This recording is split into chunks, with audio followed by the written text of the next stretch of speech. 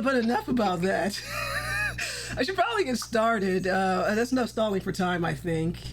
My name's Angela, and I am joined by Joseph, aka CW, a tiger, Wow. and I am joined by Dio, aka Geoff, and we are a damage control blog, and this is actually plural this time, and we are doing a special live stream for the 5th anniversary of quarantine control.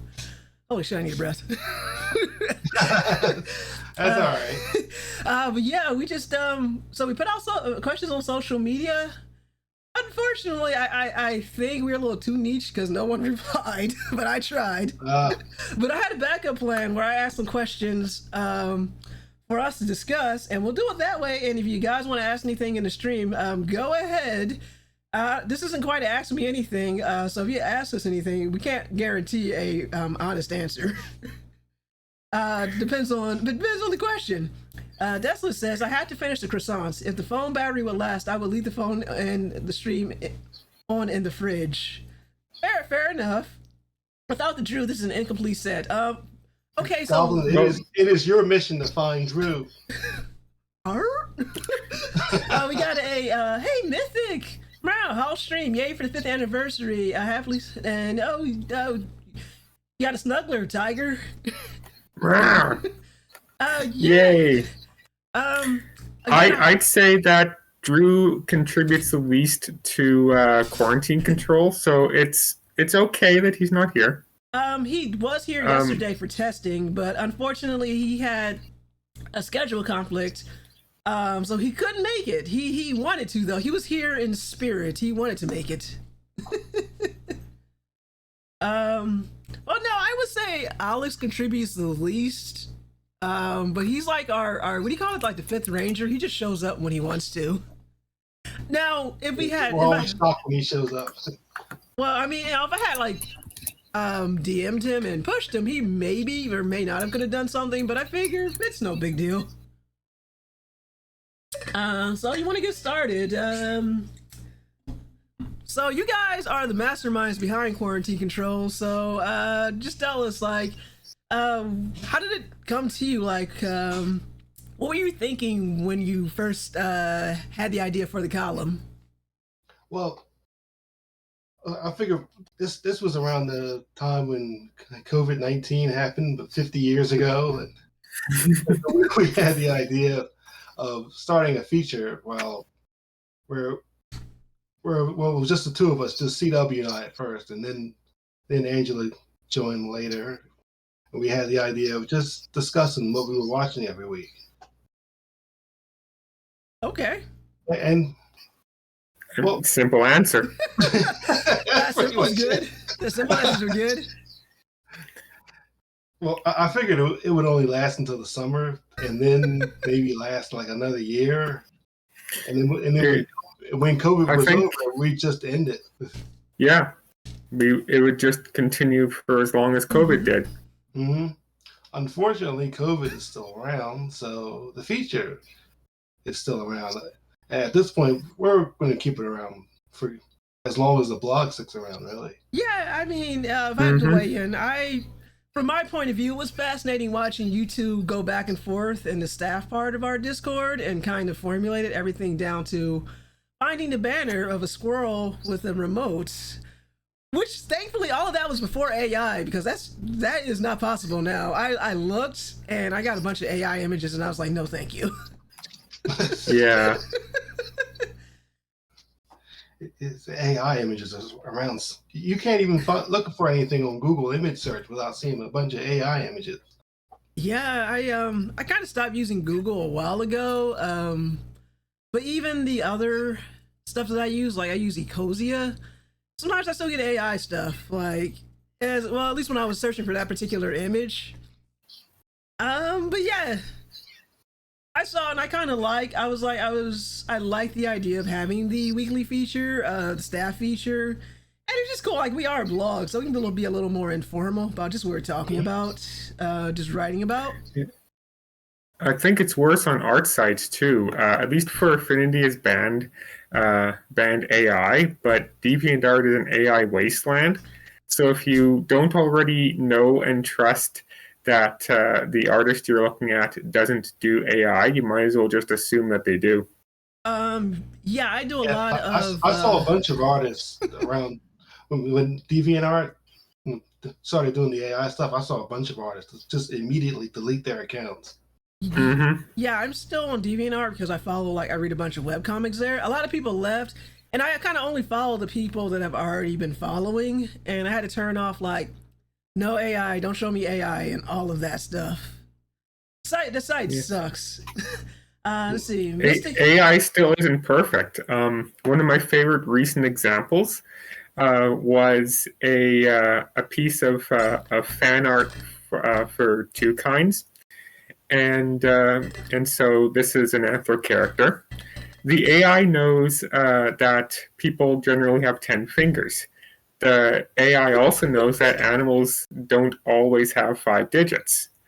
The AI doesn't know what happens if you combine the two, what to use and what to ignore. So this character had 4 digits on one hand, and then it had 6 left over to distribute on the other hand, and used all 6.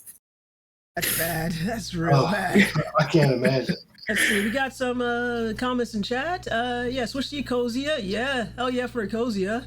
And it is bad on DA. Desolate that says my girlfriend met her ex-husband on on DA in the forums. Well, that's probably why it's her ex. Yeah, the quarantine control authors have been nice to get recommendations for random stuff. That might be interesting. I'm glad you're finding them useful. Appreciate that. Wait, people read it? Yeah, I mean, I share it. Unfortunately, it was super late in the UK. I shared it when I wrote about cats with friends on TBO. And they were just like, well, how many times did you watch this movie? I was like, once when we did our movie night, and a second time for the goddamn quarantine control article. You watched Cats twice? I watched it twice. I would be willing to watch it a third time. It has this grip on me where it's like it's bad, but it's like fascinating. You'd think I would have been the one to watch it more than once, but I have watched it exactly 0 times. You're not missing anything. You're just like, I just so many questions. It's like, okay, this might be more something that CW knows. Do you remember College Humor when they had a little skit out called Furry Force? Yeah. Okay, remember that part where they were like, why are they so sexy? That's what I was like when I was watching Cats. It's like, oh, why are they so sexy? They really tried to make them look as good as they thought they were getting them, but nah, they should have made it like an animated film. It probably would have been like if they had used the concepts like from the play and all of that, it would have made an animated film. It would have looked so much better than whatever that was. Says yeah, not everything looks better realistic. No. Why did this see also The Lion King? I haven't actually watched that. I kind of don't want to watch the original, but I am curious about the Mufasa movie. Yeah, I saw the original. It was. It just. I kept thinking about how so many scenes just look better animated in the '90s movie. Yeah. It's because they emote more in the original hand-drawn film. Yeah, they don't emote at all in the. That's a shame. In the CG movie, there's things that the CG movie does better, but it seems like for everything that I like from the CG film, there's also things that I like better from the 2D film. One of the biggest examples that I like to give is the whole "Long Live the King" bit. They added a line that's foreshadowing in the CG film where Scar just offhandedly says, "Oh, long live the king," early in the film, and then the actual tossing Mufasa off the cliff was so underwhelming in the CG film. It's like, what was the point? That's a shame. Let me read some chat. Mystic says occasionally, yeah. Tiger also sends me some articles too. Nice. And do you mean Cats is like a train wreck? Yeah, Cats is. If you watch it, don't pay for it. Just put it that way. And I didn't pay for it. Just to let you guys know, I did not. I went sailing for it. They asked me about it later, about how we do it for the TBL. I'll tell you off stream. It was a fascinating system we had. Miss says, I like the live action Lion King quite a bit, but they're definitely not comparable.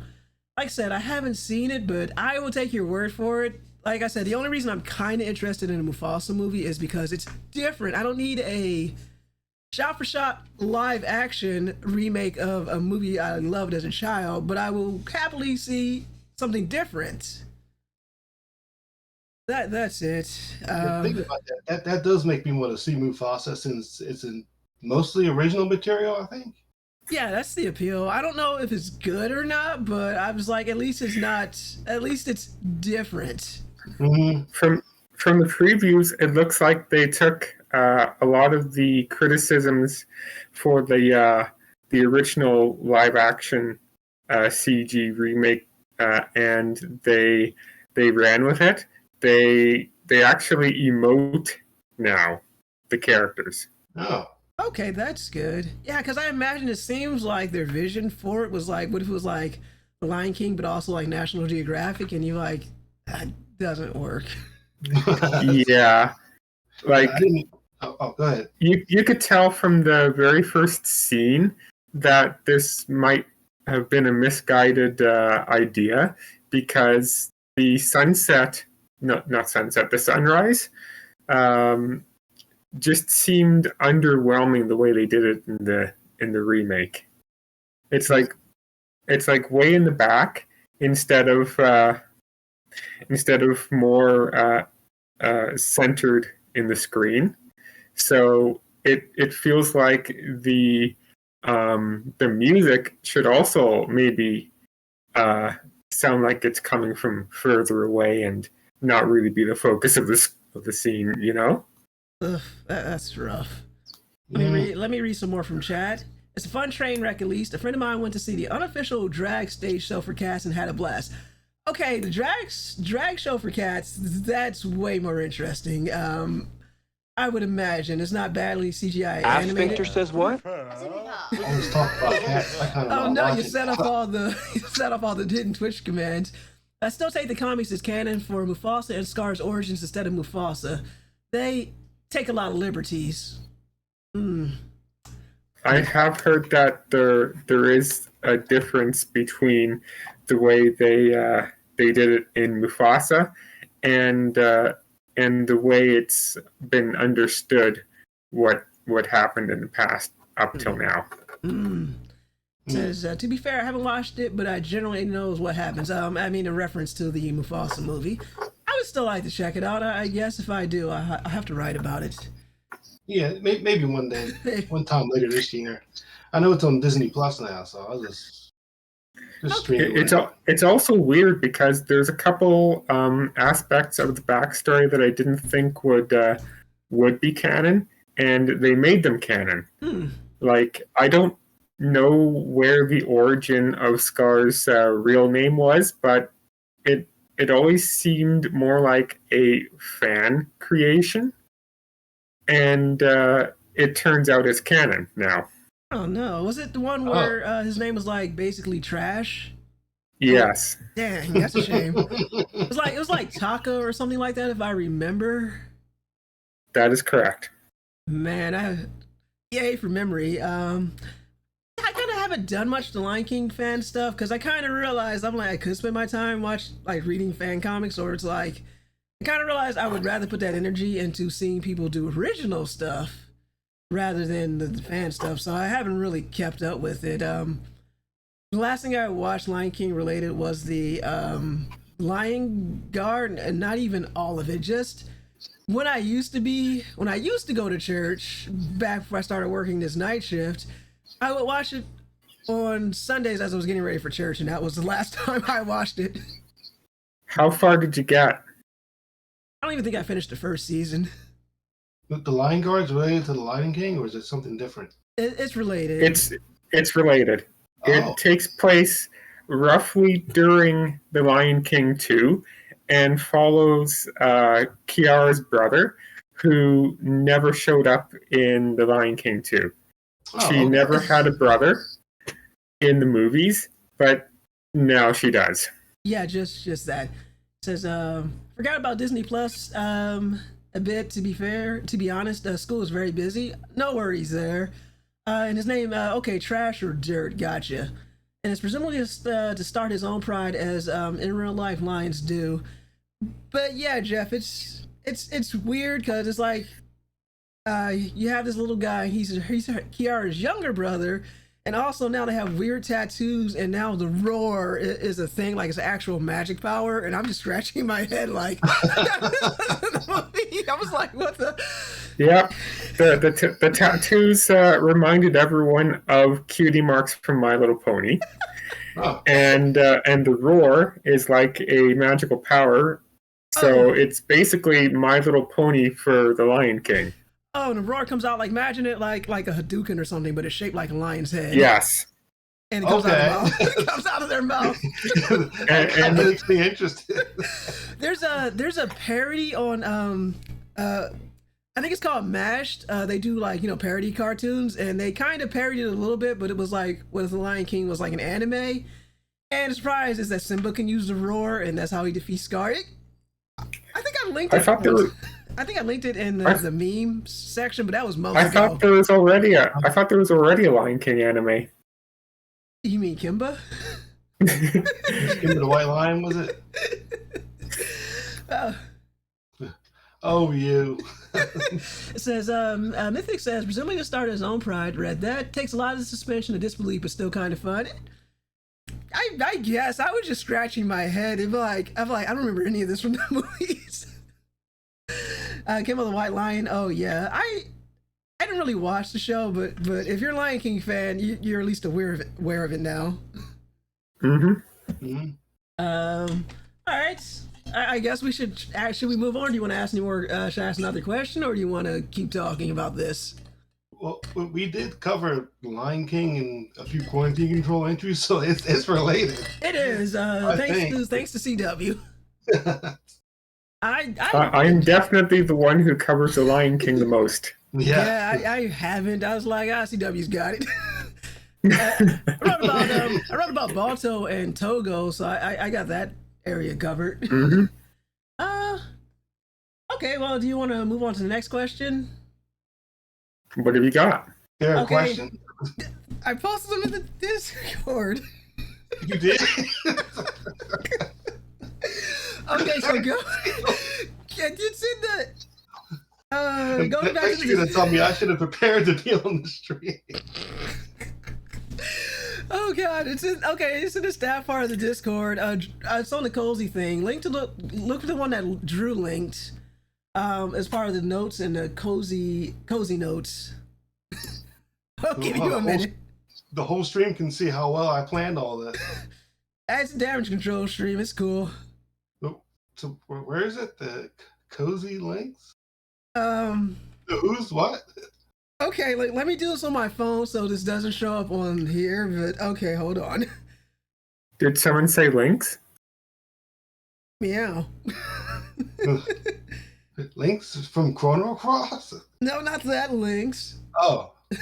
Okay, so content discussion. Go up to 411. Where Drew has it. It says basically we're way too cheap to edit docs on a cozy drive, and he has the link right there because we are too cheap. Yeah. Software costs money. We're trying to do this as cheaply as possible. Oh, that's what that link was. Yes, that's what that link was. How about that? Okay, so I think Drew is watching because he just said this link. He just replied. I'm supposed to be the one lurking in the shadows here. Oh goodness. a few examples of your favorite topic to write it. I don't know. Okay, well, we got next question. I thought you guys saw this. Holy moly! Anyway, so I'll read the questions for the benefit of everybody who can't see the screen. Give us a few. I saw the links and I said, you know what? I'll read it later, and then I never read it. Fair enough, happens. Mythic says, "Hi, Drew. Give us a few examples of your favorite topic to write about. Is there a particular TV show, movie, book, podcast, or game that you really enjoy talking about?" I've technically already answered that. Well, there you go. We got CW says Lion King. You got anything, Geoff, or should I guess anything anime? It's always fun when we all write about anime one week. Okay, so I'll try and explain. I tend to have such a wide variety of topics that I cover that I probably can't narrow it down too much. But yeah, I'd say The Lion King. Lately, Marvel Rivals has been something that I've been covering a lot. I'm actually working on something that won't be ready until probably early July related to Marvel Rivals. Ooh. But yeah. You plan that far ahead? Yes. I don't even know what I'm writing. And of course, I need to get back to doing the retrospective articles. Nice. Good answer. Let me see. Since I wrote the questions, obviously I had some time to think about it. For me, I'm sorry. Yes, Mythic Doctor Who sometimes comes up on the blog, but enough times that I could probably count it too. Yeah, definitely. I've never watched Doctor Who, so it's definitely for CW. But for me, it's been a couple things. Definitely the anime, but it's been more interesting to read suggestions for other anime. But if I had to go the anime route, I want to say one of my favorites to write about was Bang Brave Braverin, that weird show about the mech that could that talked and was in love with the other guy, and it got really weird because the best way to say it is like a lot of gay energy in that one, and they knew it and they just ran with it, and it was one of the strangest shows I have ever watched. Strange in a good way, because it starts off like I guess we're gonna get into terms here. Like, you got Gundam, and that's like a real robot. So it starts off as a real robot show, and you're like, okay, and they're at the base of Hawaii, they're training, and then by the end, it does the okie doke, and it's a super robot show, and I was just like, what? That was a lot of fun to write about, especially because not a lot of people watched it, because it might have flown under the radar, so I was happy to write about it.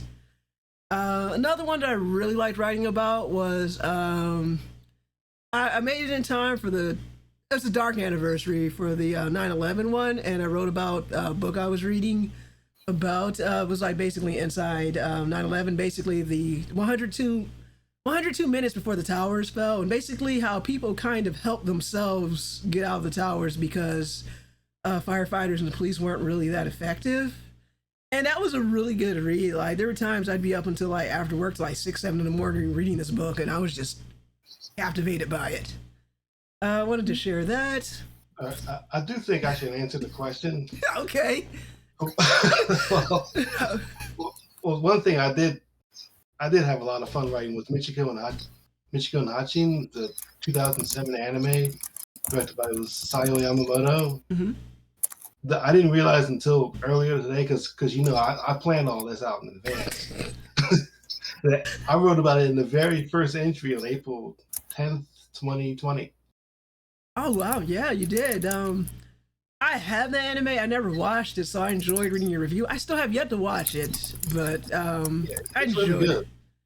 Yeah, if there's any others I did, let me think. I did enjoy writing about, like, I know I'm pretending like I'm traumatized, but I kind of did enjoy watching and writing about cats. Because sometimes when you're writing, there's something that's like really mediocre, and then there's something that's either really good or really bad. And Cats is kind of sliding on the kind of bad, but it's fascinating to talk about. Like, it's just talking about So it and all this analyzing talk is going to make me want to watch. your mind will be blown. It's just like, so it was a whole story, and then you kind of realize you're putting it together. Like, this is a death cult. These cats are singing about sending someone to die. This is crazy. This movie is crazy. Like, never mind the CGI and the actors and the weird fursuits and the weird uncanny valley. They're talking about dying in this movie. And I can't decide. I gotta watch it now. The 2019 cast Mythic, was that the 2019 cast or the original cast? The 2019 one. And some casts are human sized, but are they cat sized? Are they just humanoid? And I'm so confused. And why does that one have sneakers and that one doesn't? Asphincter says what? Wait, what doesn't matter when they have 9 lives? I don't know, Desolate. The movie was just wow. I enjoyed writing about it, but that was what a bonkers movie. There's other musicals that he wrote that seem just as bonkers, and now I want to see what happens if they do a modern version of Starlight Express. I don't know, but I would have to check it out. Like, just based on cast alone, I need to see this. Starlight Express is basically cats for trains. Oh no! Okay, now I am. See, they're all trains. Literal trains. Oh no! Oh no! It's a musical that got inspiration from a series of books called the Railway Series, which the Railway Series also inspired Thomas the Tank Engine. Wow. It says that's interesting. Thomas the Tank Engine sequel? Oh no. We have to petition that. Somebody in Hollywood. Oh, we had to trick them into it because we don't have that kind of money. Oh, let me see. Yeah, maybe Cats is director if they haven't been canceled or something. Do they even have that kind of money after Cats bombed that hard? Didn't they spend like tens of millions on that and it just bombed? They probably don't. Let me see. Was there anything else? I'm sure someone will come along to make it. Yeah. Unfortunately, some poor sap. Might be a matter of when. Hopefully. Perhaps. Maybe. Who knows? Maybe. Oh, I will say I also enjoy talking about podcasts because it's like when I first started the column, I kind of had the rigid idea, it has to be what we're talking about or writing. Then and CW introduced podcasts, and I was like, wait, that is valid too. So like sometimes when I need filler, I was like, oh, I can talk about a podcast I'm listening to real quick. Some of them got darker. I listen to a bunch of podcasts, but sometimes I never thought about using that as filler. Maybe I should one week. Well, since I do a job where it's like, I guess, manual labor, and it's real good to have something to listen to while I'm working. When you want to turn your brain off, or not turn your brain off, but it's like, I want to be somewhere else and not here and thinking about the fact that I'm here, so I need this time to go by. Oh, hello, is that Behind the Bastards, the 6-part special on Mussolini? Okay, let's go. They were able to hold themselves to 6 parts. I mean, I don't know if he did one on Mussolini. I haven't gone through all their archives. Let's see, Mythic says, podcasts are fun, and yeah, they help when working on stuff. I feel like too many people's lives revolve around listening to podcasts, and they only talk about podcasts. I mean, podcasts, to be fair, they're easy. Like, if you got a job where you're just working with your hands, or in my case, standing up all day and just moving back and forth and just moving packages back and forth, podcasts are a real good way, because it's like, some people, they'll actually get their phones and they'll have like, they actually have like cases with magnets on them, and they'll post their phone up, and I've seen people watch whole ass movies and TV shows. I'll be looking over somebody like, is that the Justice League Unlimited you're watching? Like, yes. Other people watching like sports and stuff, but I just found it easier because some people have this bad habit of like, they'll drop their phone and it'll fall and they'll lose and they gotta go searching for it. So podcasts are super easy way to digest information. Like, and I have a lot of them that I listen to. It's like, well, not a lot, but enough to keep me busy throughout the week. It's like, it's on a schedule. Like, all right, Mondays, Acts of the Blood God. Axel Blood got Marketplace. Maybe catch up on something from Studio too. And it just goes throughout the week. And like usually Tuesdays behind the bastards. It's on the schedule. Look what you've done, Desolate. Now I'm talking about how my life is revolving around the podcast. But that helps for filler. But only I can't think of anything else to write because I kind of don't want to take a break. But occasionally, if I have to, it's good to say, "Here's a YouTube video. Here's something else." But at one point, I was better at it, where I actually had a backlog of stuff I was talking about. But then I kind of caught up with the backlog, so now it's just week to week. And I'll try to write about it on Wednesday, day before I turn it in to Geoff to post. I mean, I've still got stuff in the chamber to write about, so I'm okay for now. What's great about streaming video games is I can talk about the video games in quarantine control. So I guess, spoiler, I guess I'll be talking about Garbage Pail Kids. Is that this week's topic? Yeah. The only other thing I did was I started My Hero Academia, the Vigilantes one, and that was like the first episode. And it was all right. My Hero is kind of like enough characters there. Be like, I'm kind of curious to see what other characters are up to, but I'm not 100% sure I like this cast of characters or not. Time for me to work on my dough. Hope you guys have a wonderful rest of your stream. Thank you, Desolate. Good luck with the croissants. Good luck cooking.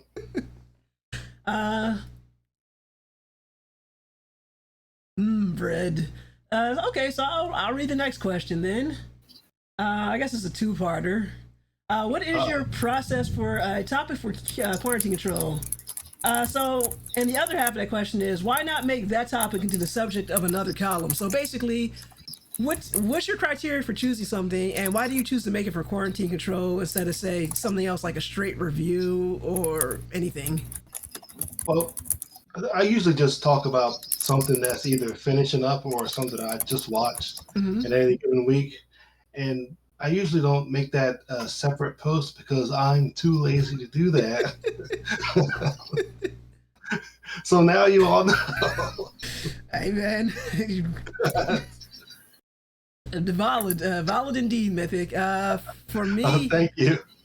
For me, it's just become straight laziness. Like, reviews are kind of a lot of work, and I'm not gonna lie, it's actually a lot easier just to write it, have the document, and send it to Geoff and let him do the work. Also, I'm not gonna admit that doing the live streams has kind of eaten up a lot of time I would have otherwise spent writing. So right now, it's kind of as much as I can balance.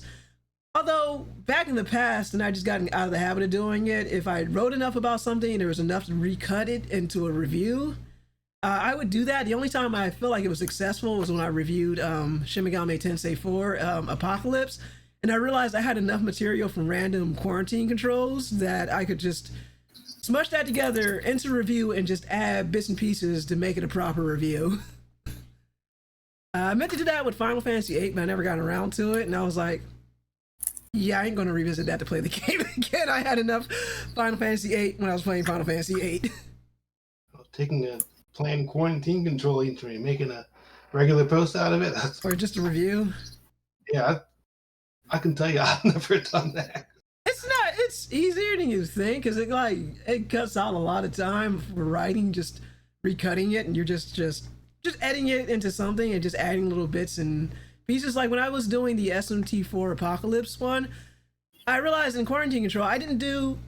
I think I have another question where I can get into a little bit more, so I'll save it for that question. But I had to do a couple steps, so it wasn't like, oh, I'm just pasting this all together and find some screenshots and done. It was actually a little bit more work, but it was satisfying. I just haven't made time to do it.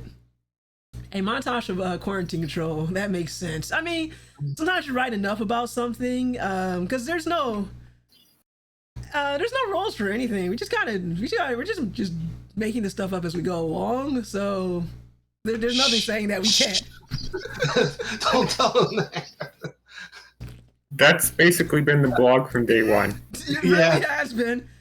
Yeah, in case you guys are wondering, there is no strict anything for anything. Like, we have titles like I am the founder and executive editor, but it's like what I've written for other people, they've had like a stricter process where it's like you write your article and then they'll edit it and then they'll post it, or stuff like that, and do the editing and clean it up. It's like kind of here. It's like herding cats. Everybody just does whatever for themselves. So it's like criteria, as long as you can read, write and edit your own article and you have your own subjects, you're cool. The only criteria is you have to know how to write and write a decent article. And now kinda I'm a little weary of, like, especially guest submissions, because everybody's just so tempted to use AI, so it's like I kind of won't trust it.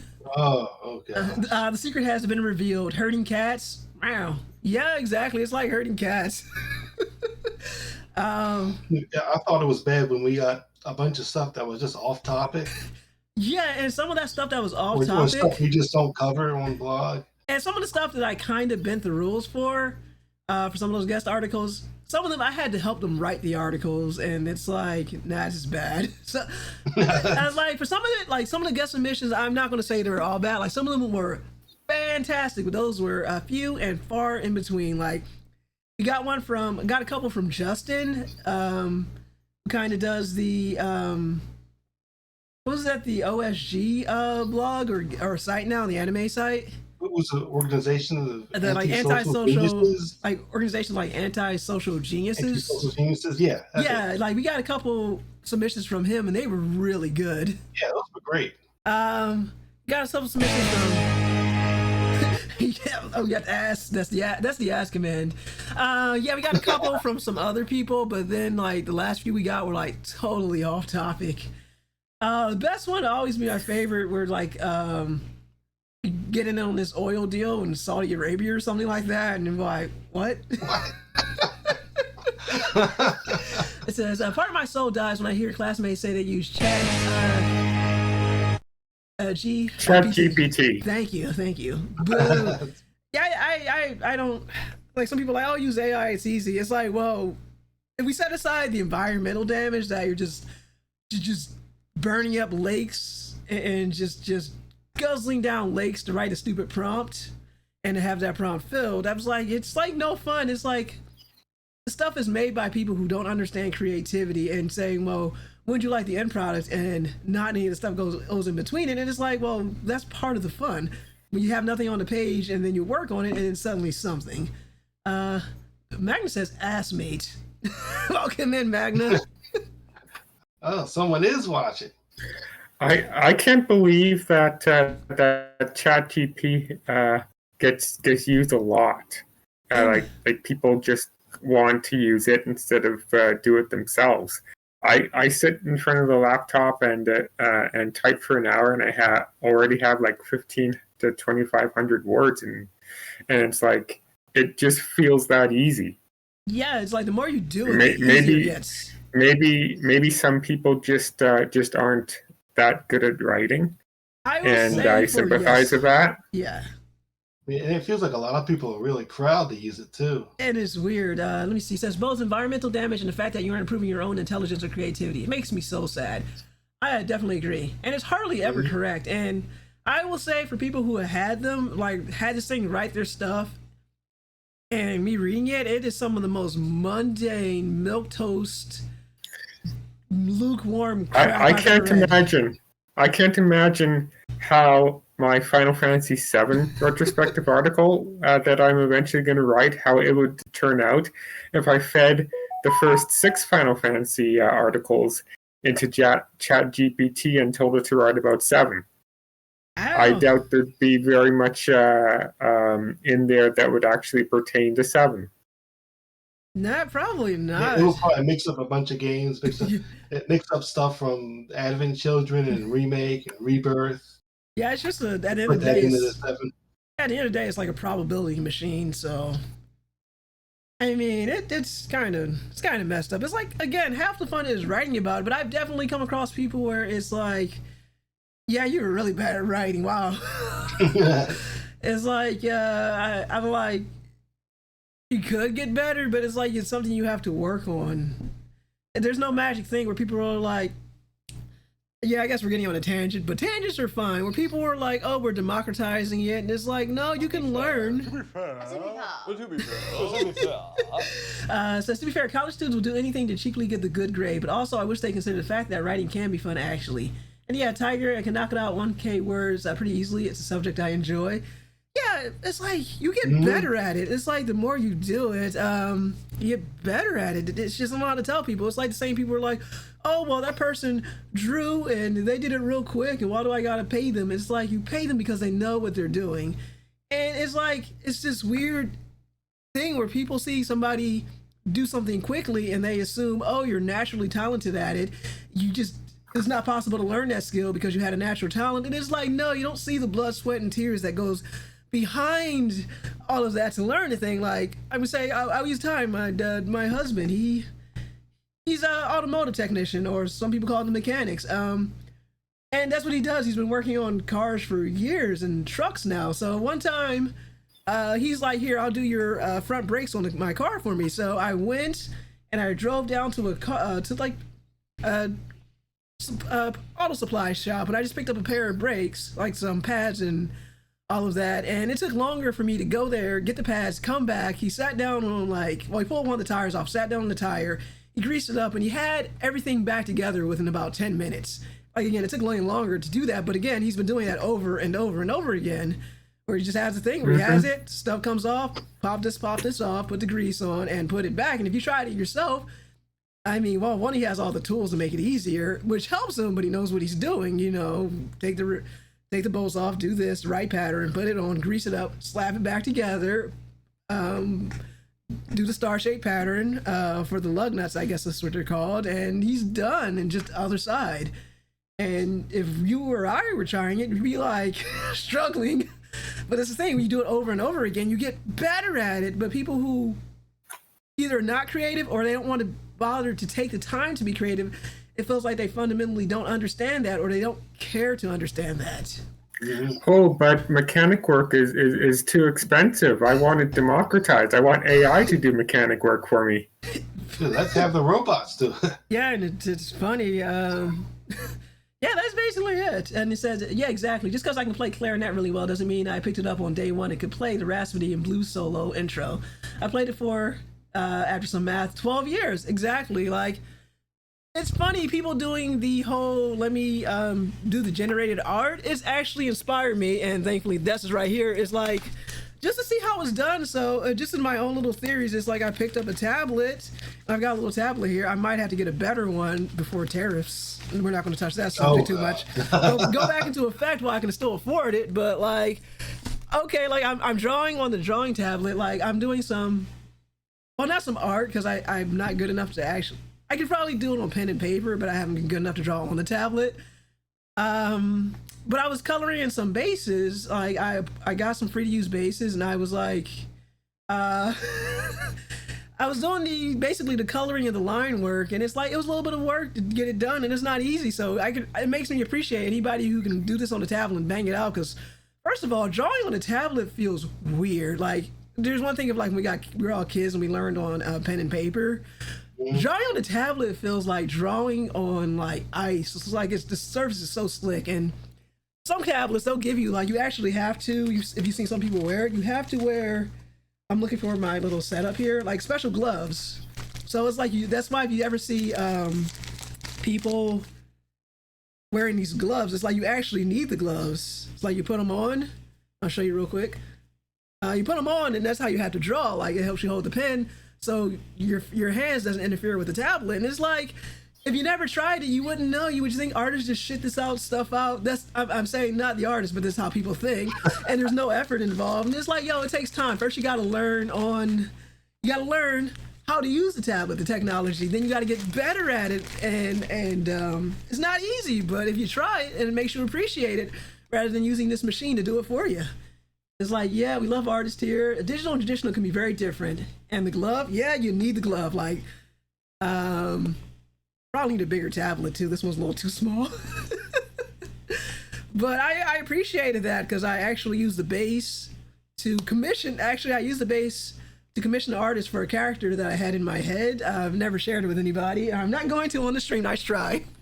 To draw like idea of what I wanted the character to look like using the base and the coloring, and it was work. I was happy when it was done. It was like, yay, I colored the thing. But yeah, it's like the effort, and you appreciate it. Anybody can do that well. And again, you can practice, you can make yourself better at it.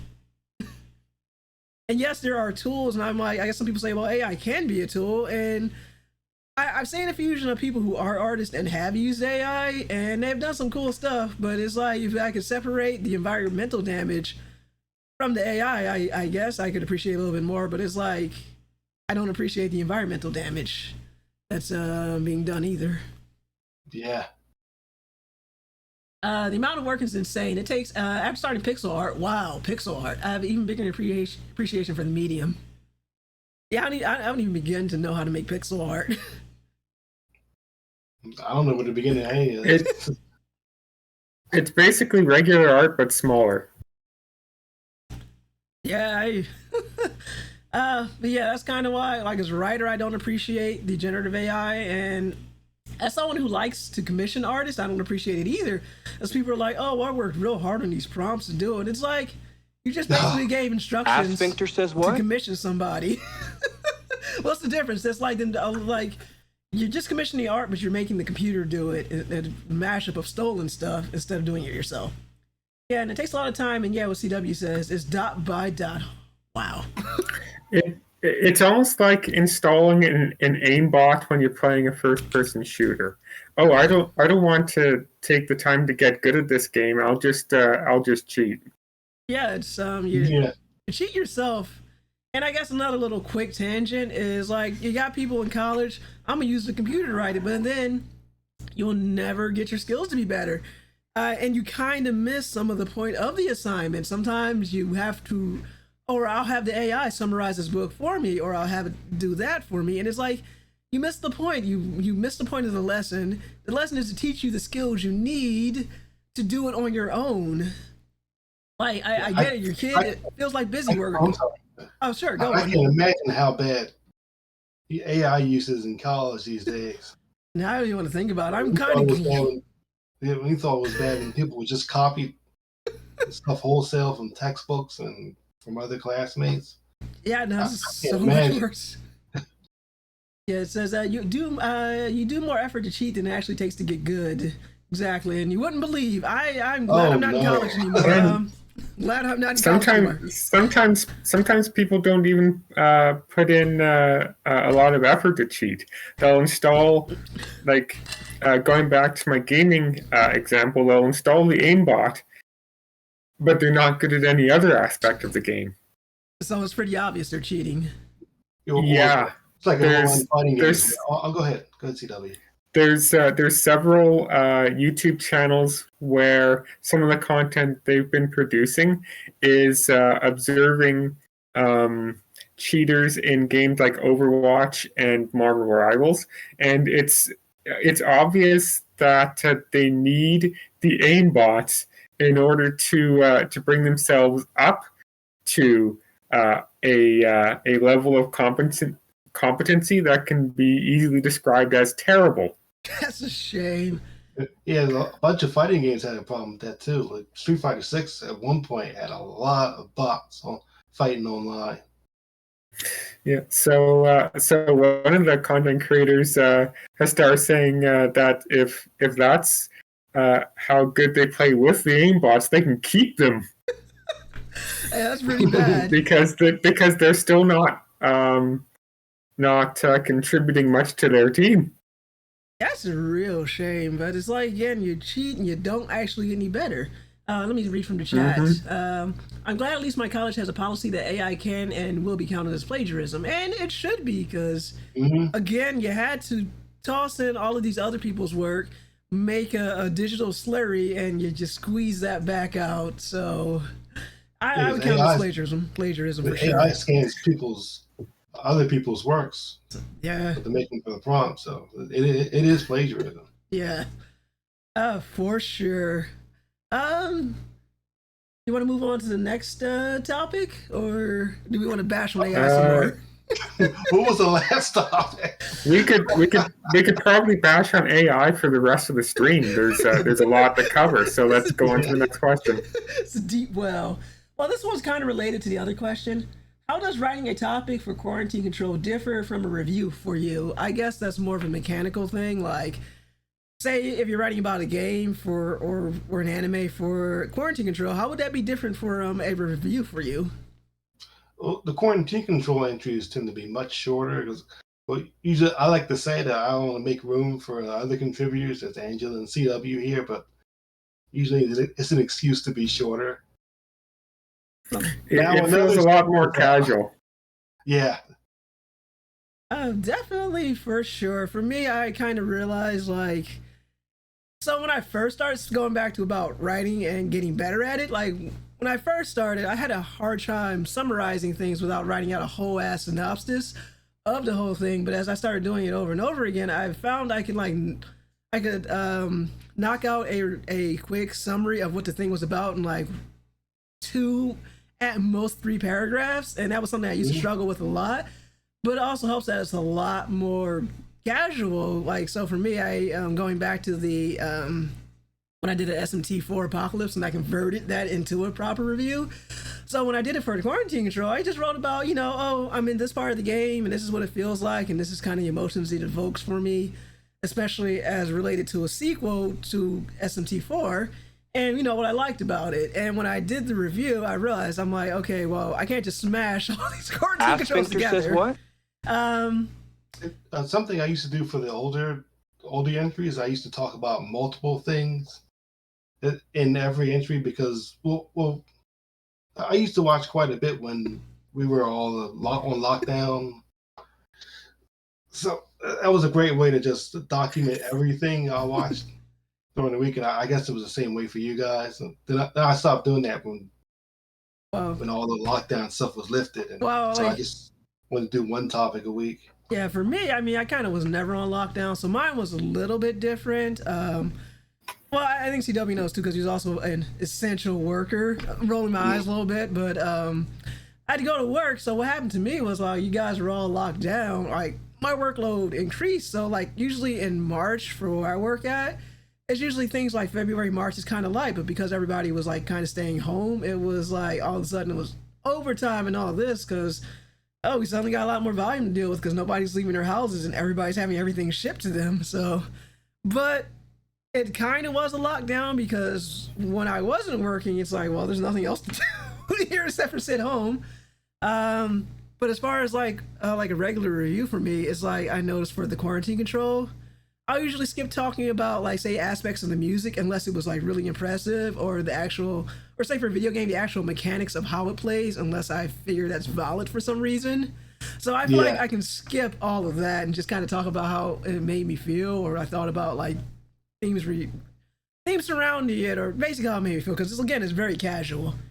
We just talk about the stuff that really stuck out. Yeah, like how it made me feel or how it stuck out. Positive or negative, really. Yeah, or even themes about it. Again, I don't have to worry about mechanics. Oh, it played like this or felt like this, unless I want to, because it's all casual.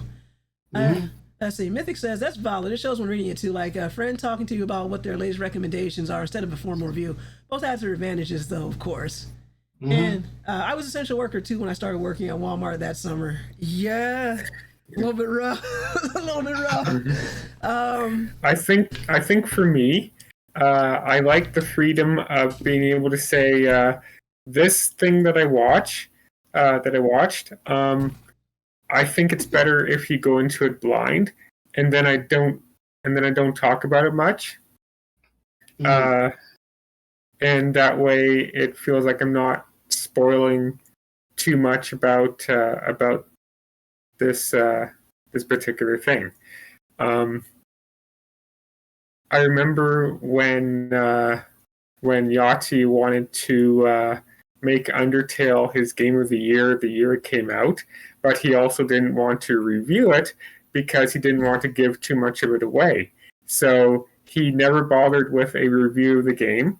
But then in his Game of the Year awards, he started out with, before we get to the Game of the Year awards, I got a little something I need to do. And then it went back to the zero punctuation opening again, and it made it look like it was an Undertale review.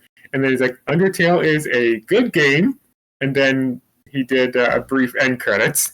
And it's like, okay, now that's out of the way, because he only does Game of the Year awards, best, worst, and then after a while he also added the blandest. He only does awards for games that got reviewed on zero punctuation, and now fully ramblomatic. That's one way to do it, that's for sure. I do like being careful of spoilers, and regardless of how old the work is. If I do, there are some movies and some shows that I feel like I have to get into spoilers to really talk about how much I liked or didn't like a certain work. So then I'll put a spoiler warning on it. Yeah, I do try to put spoiler warnings for stuff like that too. Mm-hmm. I try to like for my synopsis is like where I just talk about it, but I try and dance around, and I'm trying to be mindful of like same thing. Like I've never done like a full, hey, I'm just gonna spoil this, so I just try and dance around it in a way that tries to get at what I'm talking about, but without spoiling the event. And I guess I'm hoping I'm successful. I haven't got anybody yelling at me, so Yeah. like, you dang husky, you spoiled it for me. Like, oops. Haven't had that happen yet. Well, if you do spoil something and you put a warning, well, yeah, if it's a warning, that's fair though. Like, Yeah. hey, you read past that warning. Asphincter says what? yeah, but I didn't see the warning, Silver. But God, then you're just being obtuse on purpose now. It says, I do appreciate spoiler warnings. FF14 has been out for 11 years and I still have no clue about happens in the Realm Reborn, what I played so far. Yeah, fair. I have no idea either, but Yeah, me neither. And FF14 is a bit much of a beast for me, so I kind of don't mind the And spoilers. I've been very, very careful to not say anything that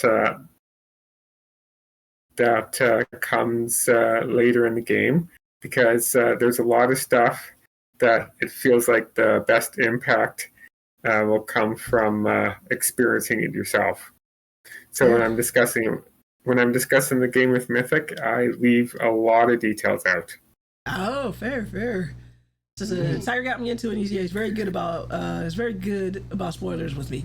Good, yeah, because I remember saying like it kind of sucks. Like for some stuff, I don't care that much. For me personally, it's like sometimes I'll forget the spoiler, but I guess I'll tie it back to trying to keep it on topic. So look back, I just watched it. I wrote about it. Geoff wrote about it a while ago. And I also had it reinforced because going back to podcast, don't know. Anime World Order we're talking about, and they're like, well, we got spoilers here, so you want to pause it? And it's like, this review is longer than Look Back. And I was like, oh, I'll come back to that. And it took months. Like, that was in December. I didn't come back to it until like March. I was like, oh yeah, Look Back. And I was like, it was so short. I'm kind of glad I didn't spoil myself, but there'd be other stuff. It's like, I don't care about that. Let me hear the spoilers for me personally. And I do remember a long time ago, and I guess I'm a little salty because I still remember it. A good friend of mine, a CW, remember him too. He's a really talented artist. Windstar, great fella. Mm-hmm. He spoiled a certain scene for me in Final Fantasy VII. I was like, what? I'm like, what the hell, Winter? No. If it's a scene you think it is with a certain character, yeah. Well, like I kind of, because he didn't know. He's like, well, I thought he's like the game's 5 years old. It's like back in the early 2000s. I thought you played it already. I was like, I didn't play it. Now I know what's going to happen. Oh wow, you hadn't been spoiled that after 5 years? He says, you'll look back to it. Yes, Mythic. That scene. Yeah, it was like, yes, it was like two. Yeah, this was like 2000. I was playing the game in 2003 for the first time, and it was like, no, I didn't get the privilege of playing it in the 90s. So yeah, it was all new to me. Oh wow, I found out about it when I was flipping through a strategy guide in the game store. Oh no, it's even worse. Whoops. I think it was the Prima Games guy. No, Prima, no. No. Hold on. I had the perfect emote. Let me see.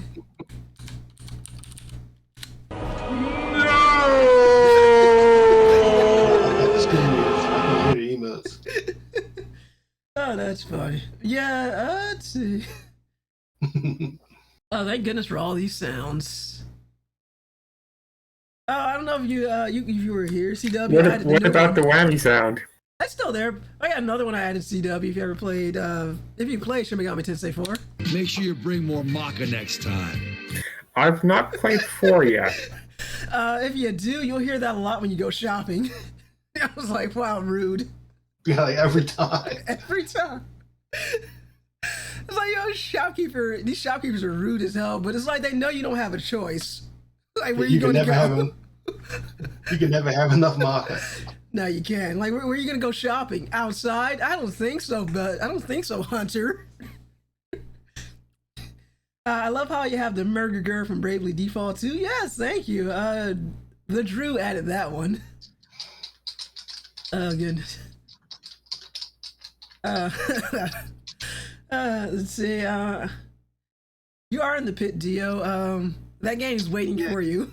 You see how dark it is in here? It is the pit. Oh, okay. So, got another. You want to move on to the next question? Okay. Okay, so I didn't look any further at the questions. So. I'll just read it to you. It's cool.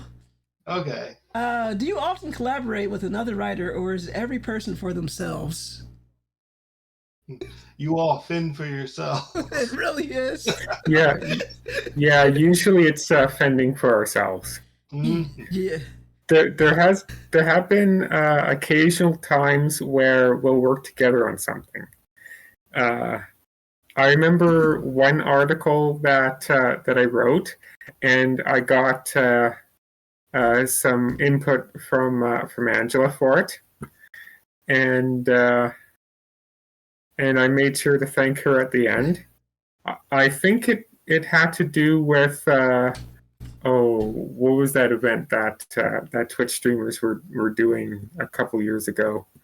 That what was it? Man, time is flying. Not a crazy bus stream, right? Was it was the one with the black squares, or was that something different? That was a dead. What was it? I can't remember. When they're protesting against the hate raids. Oh yeah, it was that. Yeah, it was like a day off Twitch. Yes. Yeah. Like I says, I think the closest I did a collaboration was when Angela and I both reviewed the boys. I think it was season 3 in the same week. Yeah. We were like, I kind of realized that we're on social media. He was talking about it, and I finished, and just like I kind of realized that there's a possibility that we both might write about it. So I think that'd be like the only time we kind of like directly collaborated. Like that'd also be the first time anybody's written about the same topic on a single quarantine control, because most of the time, like when we say every person for themselves, like most of the time we don't know ahead of time what anybody's writing about. It's a surprise every single week. Real quick, Magnus says you merely adopted the darkness. I was born in it, molded by it. But yeah, it was basically I have no idea what anybody's going to write about during the week. It's like even if they talk about it on social media or even another column, it's still a surprise. But it's just that one time I just kind of realized like, oh, I think we're both about to write about the boys. Yeah. Which just turned out pretty cool because it's like we both had different takes on it. And I was like, I think I like some parts of it, some of the more antagonistic parts of the season more than you did. And we even picked different images for our yeah, that's the one thing we made sure. Yeah. That we didn't have the same image. Yeah, it was like for me, like Geoff chose the one where the one politician was talking on the news show, and I picked the one where they were at TruthCon. I was like, I can't resist. He was like, TruthCon, there are no conspiracies. I'm like, that's the one. But it's fun. I think there was one time where the staff did a roundtable of sorts. I seem to recall, and I always intended that maybe we should do more, but then we never did. And life happens. It's like, because when we planned this out, this quarantine control like anniversary, I kind of realized it in January, so we kind of sometimes you had to plan ahead and remind people. Because I was like, okay, it was like 1 month reminder, like, oh shit, I forgot. Because at the end of March, I said, wait, Angela said we were gonna do a stream together. What week was that? Yeah, I was like, all right, yeah. So like, kind of needs like a long lead time, and then like multiple reminders this is happening, because like leave your calendar open because stuff happens. It's like, oh no, I forgot about that thing. So maybe I should have written that down. That's all right. I reminded you, and it's funny, like my own personal streaming schedule worked out, because it's like, what am I going to do around this? Am I going to have to take a pause from a game? And it worked out where I finished the Monster Hunter WoWs, and then I did the Garbage Pail Kids, and I knocked it out in one stream. I was like, well, I'm free and clear. I do the same thing. Set several reminders, because my memory is real bad. Oh yay, Monster Hunter Wilds, great game. Knocked me off a metaphor though. That's my only complaint. Okay, anything else? All right, I'll move on to the next question. Talk about entries from other writers that really grabbed your attention. Okay, I'll get started because we discussed it a little bit yesterday, but CW, Japan 2020. I was like, and because you didn't really have any spoilers on it, it was wild. Like I was like, hey Ty, let's watch this, and we're watching it, and Ty was like, where the hell did you hear about this show? I was like, CW. CW. Japan since 2020. Like, wow, what a show. That's all I can say is what a show. It's like, because you didn't do spoilers about it, it's like, so the only thing I knew a little bit about Japan Sinks was I had tried to read a manga. If anybody recall, for 5 hot minutes when Crunchyroll was doing manga, and if you had a Crunchyroll membership, you had access to Crunchyroll manga, and I had started reading the manga, and it was real dry. I didn't get very far into it. It was like a bunch of old men talking about earthquakes and stuff. But then they had the Japan Sinks 2020, and that started with a bang. I think it's really funny that since they did it ahead of time, they set it at shortly after the 2020 Olympic Games, which ended up taking place in 2021 instead. Yeah, they didn't see that coming. But it was crazy. It was unfortunately I couldn't figure out how to do Discord without piping in, without sharing my desktop. But I guess anybody looks it up, it's just that one scene with the kid. CW knows what I'm talking about. It's just like, watch that and you're like, there's a guy who's laughing on YouTube at it. He shares it and he's like, I'm going to hell. Because okay, I guess I can describe the scene for you a little bit. So spoiler warning for your spoilers. You don't care. It's so out of context though. Stuff happens. Main character's at a compound, and there's this one kid who was like made the figurehead of a cult while his mother's actually running it. Like, stuff gets wild in Japan, and he's like, oh, the boy is autistic. He doesn't speak like the non-speaking type, and he suddenly speaks, and he's like, mother, and it's like, oh my god, he spoke. It's a miracle. And this being Japan 2020, no one's allowed to have anything nice in that show. He gets crushed by a rock. It just happens like a warning. Yeah. But the expression, everybody's face, expression on your face, you're just like, what the hell? Boom shakalaka! Like, you gotta, I don't even know. If you just look up that scene, it comes up on YouTube because people are like, basically someone said the show is a comedy. It's not a comedy. The show's a comedy.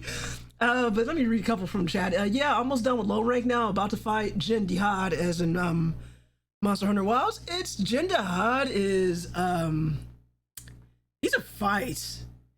That guy's a fight. That's all I can say. He's big. He's a dragon. He's the size of a building. He uses ice, but then he has a hidden fire element. But you got this. Aren't most of the monsters in the game big as buildings? Yeah, but I think it's the way he's shaped reminds me of a building because he's like very blocky. The giant ice dragon, he's absolutely terrifying, and you fight him in basically a floating city, like, or the remnants of it. I don't understand how it floats there, but it does, and I'm not going to question it because it's Monster Hunter. Sounds like something out of the Shadow of the Colossus. Well, you saw me do the fight on the stream. He was huge, and it's like you literally had to pull a bridge down on him. But yeah, he's one of the largest monsters. He's a big boy. Like the only monster I think might be bigger, getting off tangent, is Zora Magdaros. I think that's how you pronounce it, from Monster Hunter World, where you're like literally fighting a monster the size of a mountain.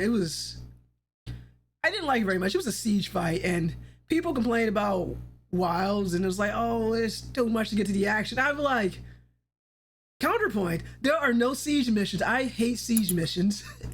And fighting him out and picking and mining on the back of him while you're supposed to be fighting him was dumb.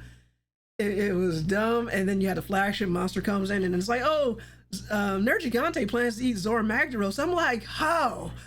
This monster's the size of a regular dragon. How are you supposed to eat a mountain? Is he going to like just leave it for leftovers for days? How does this even work? And no one's been able to answer that question. Yeah, Zora Magdaros, basically a raid boss. So there you go for people who would understand other franchises. I've stalled for enough time. Back to the question. Yeah, so are you ready? There was a recent anime at CW you wrote about. Mm-hmm. I had to go look for it. Please put them on. Oh yeah. So CW doesn't usually send screenshots, so I went to the official website, saw the screenshots, and I thought, wow. There were some kind of risky ones. That's all I'm going to say. I know Blue Sky would have put a content warning on. Maybe. What's surprising is that in the past I've seen anime that Crunchyroll licensed, and they licensed the censored versions, and this one they licensed the uncensored version, and it's like, oh, they're actually showing everything. Wow. Almost everything. Wow, I'm kind of glad I didn't watch that.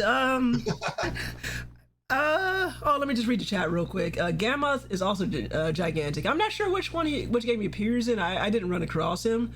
But Mythic's also glad for no siege missions, and yes, they sucked in Rise as well. God, they suck so hard. You would have to play it to understand how much they sucked. That's not supposed to happen. Oh, that's not. Goodness. And last night I started watching the second episode, and this anime is definitely made for the Step on Me crowd. See also fans of Emma Frost and Marvel Rivals, and half of the United States law firms. Oh goodness. Okay, Gammoth is one of the Fated Four in Monster Hunter Generations Ultimate. Yeah, I haven't played anything before Worlds except for stories. How about you, CW? Any of our columns that kind of got you by surprise or maybe interested you? Well, I know that when you wrote about season 3, part 1 of Beastars, that made me feel like I didn't have to rush through the series. I'm able to take it slower because, technically speaking, we've already written about it in Quarantine Control. True. Yeah, there you go.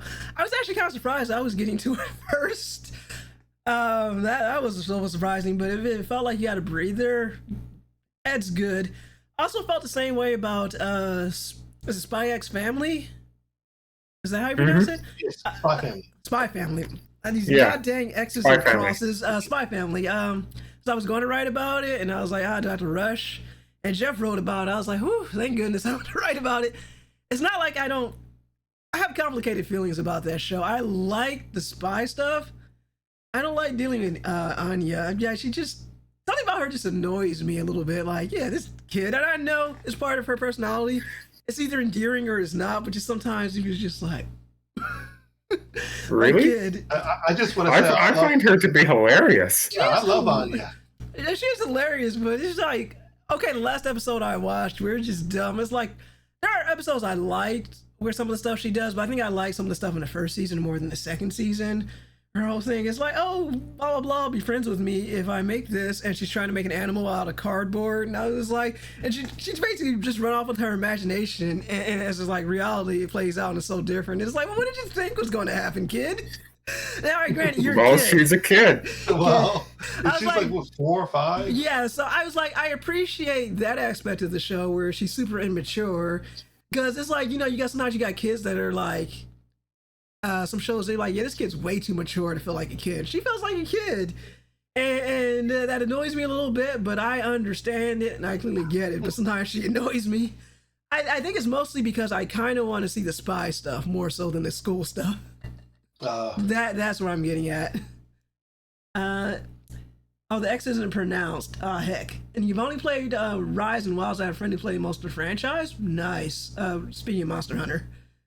I don't know. When I see an X, I don't know if it's pronounced, if it's X is silent, if it's an actually X, or if it's a cross. It's cross. It's cross stacking. I actually have a go-to pronunciation for it. Twitter. Okay, that's pretty good. Also get that mixed up. Yeah, I feel you. Yeah, was there any others I think of? Oh, some of the podcasts, some of the furry podcasts, I haven't given them a try yet, but I'm like, one of these days I'm going to go back and listen to them. I think the only furry podcast I kind of listened to was like one that was like a BIPOC furry podcast, and that was about it. So I haven't tried the other ones yet, but I'm like, it's nice to know they're out there. Yeah, there's always going to be new furry podcasts, I think, as more furries try it out. And some people burn out on it, get tired of it. I think my very first one that I listened to years ago was one that To the Ranting Griffin did.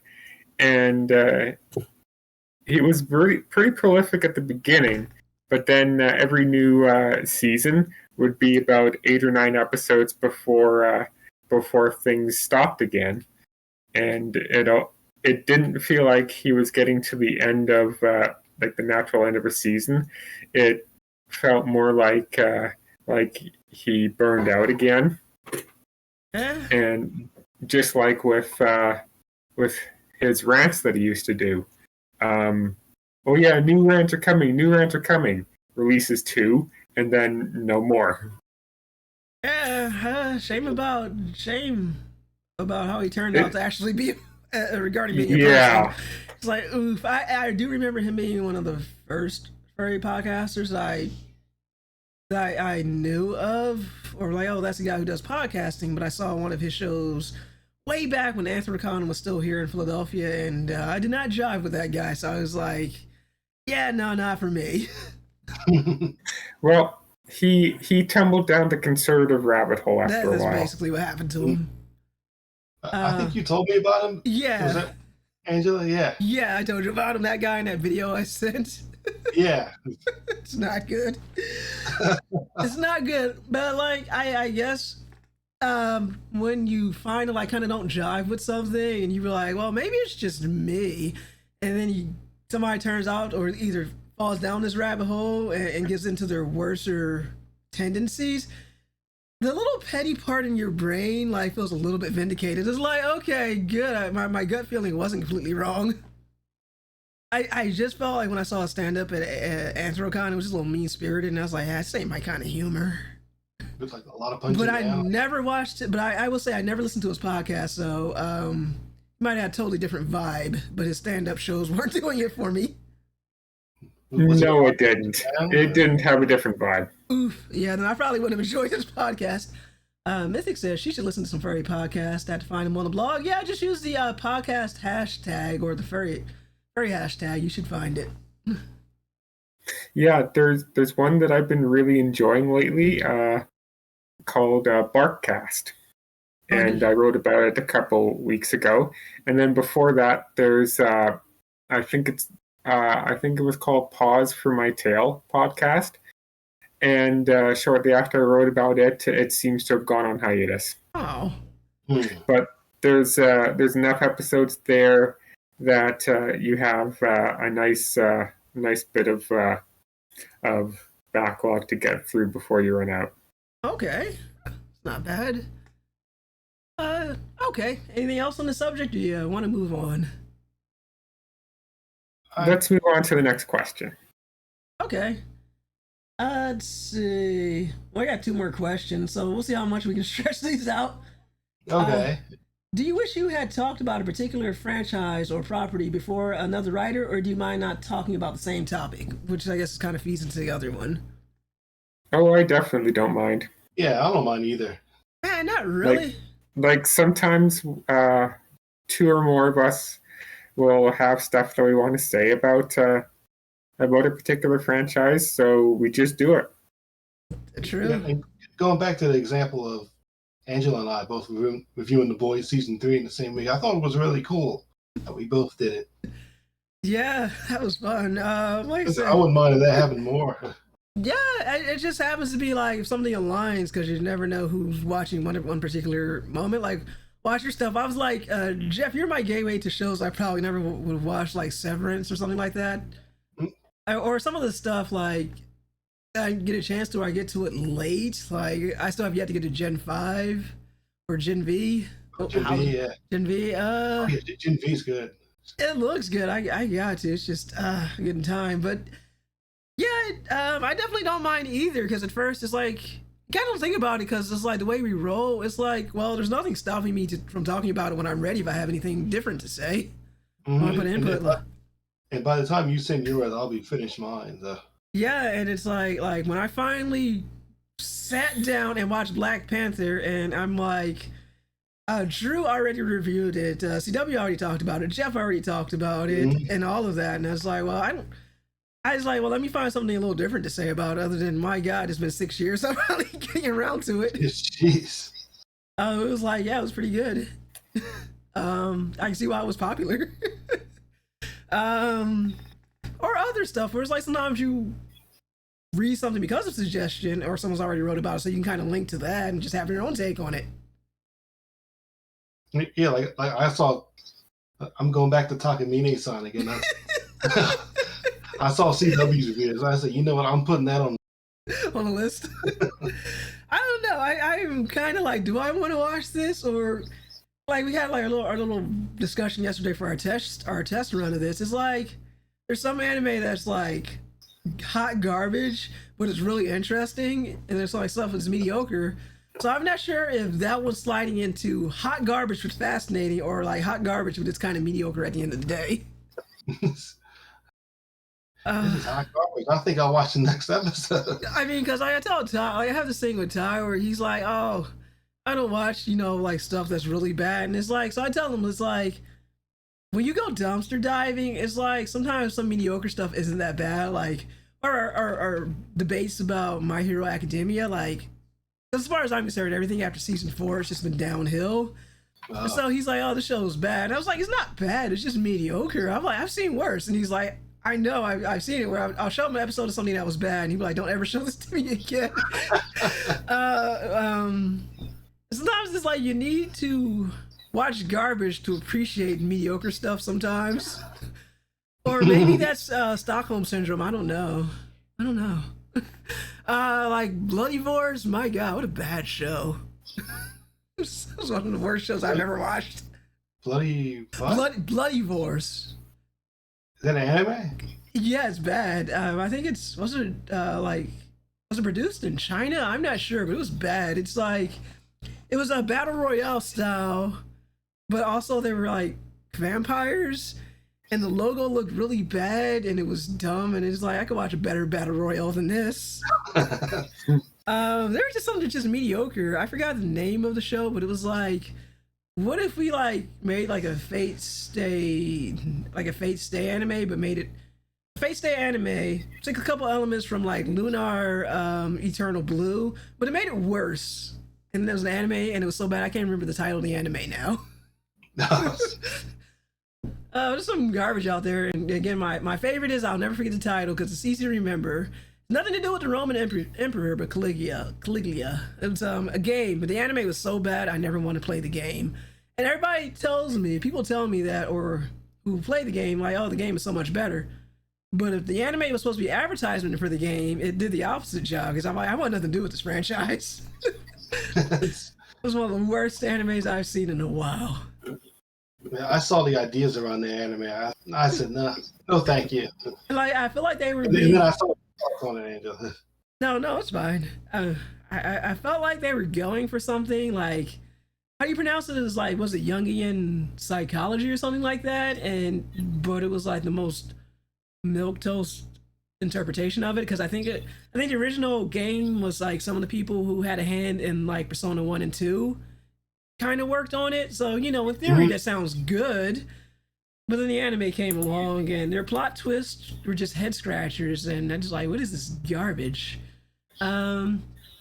Let's say, oh yeah, I heard My Hero Academia's ending was really bad. Oh no, I've not watched it, but I heard a friend has, and she remains upset about it. Which fair. Well, when I get to the final of the anime, the finale of the anime, I'll be sure to write about it in Quarantine Control. Like right now, I kind of like, wow, this has such potential, and it's kind of like, ooh, it's not good.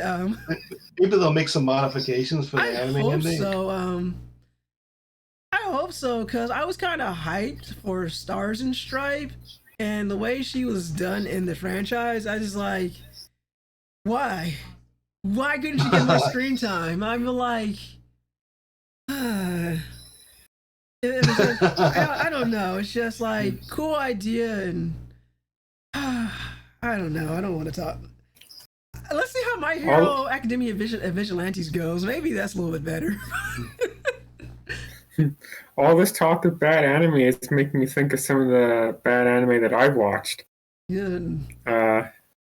Killing Bites comes to mind, especially the ending, where this guy who has just been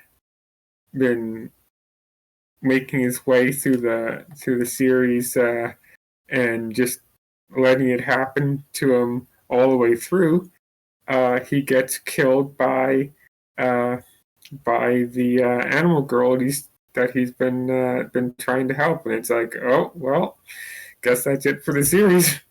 And it wasn't even shocking for me. I was actually thinking that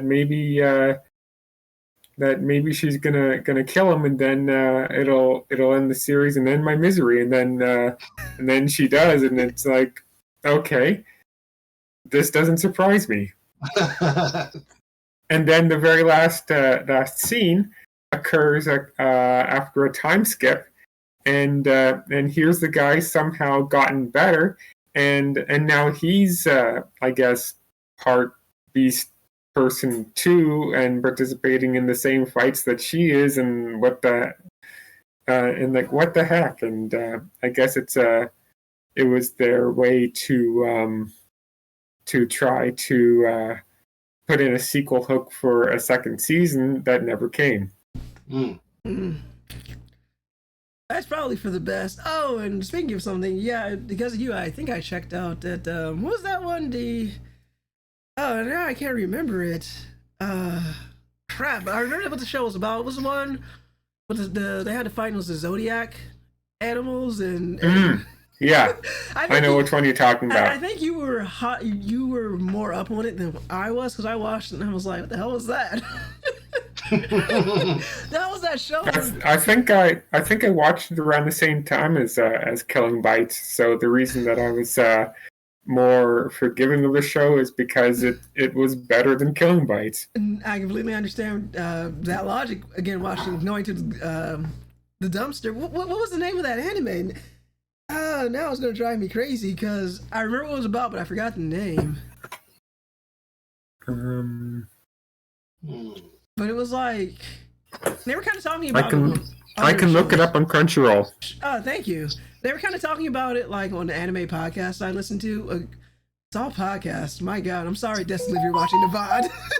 Oops, all podcasts. Oops, all podcasts. But yeah, it was like, I would say people died, and sometimes that made it better because like the first episode has the woman who's supposed to like represent the boar, the whole Chinese zodiac thing, and she just going on and on about how she was greedy and she wanted to basically her wish, because everybody gets a wish if they complete this battle royale thing, another battle royale show, and she's like, I would love to sleep with every man on earth, all 5 blah blah billion of them, and I'm so greedy and blah blah blah. And her weapon, they all had different weapons, was she had like machine guns, I guess, and it was like unlimited ammo, and she gets murdered by the end of the episode. But she talked a lot. She just went and I was like, oh, thank God she's dead, because it's like she runs her mouth, but then she has internal monologue that she's keep going, and I was like, oh my God, lady, yeah, you're greedy, all right. Then she died, and that's like basically everybody else who died too. And then there was a guy who was the rabbit, and it's like, why is he dressed so sexy? He's like, basically imagine this buff dude, but also like not like stocky buff, but kind of like muscular but kind of lean. And he wore like, the best I can describe it was like he dressed like a Playboy bunny. Everything, and he had like the little rabbit ears, and he was the rabbit. That guy was just the psychopath. I think, if memory serves me correctly, the guy goes around like stabbing people, and he'd be the guy who licks the blood off the knives. And what a wild show. and the tiger was like, she was just a lady who talked a lot, and the rat talked a lot, and the snakes were, one of the snake guys were like, one was a snake and one was a dragon. They were like brothers, and one of them had like a flamethrower. Yeah. Do you remember did you get the name of that show, CW? Jimmy Tyson. Thank you. Zodiac War. Thank you. That was it. Oh, I heard that. Yeah, that's that show. It's not very good. Like I said, CW is a lot harder on it. I finished the show. I was like, that was a fascinating mess. Again, there's some animes that's like you kind of forget what it was called, but you remember what the show was about. And it's like, wow, it was when CW shared that crusty thing, like, what the hell was that? And then the rat ended up winning because he had the power to see all the possible outcomes, sort of like Doctor Strange. Just going there, just looking at all the outcomes. Yeah, and it was like, so the complaints from podcasts I was listening to at the time where they were like, okay, but this is basically just the same Zodiac myth where the rat wins the race, so you didn't even do anything different from the tale. So if you know how the Zodiac tale race ends, you know how it now it's going to go. And it's like, yeah, they could have mixed it up a little bit. I mean, you had lusty ladies with machine guns and snaky guys with flamethrowers, but yet the rat still wins the race. Okay, buddies. Says, I think you had talked about with me showing you're watching a Two Tiger. There was another anime that you wrote about for April Fools a couple years ago. Was that the one with the cans and and all of that? And I'm like, I can't believe the show was real. That was a long time ago. Oh, okay. I still, that's still in my head because I was like, I can't believe this is a real show. That one, okay. The way you did it, it was such a mind screw that I can't believe it was real. Yeah, it's definitely real. That's going to stick with me for a long time. I never watched the anime. What other shows were just... Now you got me on a tangent about bad shows. Usually the battle royales are just... They're rarely done well. I wasn't too hot on... It seems like battle royale ideas are just there to get most of the characters killed. Which sometimes is not a bad thing. But it depends on the execution. There's another show I kind of like, but it never got... It ended on like a sequel hook, but the sequel never came. But then again, who knows? It's called Batum. If you remember that. I think it was like how boom is pronounced in Japanese was like Batum. And I kind of wish I think I might have written about it before we quarantine control, like in my little spring roundups and all that when I used to do those. It was okay. It was another battle royale, like kidnapped, and the main character was like a gamer, not an incel, but like a NEET or something like that.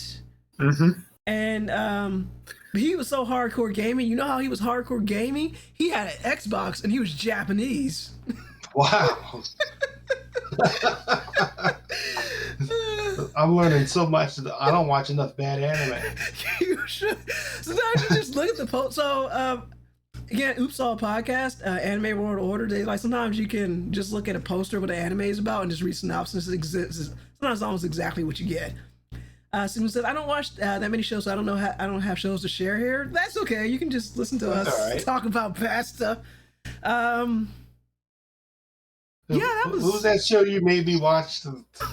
Oh, it was all those years ago. Oh, yeah, it was. I coerced Geoff into watching a show for me. What the hell was that called? It was I can't remember the names. It's on the tip I of my tried tongue. to block most of it out. It was really bad. It was like it wasn't Dog and Scissors. It was the other one. It was like detective in it. Something like it was a cuticle detective. Yes, cuticle detective. Yeah, cuticle detective Innova. It was so bad. And I didn't finish it, but I coerced Geoff into writing a review for me for the blog. I remember having the same demeanor as I was watching it, just sitting there. It was so bad. Like I only watched a couple episodes. I remember.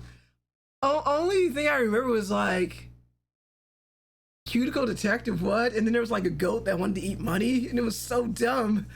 I was like, this show is so dumb. It's just like every other scene. Like, why? Why?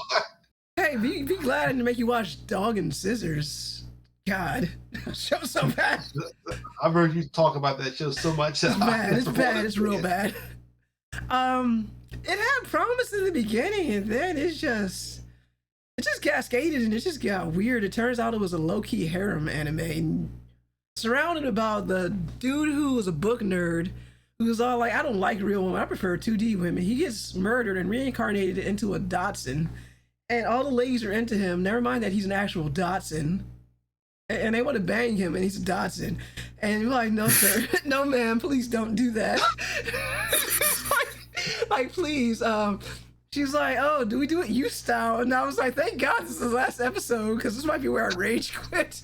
The only one I know of being on Tumblr is Reboot of Voltron. There was a reboot of Voltron, and how badly the writers treated that show. Never watched it, but I know the pain that many had. I didn't know. I remember reading about it. Sounds bad. Never watched it. No, I didn't even know. That slipped under my radar. Probably for the best. Oh, there's another show. Well, again, one of those shows where they start out good and then it just crashes and burns by the end because it just like the writers like took a logical leap, like a long walk off a short logical pier. Sunday Without God. It started off so strong and I was so hyped for that show, and it just ended badly. Like somewhere the logic just fell apart. And then there are shows that I would classify, the show was bad, but I really liked it anyway. I don't know if you guys have many of those, like, yo, this is terrible, I can't really recommend it, but I liked it. But I can recognize this is a bad show. There were parts of Metallic Rouge that I liked. I did talk about it for a quarantine control entry, but it's one of those shows that was really murdered by the 12, 13 episode format. Oof. It really should have been like 24, 26 episodes. Yeah, I feel like sometimes the core or the quarter system, sometimes it's to the show's detriment. Mm-hmm. But I will say this is before quarantine control, like it was more than a decade ago. Valve Rave, The Liberator. Not good, but I loved it. My only regret was I wasn't working full time at the time. I was still a part timer. I didn't have the money for the Blu-rays. I might have bought them from Aniplex. They're like when it was on sale, and I think the whole series would have cost me like $160. I would have gotten it. I don't know. It's out of print now. I would have gotten that. It's a little outrageous though that there was no dub for that price. But the show was not good. Aniplex. It was Aniplex. There's one episode was so bad they kind of just stopped talking about the show, just whistled. It's like, yeah, that was bad. Some people stopped talking about it after that. Like, not good. Too much shock. I would say this is from the same people who wrote Code Geass. And if you watch Code Geass, you know how they put shock factor in to the point of shock factor? It was like that. That was Revolver Rave, the Liberator. Code Geass is still on my list. Oh, you have watched it? Yeah. You'll see. Don't try to up the ante. Let's put it this way. Keep it. This chat isn't family friendly, but it's also not vulgar. The best way I can describe it without using that bad word is, let's say a point. Some fans dubbed it Revolver Rave the Penetrator. Oh dear. Exactly. Oh my. Yeah, there was a scene that was not good. And you're like, wow, that was bad. That was really bad. and by the end, the logic, I think I wrote about it too, like actual review. I think I covered. Okay, so how it went is, again, there's no planning for any of this, and Alex is our mysterious fifth writer. He covered season 1, and I wrote about season 2. We did not coordinate or anything, but let's just say season 2 took another long walk off a short logic pier, and it's like working from backwards of how it felt like the writers went around the show. It felt like they had a lot of ideas, and then they just ran out of time. Like, oh shit, there's like 2 episodes left. What do we do now? And there was like so much addressed in the beginning of the show that never got touched upon. But you were so busy doing stuff for shock value. Alex is a secret bonus character that you unlock through story mode. Yeah, the shortening of show seasons really hurt a lot of shows, definitely. Yeah. I forgot what the original question was. That's for the best. Yeah. Yeah, what question were we on? I guess if we didn't mind that we talked about other stuff. Okay, I think Drew wrote this one. Drew definitely wrote this one. Mr. Burns, your campaign seems to have the momentum of a runaway freight train. Why are you so popular? Look, Drew wrote it. I didn't write that. Yeah. He definitely Okay. Let's wait for a response from Mr. Burns then. Well, while we wait for a response, let's wait for questions. Yeah, anything else you guys want to talk about? We're popular. Hooray!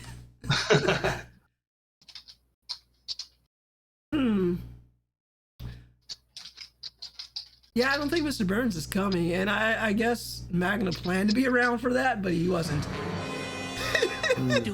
Yeah, I'm not hearing anything from Mr. Burns. Yeah, he's not. Nothing at all. Nothing at all. Nothing at all. Yeah, let's see. I unfortunately, with the state of everything in the world, I feel like we're gonna be doing quarantine control for quite a while. The column is fun to write. The circumstances around it, it's just like wow. Yeah, I'm pretty sure. I have no plans to end it, so. No, it's not. As long as you guys contribute. Oh yeah, I'm enjoying it. So I guess we're going to be gathering back here on Twitch in 2030. Pretty much. Yeah, probably. Pretty much. So I guess the next thing was the Drew's not here, so it's like we can't show off our game collection because he's like, hey guys, look at my fancy game collection. Or it could be annual. Mine's not at arm's length, so I can't reach anything. I put a couple on the desk here, but they're the same ones from yesterday. But yeah, or we can make an annual tradition about it. Maybe. I never bothered to grab any of my games. Well, yeah, I didn't grab any before I came over either. Yeah, I got the same ones, but the Drew was the one with the fancy setup. They're still the same ones from yesterday. He took his camera. He took his camera around with him too. Oh yeah, because he had a laptop. I'm on the headphones, so he's got a laptop too. Is it? He's always had a laptop. I think it's just his MacBook. You remember? Oh, okay. As long as I've known him, he's always been a Mac guy. So at least he's one of the few people I can say he was into Macs before it was cool, or into Apple. The only other person I can think of that comes to mind, CW will probably know who I'm talking about. A very lovely British lady by the name of Husky Tear. She's a Mac person. These are the only 2 people I know who were into Apple products before Apple products were cool. Me personally, like, I tried it when we were in school, and I did not enjoy the experience. Oh, Mythic has a bunch of games on shelf beside the desk. I kind of do too. Okay, why don't you show them off, Mythic? What have you got? You can describe them. Describe them, and I'll read them in chat. Can you describe? Are those games in those games? Can you describe it to us? Just let me see here. Okay, excellent. But yeah, like Macs. Sorry, Apple folks. I'm not a fan. Being old and in my 40s, I remember when Macs were a thing in school, and we had a couple in high school. So we had the iMacs, and then for our art class, they called it computer art. I don't even know what kids do nowadays. You remember zip disks? Yeah. Yeah. So like every so often we started our art on a zip disk, and that's where we learned how to use Photoshop and all that. It was like Photoshop 4.0 or something like that. That's how long ago it was. You had zip disks in school? Well, for the art class, because floppy disks weren't cutting it. That's how old we are, folks. So every so often you come in and like sometimes the Macs would have a little question mark in the screen, meaning that Mac is dead. Or you put your zip disk in, and you will hear a click over and over again, and you're like, "Oh God, no, not the click of death." That means that disk is gone. That zip drive is crapped out and it's taking everything on that zip disk with it. Oh. Good times. Let's see. We had Chromebooks, and they were extremely flimsy. I can't say I'm a fan of Chrome either. Good hustle from Google though. Weren't zip disks also like incredibly slow? Yeah. The only benefit they had Slow was and loud. yeah. The only benefit they really had was when we did it back in our day when we were youngsters. Didn't have a lot of storage on your computer, and a floppy disk was only 1 megabyte, but a zip disk was 100 megabytes. So you were like, oh, I can hold 100 of these things in one. And as soon as we got dish like CDs, burnable CDs and thumb drives, I threw that zip disk stuff in the garbage. I just used one to save a bunch of images I found online of video games and artwork. I was in the way back in the mid 90s. That's about 30 years ago now. Yeah, we're old. I'd say they tried. They really did. I don't think any of us enjoyed the Chromebooks. Yeah, I feel like I looked at Chrome, and I felt like for what I want is extremely limited. Kind of the same reason I don't use a Mac either. I don't want to be. I use Windows, but it's like I don't like the idea of a company telling me what I can and can't do with the hardware I got. Which is why I built a computer. I was like, let me build this thing. And it's like, oh, nobody uses Blu-ray drives anymore. So when I built this thing in 2019, I bought a Blu-ray drive, and it's come in handy. That's how I get screenshots. Well, not for the article, but okay, I'm gonna spill the beans right here. I bought a Blu-ray drive for this computer so I could rip or take screenshots from Balto from the Blu-ray. And it turns out wonderful. Like, I didn't see any other Balto site, and they're on the Ice Cave with Blu-ray quality screenshots. I mean, I guess if someone scraped them, I guess they have them now. A bunch of the others were from the VHS and DVD. Yeah, the DVD. The DVD ones are okay. Like, I had the imported version because going back into tangents, but we're done with the questions and no one's asked us any questions. Let me make sure on social media nobody asks us any. I can't. I'm ass here, but yeah, it was So when we got the American version of the DVD, we got the full screen, like different ratio, but the international one, they had like the widescreen ratio of that, and they also had more extras on their DVD. But it turns out there was a Brazilian copy that had that was our region, and they had an English version. So I had that. I got screenshots of that, and they were like slightly better quality than American DVD. But when we got the Blu-ray, obviously we got higher quality screenshots, higher quality material for that. Oh, and Mythic is ready. I have Legend of Zelda: Breath of the Wild, Monster Hunter Rise, Smash Ultimate, Super Mario 3D All-Stars, and a bunch of others I haven't played yet, like new Pokemon Snap, Kirby's Return to Dreamland Deluxe. I also have Okami HD digitally on my Switch. And then I have a lot of my 3DS and DS games as well. Nice. I mean, I could get up and go back and forth. Let me check social just to make sure. I'm pretty sure no one sent us in anything. Let's see. No replies. Let me see. I'm definitely excited for Okami 2 as well. Oh, looking forward to that. I'm hoping it turns out better than Okami Den. I have yet to play Okami Den. I own it. Where I admit that I never finished the Okami 1. You should. If I can finish it, like I finished it in like March 2017, and if we had quarantine control back then, which thankfully didn't, because then there would have been a pandemic, I would have written about it. But unfortunately, those two things are like linked forever in my mind. Me putting up with the people upstairs. It was like the time when I was actually finishing the game, a huge snowstorm back in March 2017, but that was also the same night. I was able to finish it because the snowstorm was so severe they actually closed down the building, so I didn't have to go into work. Oh, okay. Wasn't that year we got thunder snow, which is crazy because it's like, when was thunder snow ever a thing in this part of the country, and now it is. Sounds as cool as hell though. It was one time when I was a young kid. I think it was about 10 years old, and then we saw lightning during a thunderstorm at one point. It was just me and one other classmate who saw it, and we told the teacher about it, and she didn't believe us. Oh, that's a shame because apparently it's real. It doesn't happen that often, at least this part of the country, and it's called thunder snow. If she's still alive, you say, "Hey, Mrs. Blah Blah, see, it's real. Look at this on TV." Find her on Facebook, and hopefully she hasn't fallen down into the Facebook boomer, if she was a boomer, conspiracy rabbit hole. Yeah, I can't remember her name. I know she was from Trinidad. Oh wow, well, I can see why she didn't believe you from Trinidad. For anybody who doesn't know, it's a tropical island country. People who are from Trinidad, though, I only know a couple of them. They don't play around. Oh, No, they don't. They are no nonsense. I don't think I've ever seen thunder snow, but I remember one time when there was a thunderstorm in, like, I think it was December, when it usually doesn't happen. And I was trying to play Breath of Fire 4 at the time, and it felt really, really eerie because just that summer, every time I would try to play Breath of Fire 3, just me trying to play the game would summon a thunderstorm. So Breath of Fire 4 in wintertime, suddenly thunderstorms start happening, and it's like, what the heck? What happened when you played 5?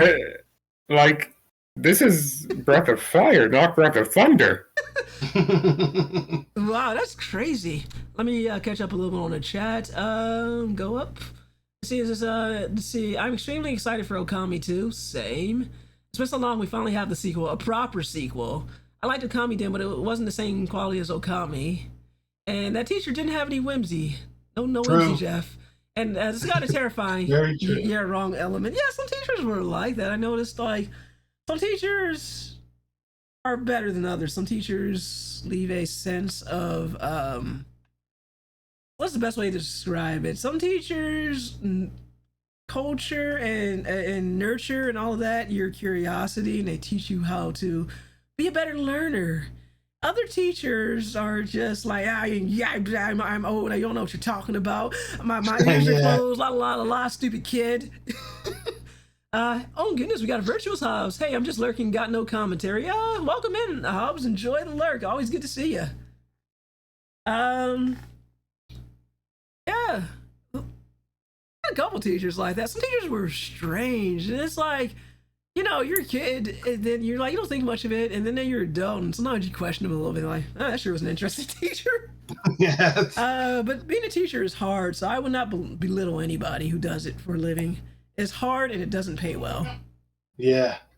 And it's underappreciated, as we can see with the madness in this country right now. Teachers are definitely unsung heroes. For sure. If this was a better reality we lived in, they would probably be more celebrated than celebrities. Yeah. Let's see. Snow is ready for us in North Carolina, but now and then I'm in Asheville. I've experienced a bit more, as well as single degree temperature for the first time. Oh, I guess in Asheville must be up in mountains then? That's the only thing I can think of. Good old cold weather. We get a little bit of everything here in Philly. a little bit of everything. It was quite cold this year. Oh, the Appalachian Mountains. Yeah, the Appalachian Mountains. Yeah, it's cold up there. It doesn't happen often, but there's always like a possibility. The possibility is never zero of snow in April. It hasn't happened in a long time though.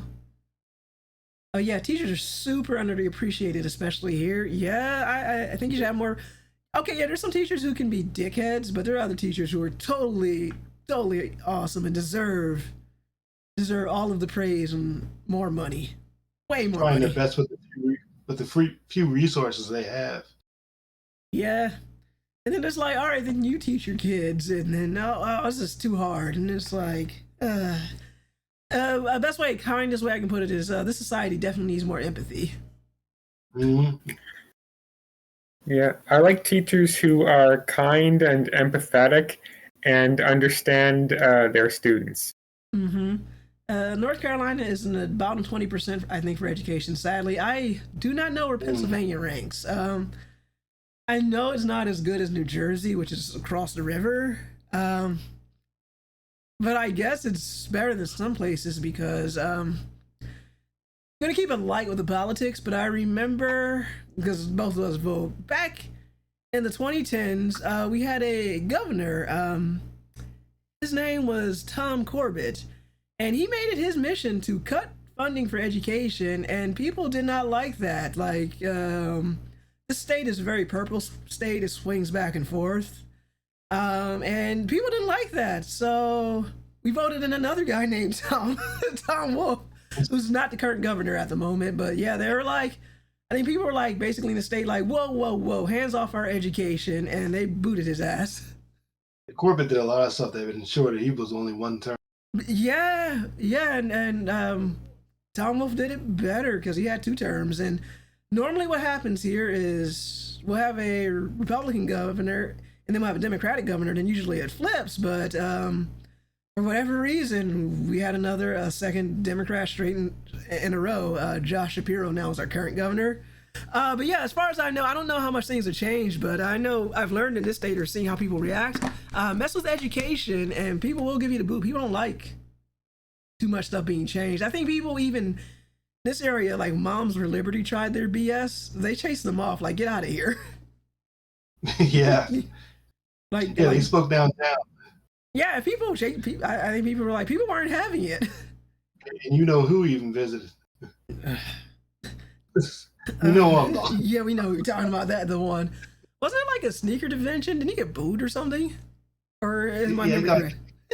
Like a mixed reaction. Yeah, a little bit of mixed reaction, but yeah, that's it. So, keep it on point. Teachers need more empathy.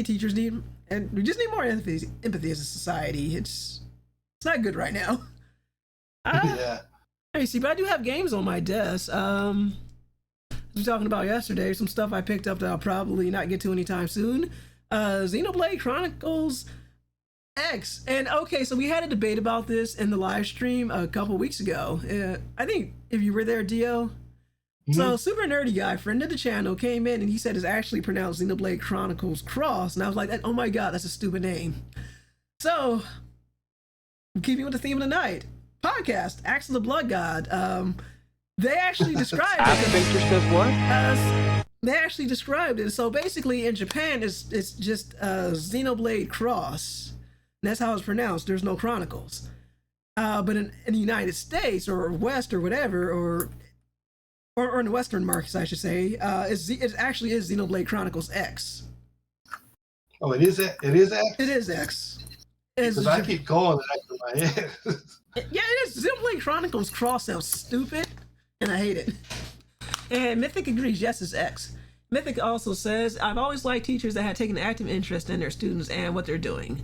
Some of the best teachers I've had will talk about a lot of stuff outside what their class is about and recommend places or programs for me based on what I like and want to do. That's awesome.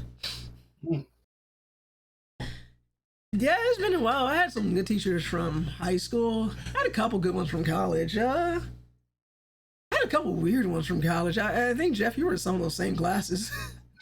Yeah. Is that one teacher who like said she wrote for like the New York Times or something? And she's a little out there. They had another teacher, and I thought she was out there too, but maybe she was a bit ahead of the thing because she had I forget, was it like a presentation about like corporate stuff? Hey, Ty. Your tag isn't up.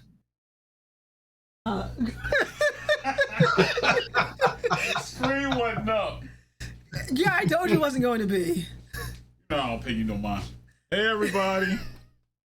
Hey, Hello, Ty. everybody says hi. What was I saying? Oh, remember she said something about the corporation. So she's like, there was like it felt like a conspiracy theory weirdness, but she says, oh, there'd be the Googles on. Do you remember that, Geoff? Oh yeah, I remember that. And I was like, it never quite shook out that way, but the sentiment was there. Like less Amazon and Google will merge and more like they'd be a cartel. A cartel is the best way I could describe it. And what is a cartel except for a union for corporations? We had so many weird teachers. So I'm like, well, wait, which really one? did. There's so many, and there's like an adage I remember where it's like you shouldn't trust your teacher if they wrote the textbook in the class you're taking. And I think there was twice I looked down and I saw like teachers write their name on the board or whatever, and then you look down at the book and you're like, oh.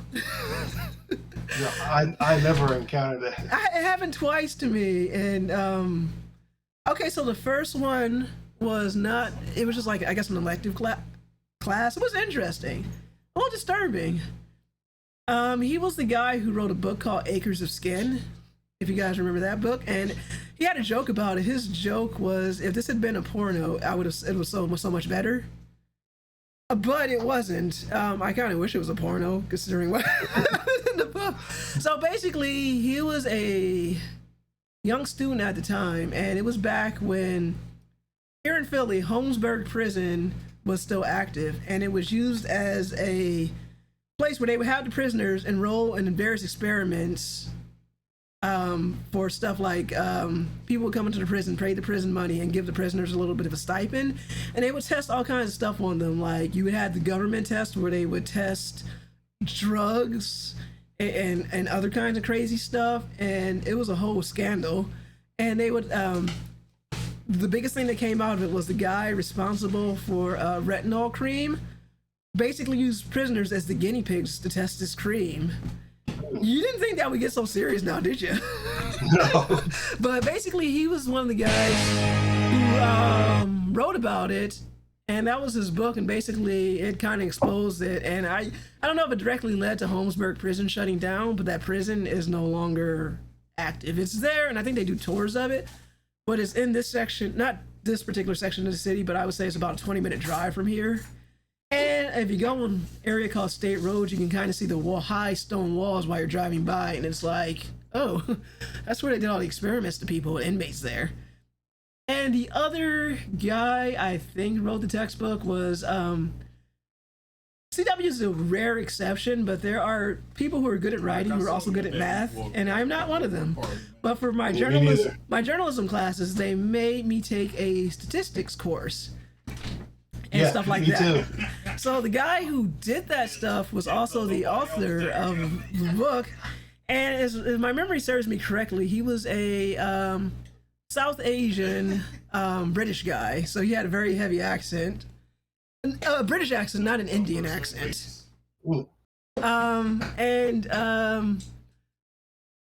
is like Temple University. That class was like a bunch of rowdy 20-something black folks, and like some of us weren't too familiar with the British, so he's using British terms, so people clowned over a little bit. He's like, what does that mean? And he's a little flustered, but we got through the class okay, because he says he used another term for what we call with. Was it like birth or something like that? I don't know. Mythic says there was one teacher in the 8th grade who was a math teacher. Half the class ended up having to be tutored by the other 8th grade math teacher. This is part of why math continues to be a struggle for me. Definitely was taught badly. And oh my goodness, we have a Goat Eagle Radar. Radar, welcome. Hi. Hello. Oh, speaking of Britishisms, hopefully you didn't end up having to see this word. I don't know how to pronounce that. Go? Jail. Yeah. It's literally the British way of spelling it. Oh, no, I haven't come across that one. No, my statistics guy had a thick Southern accent. Well, that sounds like more fun. It wasn't that fun. Problematic class wasn't that fun with the the British guy we had. It was interesting, I'll say that. I would say then I had another class. I think when I had to, it worked out weird for me. I had to drive up and take classes in the suburbs because classes I wanted for the main campus in Philly was full, so I had to live in the suburb, like the suburbs for a bit. That was a wild time for me. But there was, I think it was there, or it might have been there, or it might have been on the main campus. There was she was either Russian or Ukrainian. And she basically, her whole thing was like, basically, you Americans are taught math badly. And anybody, basically her attitude was with enough repetition, anybody can learn anything, which I can see where she's coming from. And I appreciated that. She was willing to work with me to help get me through those math classes. Actually, to be fair, for some of those people, not those people, the professors, I had a hard time. And if I put in the work and say, well, I don't understand this, they were actually totally willing to help me. And for some of the classes to get through it, I even went to school on Saturdays. Oh, I only went up to Temple's campus on one Saturday. It was to edit a video for the journalism class. The same teacher you talked about earlier. Oh, man, I'm so bad. Oh my god, the class gave me so many nightmares. Mythic says we're allowed to make fun of the British. We're allowed to make fun of the British, concerning American history with them. Radar says, I thought I would check you out. Happy anniversary. Happy anniversary. Thank you, Radar. If you have any questions, feel free to ask. Honestly, I believe it. I had a Ukrainian pre-calc teacher in community college, and that's the first time I ever been confident in a math class and made an A since middle school. Like, I had a friend who was, no, I don't think she was, I think she was actually Russian, but she used to tell me she was really cool. We went to the same school and we found out like we also worked at the same job, and it was like they saw her on campus. I was like, Rita? She's like, oh, you're here too? But she's like, basically stuff that they did in Russia they didn't do in America, which sometimes seems a little more practical. Like one of her things was, like, we don't really do snacking and fast food back home. We have hot meals and that's it. But yeah, it was I would say people from like Russia, Ukraine, maybe even Poland. From what I met, there's like, I guess going back to like people I've met from Trinidad, there's like a no nonsense attitude to them, and I appreciate that. Like, they're just like, here's how it is, and some of them are very blunt and tell you exactly what's on their mind, and I appreciate that sometimes. If I recall, fast food wasn't really a thing in Russia until Mikhail Gorbachev made a deal with McDonald's. Makes sense. Tear down this wall. Tear down the wall of fast food. Delicious fast food. Yeah, but also, speaking of no nonsense, going back to some of my travels of not going too far, but when I was at Philadelphia last year, I had it wasn't my friend, it was a friend of a fellow named Coast. He sometimes pops up on this chat. But he had a friend visiting him, and he came up from DC, he was staying in Philly, and a friend who was rooming with him in a hotel, but he was from the West Coast, and he's like, I want to do an East Coast con. And he's like, you guys on the East Coast, you don't hesitate to tell people exactly what's on your minds. But I have heard it where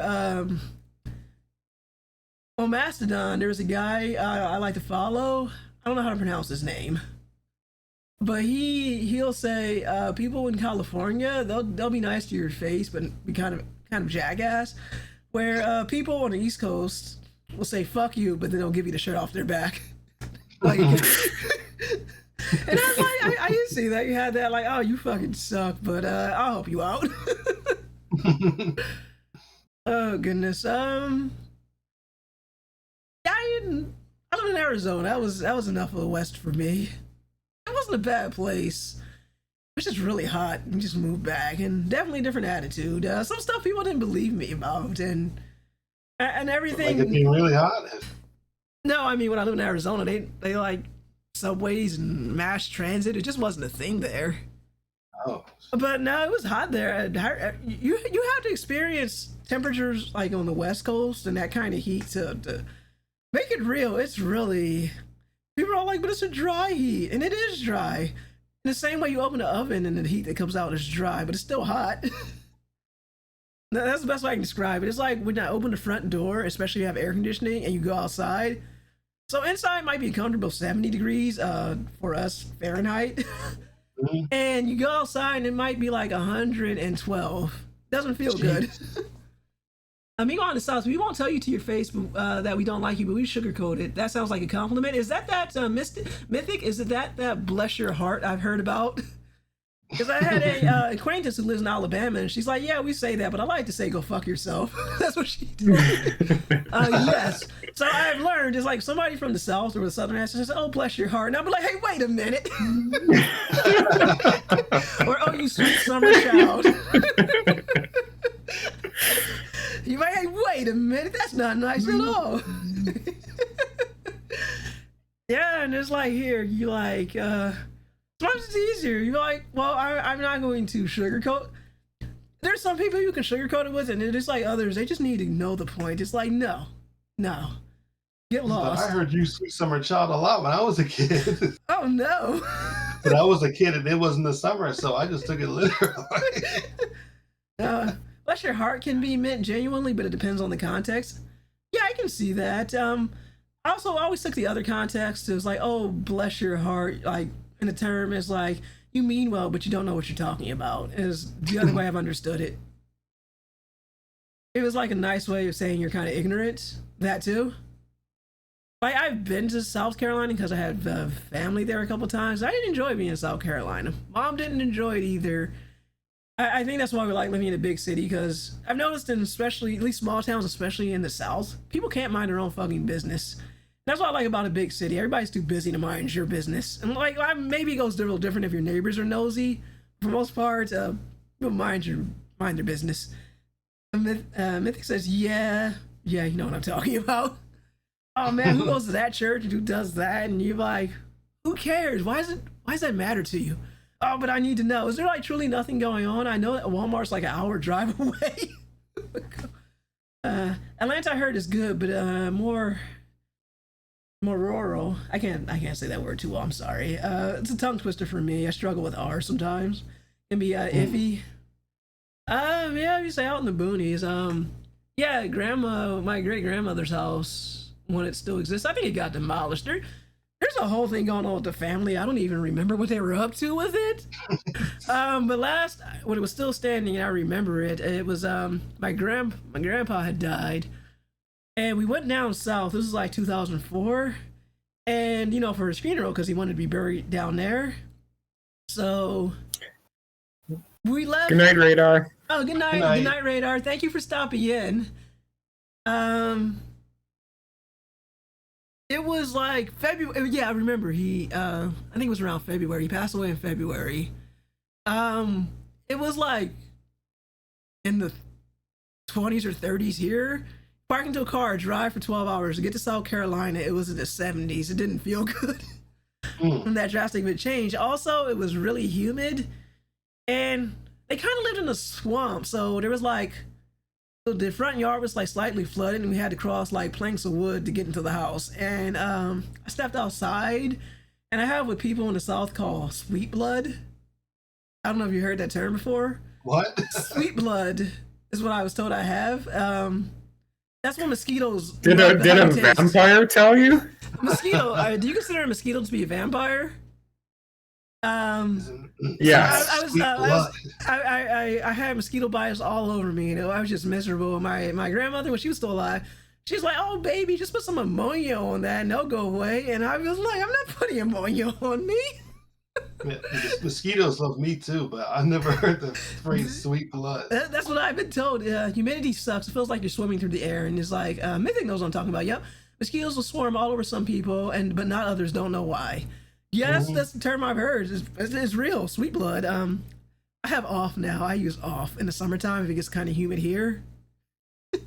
I've not heard the term, but I know the concept. That was what I was told. Okay, I was like, somebody just told me, "Oh yeah, you got sweet blood."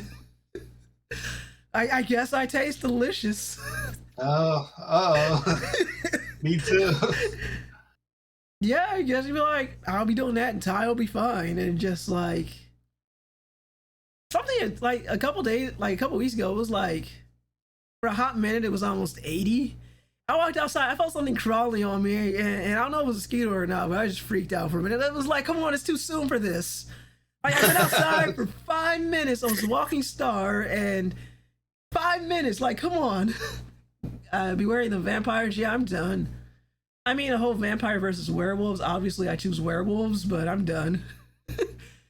We want to tie that back into video games. When I was playing Skyrim, I always picked werewolf. Skyrim was fascinating because you can just randomly contract vampirism. Like, say you're fighting a vampire or you get bitten by one.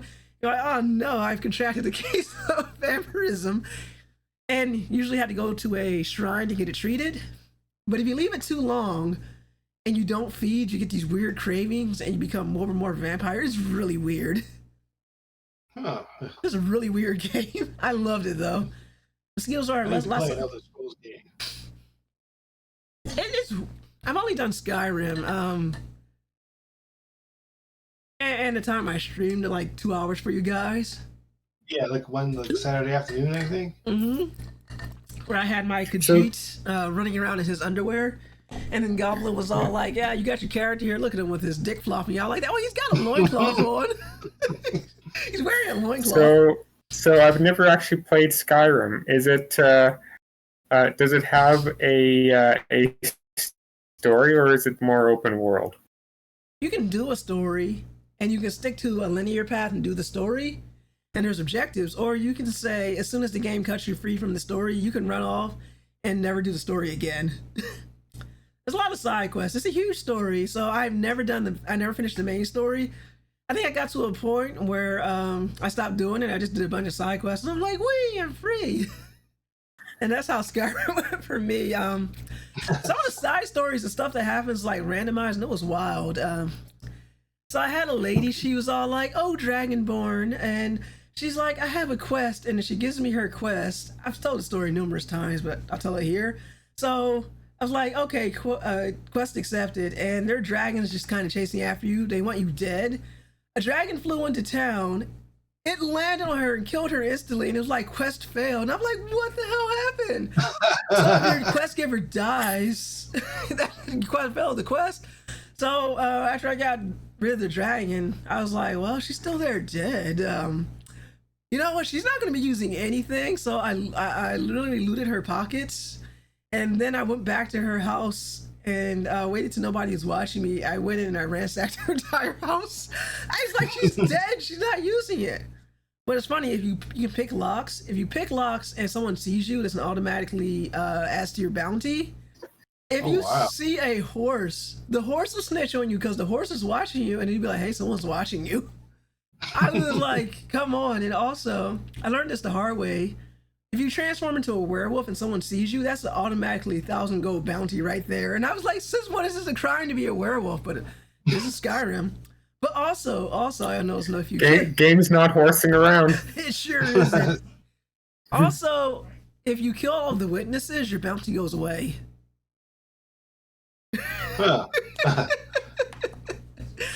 That's a game with a lot of freedom. It really is. That's why I kind of liked it, because like a little different from JRPGs, because JRPGs are but you must, and they give you like multiple ways to tackle a quest in Skyrim. Like how I got this ring that lets me transform into a werewolf as much as I want to at will was a god. His name is Hircine. He's like the god of the hunt. He's like, yo, I have some followers that kind of disobeyed me. I'm gonna send you with some hunters to go kill them. And I want you to do it this way, and like do as I say. And you're like, okay, cool, I'll accept your blah blah blah. So I go and I find a werewolf guy, and he's a werewolf, and he'll talk to you. He's like, hey buddy, wait. He's like, if you help me kill those other guys, I'll give you this item. The guys that you were sent as a party to come kill me, kill them instead, and do this thing for me. I was like, okay. So I went and I killed all the guys I was supposed to be collaborating with, and he gives me the item, and I leave the guy alive I was supposed to kill. I walk out of the cave, and I was like, then Hircine comes. I was like, oh no, I was supposed to kill the other guy. Can I lie to him? So I tried to lie to him, and he's like, do not lie to me, mortal. But he's like, you know what? I like the way that you handle things. You change the hunt up and how the hunters became the hunted. I'll give you this werewolf ring. And I was like, cool, thank you. And he's like, I'll still make you my champion. And then that was that. Where I felt like it was a JRPG, it would have been like, but thou must. Yeah. And apparently the werewolf ring may be better than the armor, because basically, which if I had killed him, what I would have gotten him was basically werewolf armor. But I'm like, I got a ring instead, and being a werewolf, it had its limitations, but it came in handy, like especially when you had people surrounding you, you're fighting, and you could transform because you're werewolf. Unless they use fire bad. But it's like you can just, if your levels were high enough, you could just roar and make people run away. You can literally throw them. So I was like, I see no downsides until you start getting to enemies with higher level magic. Then it's usually a problem. Toasty! Fire bad. Toasty indeed. Rusty would disagree though. Let's see. Oh, we still got about half an hour to kill. Anything else you want to talk about? That's it, huh? I'll start pulling games off the shelf. We still got this game. I have no idea what it's about. What game is that? It is Raiden 3. I don't know if that's an X, a cross, or if the X is silent. Mikado Maniacs. Like shoot 'em up? I think so. Ooh, Mythic has a question for us. I do have a question. Have y'all done any articles on analyzing video game OSTs? Geoff has. I've done. Yes, we do have a semi-regular column where we sometimes talk about soundtracks, but yeah, it's mostly Geoff. Yeah, it's recommended soundtracks feature. I haven't done a new entry in a while, and I usually do them every now and then, but sometimes I'll go back to it. Okay, yeah, give him a read. Geoff does them; they're pretty good. Good way to find some music. Oh, thank you. Well, that's gonna make me get up and do some more of them. Should. I thought about writing something for the column, and then it's like, I'm too lazy. So we've done soundtrack ones. Oh, here's some bit of lore. When we originally started the blog, I think we talked about this on our 5,000 post anniversary. We originally had a person who was going to write about music for us, but she never joined. She kind of flaked out, and we were like, well, that happened. Yes. Well, that's I kind of thought she would join us later, but nah, she never did. I haven't spoken to her since like 2009. Yeah, me neither. All right, well, whatever. Oh well. That's the favorite thing that happens. That it happens. One of my favorites is Celeste. Each character having motifs with instruments. It's like, oh, that's unfortunate. It happens that way. Sometimes you make plans and it doesn't work out. Yeah. I hope she's doing well. Like I said, it's been ages since I've talked to her. We did assemble a pretty good group here. Yeah, I think so. It worked out pretty well. Yeah, I don't think I've talked to anybody except for you on the regular from college. Yeah, same. Yes, y'all do well. Well, thank you, Mythic. Thank you very much. Let's see. Oh, we could also say, I think the Drew recommend we do an unboxing. I can do an unboxing of this Persona 3 thing. As I mentioned yesterday, my friend Aaron, aka Tenchi Muyo, he comes into these chats every so often on Twitch. He gave me this now because I was all like, this came right after I purchased, Reload came out right after I purchased Persona 3 Portable on Switch, and I'm like, well, I'm not buying. I'm gonna wait until they put the female protagonist in there because that's what I want to play as. And then he's like, oh, I heard you're not buying it. Here, you can have my copy. And I'm like, what the hell, man? So we got this. This is the inside. Sorry I haven't mirrored the camera for you. It's funny, it's mirrored in OBS, but not here. I think Drew might be done his party. Does he want to come in? Should I buzz him in? Does he want to? Yeah. Let me do that through. Thank you for letting me. Maybe we can go a little bit longer. Drew, let me do it this way. Okay, buzz me in. Yeah, let me do. How's this gonna work? All right, I might have to do it this way. I was gonna see if I can do it through. the app. Can one of you guys add them to the group, or do I have to do it? All right, I'll do it. Let me see. Well, you're gonna go see my screen. Don't go taking notes or anything. So while you do that, Mythic says that that I'm her favorite, but is also biased, and I agree you are biased. No problem. All right, I'm gonna exit full screen. Guys are gonna see my interface. Don't look at me. Let's see. How do I add somebody here? If you guys remember how to add, go ahead and let me know. Yeah, I have no idea. Wait, here we go. Add friends DM. Here we go.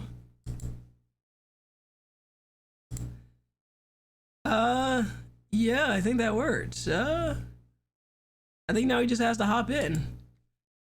Yeah, I think it worked. Hey, it works. Oh, Hey, Drew.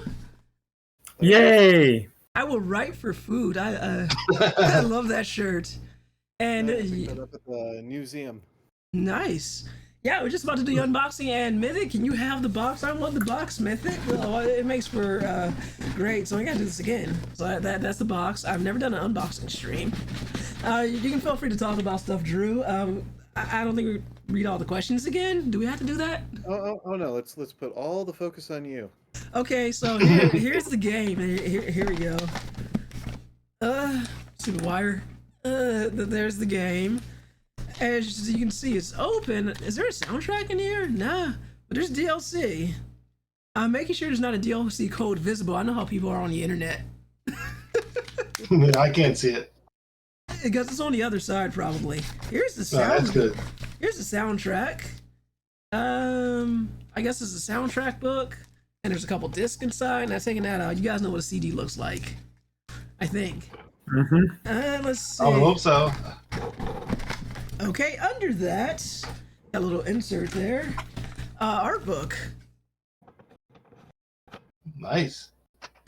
And under that is the is Aegis? Sphincter says what? Ass. Here we go. A Aegis figure. It is still sealed. I haven't taken it out of the box yet. I guess I think it's pronounced. Yeah, that's right. Aegis. Okay. Yay, soundtrack and yes, CD. Know what a CD looks like. I'm not that young. Good. And we got a knife. Try not to turn this into a stab myself stream. That wouldn't be fun. Almost had that with Desolate stream. As he was making his croissant, he was sharpening his knife while we were waiting for the dough to settle. And he's like Sharpening his knife with his flesh, huh? No, no. He actually had a proper.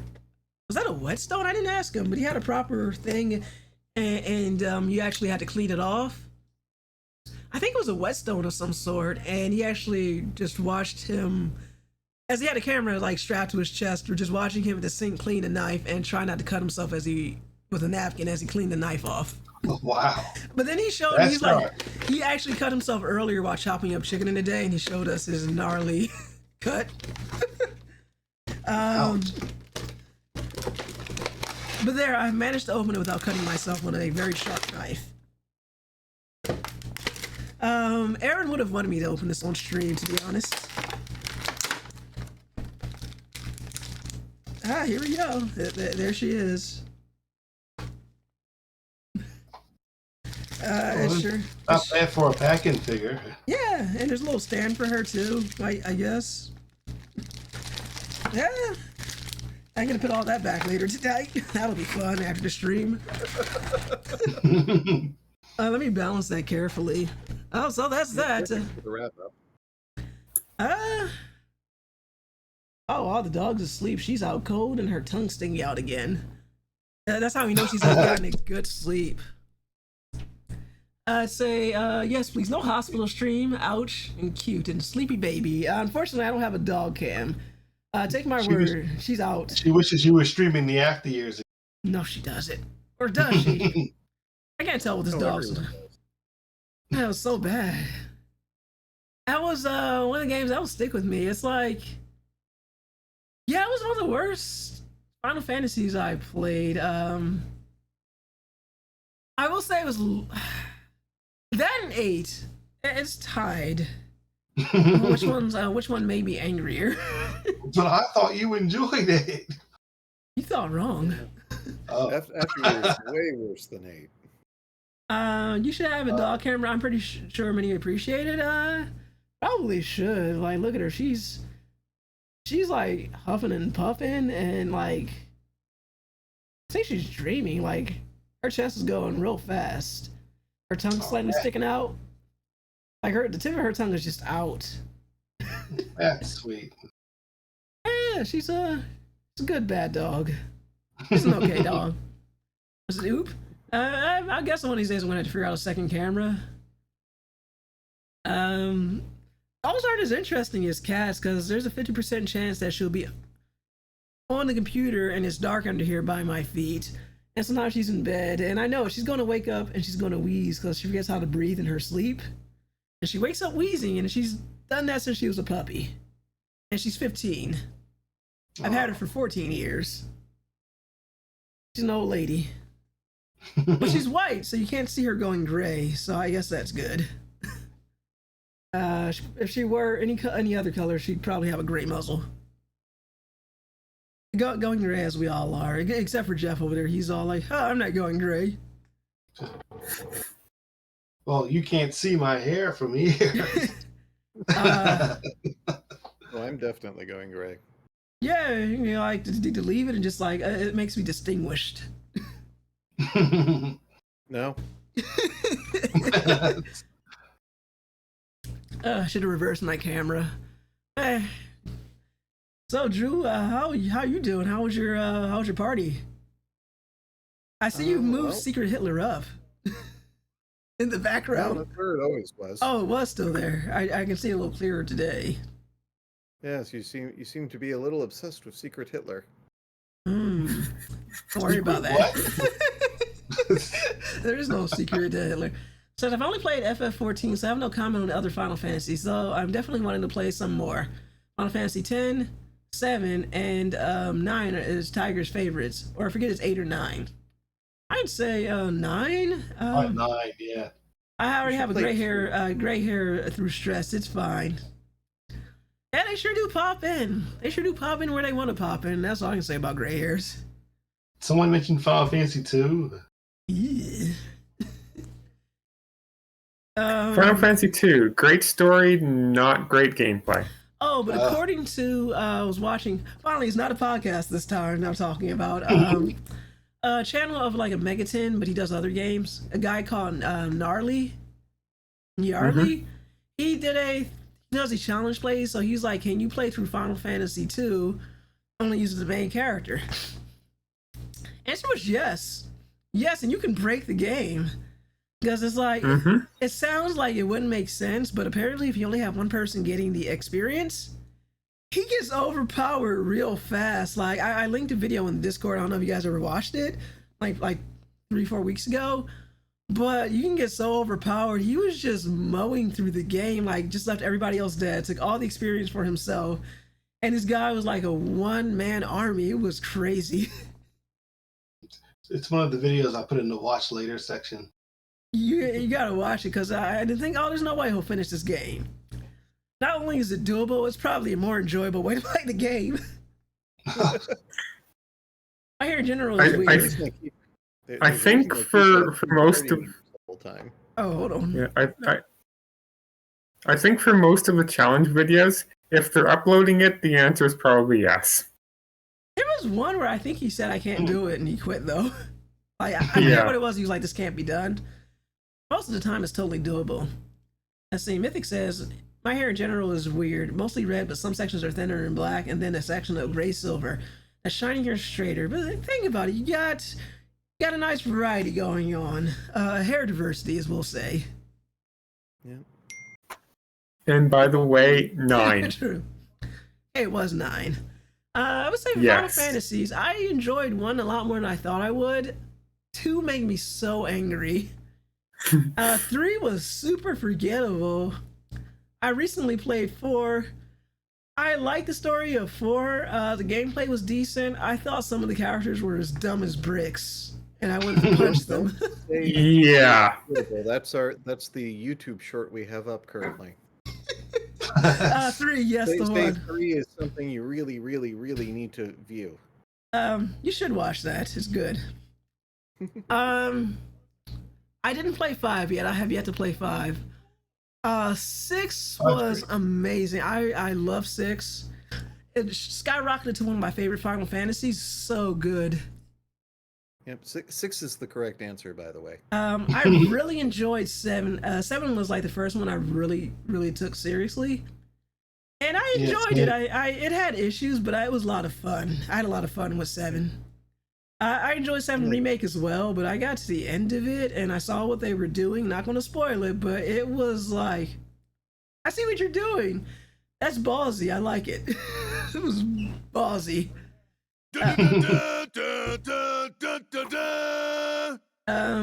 Perfection. I was watching Goblin Says. I was watching Video Game Retrospectives and noticed the inclusion of a handsome lad.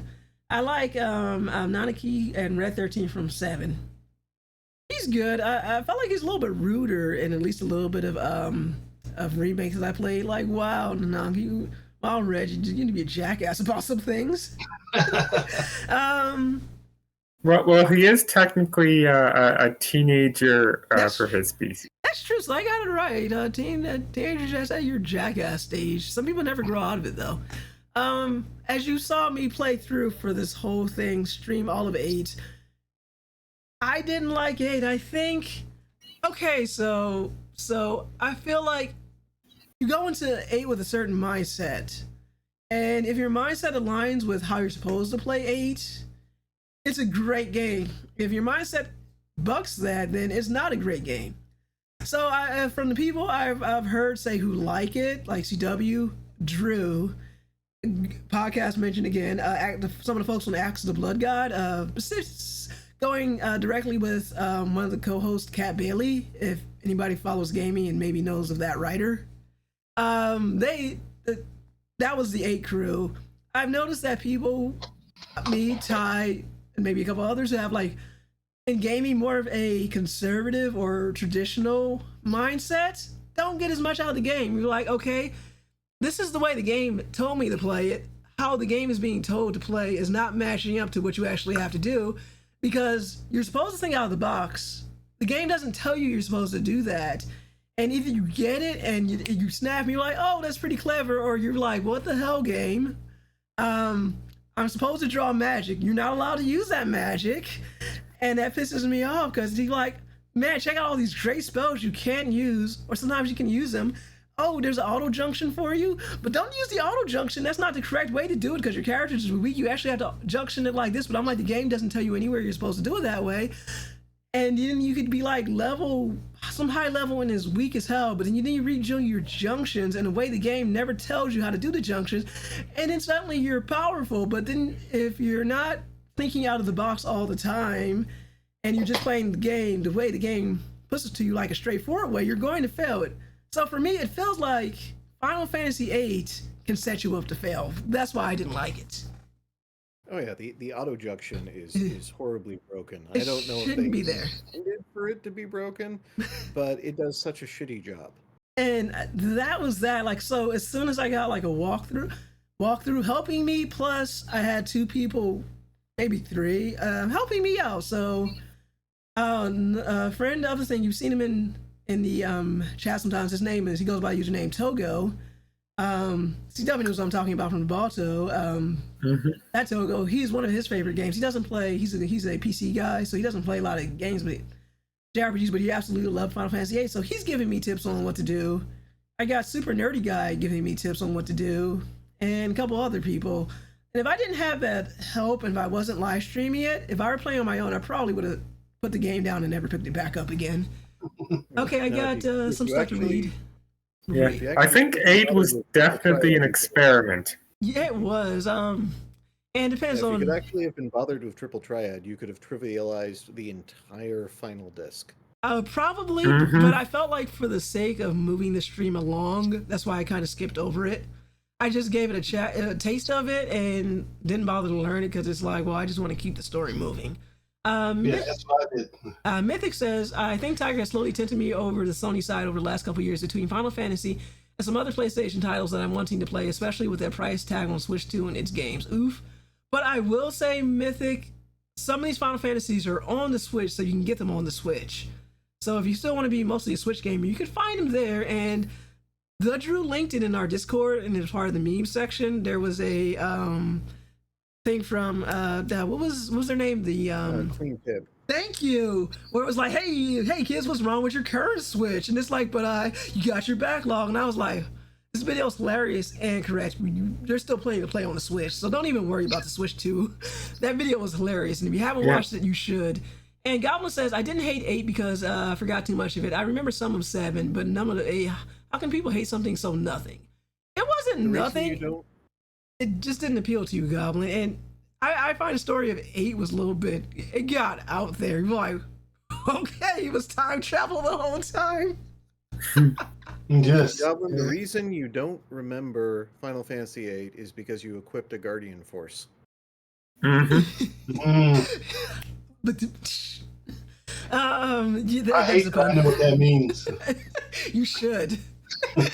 And speaking of Final Fantasy availability, literally every Final Fantasy in the numbered series is also available on Steam, so you don't even need to buy a console. There you go. You can play it on Steam. You can play it on Switch if you have a Switch. And judging from some of the games, Mythic, I'm guessing you have a Switch, or you can do that too. I have it. I have that too, Drew.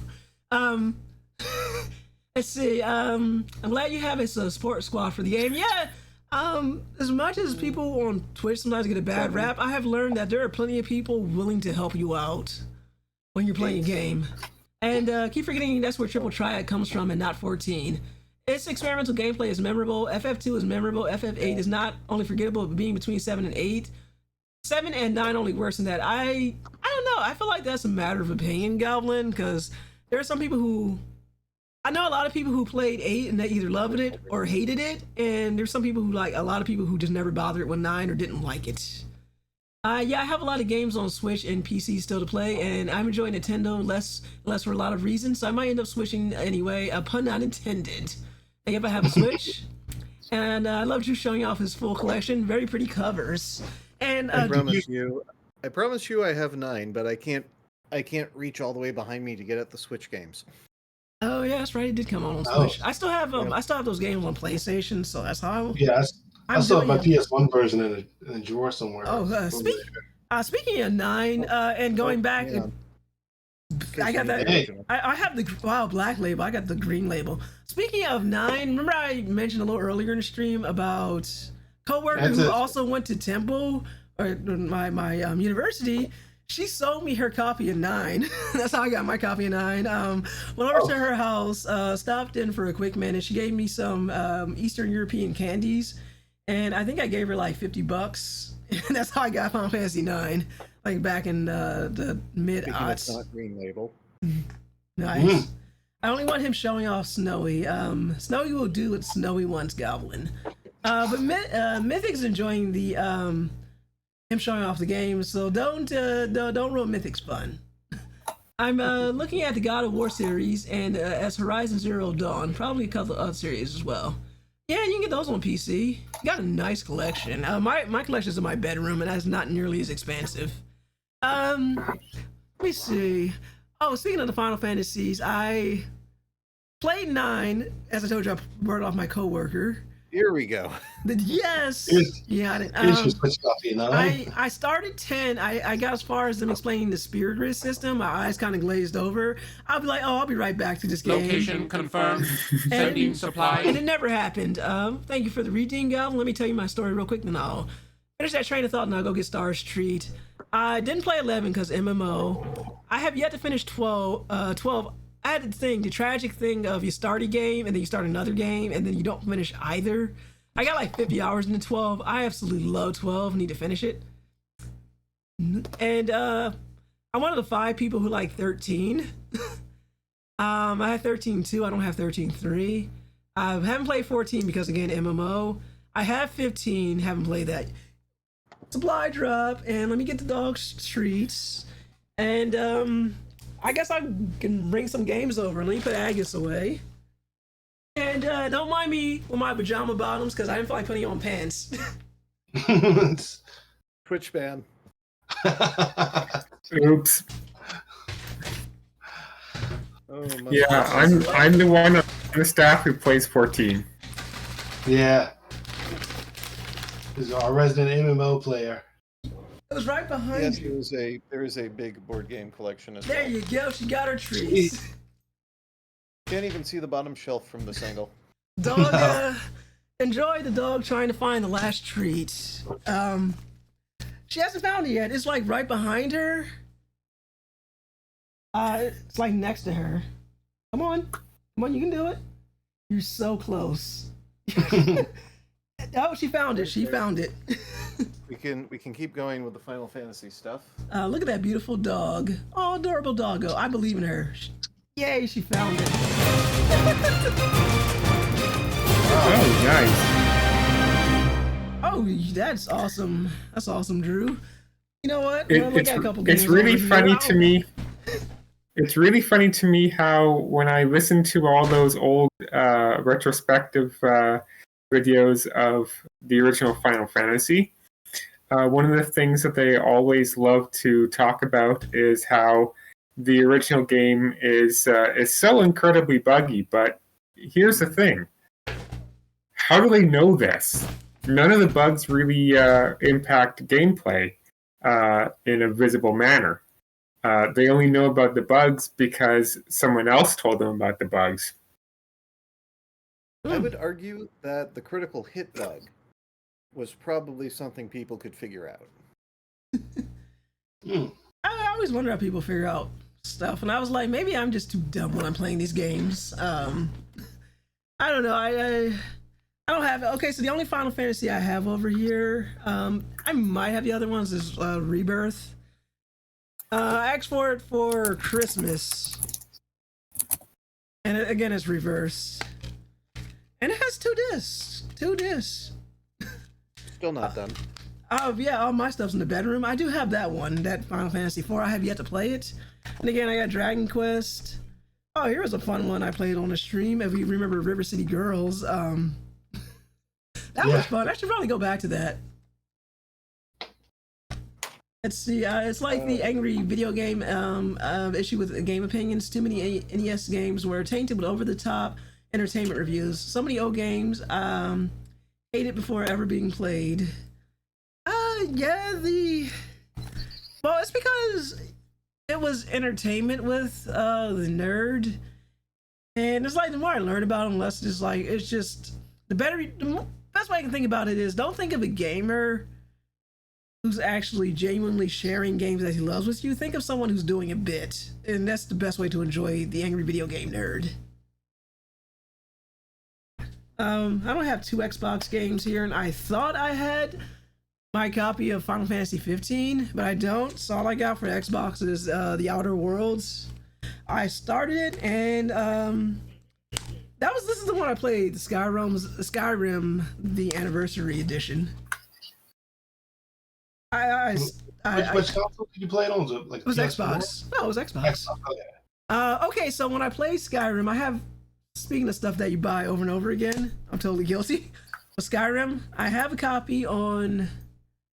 I started on the 360, so I had the 360 version.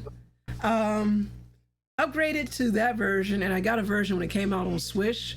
But my issue with Switch is, again, you'll hear me complain about it often. I don't like how they reverse the cancel and input buttons and confirm buttons.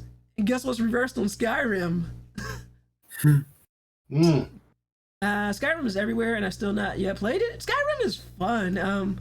I played the Amazon device one. I'm not going to say its name, but I played that for like 10 minutes. It was interesting. It was weird. It was just a text adventure. It was like just an adventure where it's like you go here and then you like make a decision, and then it's just reading out where your character goes next. It was really weird.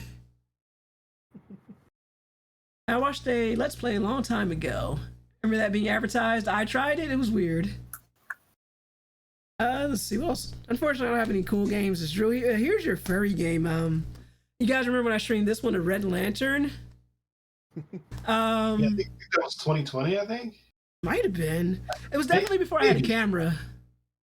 Or 2019. It was before. It had a limited run. I got the card in here and everything. But I actually played that on Epic. That was the only game I've ever purchased from the Epic Game Store. And this wasn't the copy I was playing, but I have a hard copy now. I thought this was your favorite furry game that you streamed.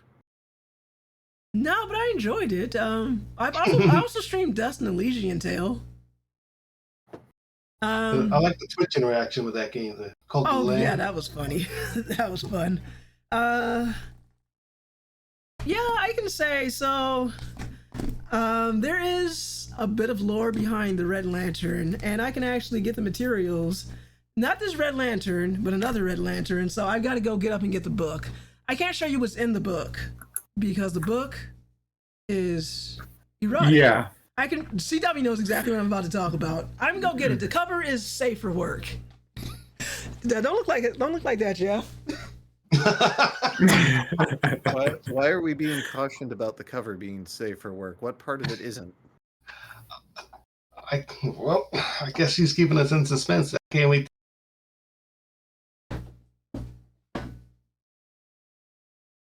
And no spoilers. Okay, this will be fun. Let me get my headphones on. I can't show you what's in the book, but I can show you the cover. Okay, so story time. This is like some more, because we got people in TBO, like a couple of them in damage control as well. So, our good friend, as CW knows him well, John, John, very English fella. He went to... I know exactly the story that you're going to tell. I never get tired of telling it. I'm not going to apologize for it. In fact, we're going to have to clip this so I can show him. Anyway, so he goes, I'm going to say like, was it 2018, 2019? He and his lovely wife, they come back over to the States. His wife is actually from the States. When they got together, she immigrated to the UK. But anyway, they go to... Lucky girl. Mm-hmm. Yeah, she knew what was up way before all of us did.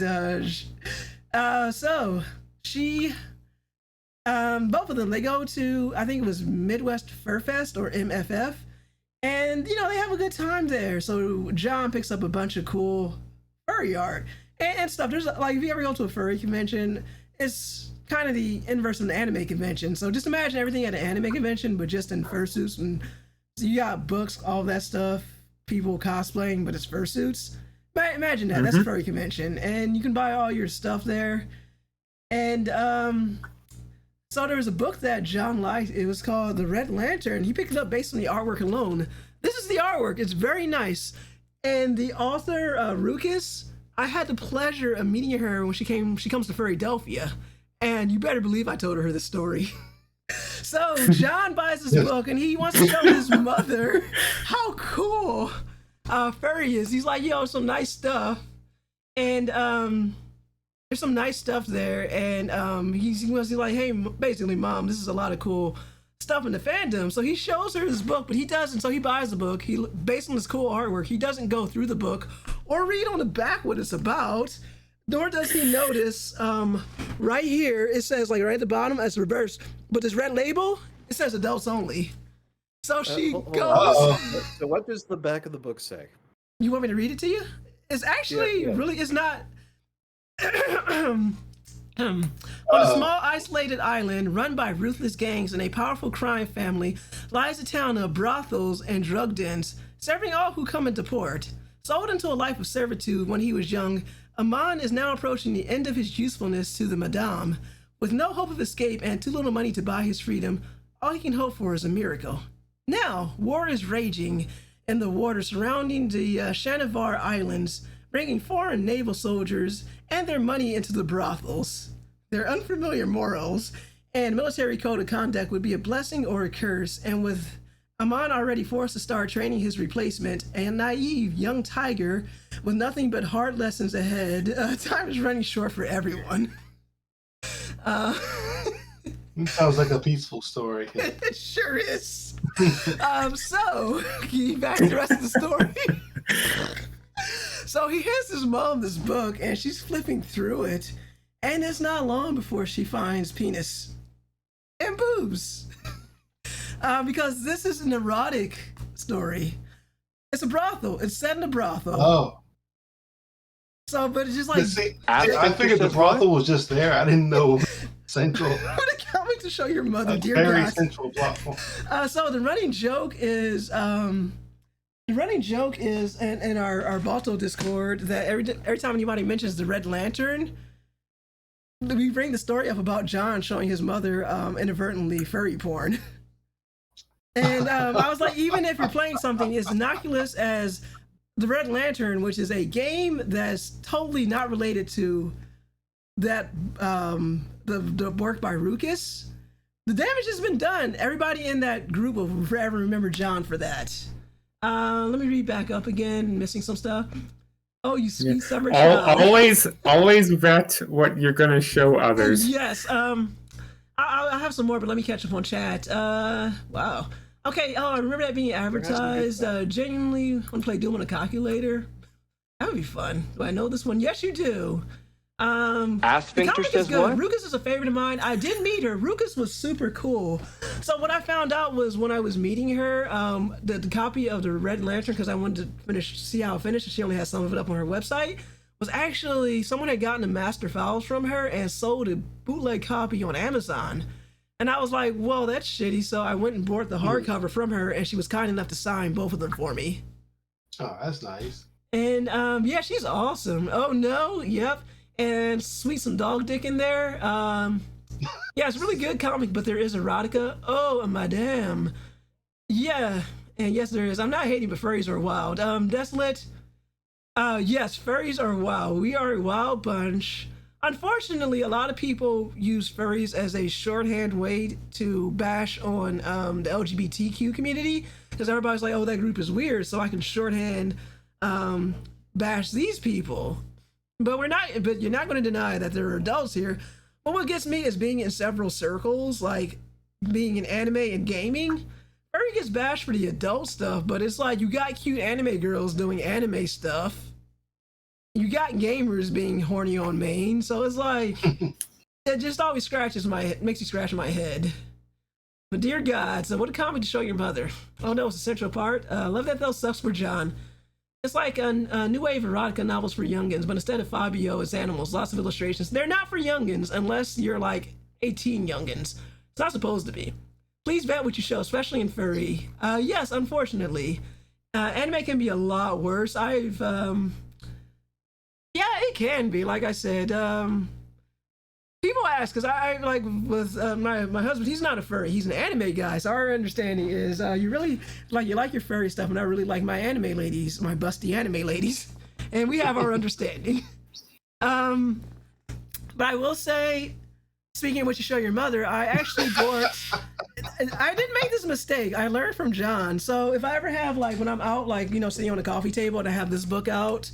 Or I say I actually have novels, but the novels have illustrations, but it's actual legit novel from Ruckus. If mom comes over to visit, I put those on the shelf. Because there's another book that I had that's out. It's not erotic. I swear it is not. I'll go get it. But it is a conversation starter. Ty bought this one, and it's not what you think it is. I can guarantee it's not what you think it is. She swears. So he bought this book. I'm sorry the letters are reversed, but it's reversed.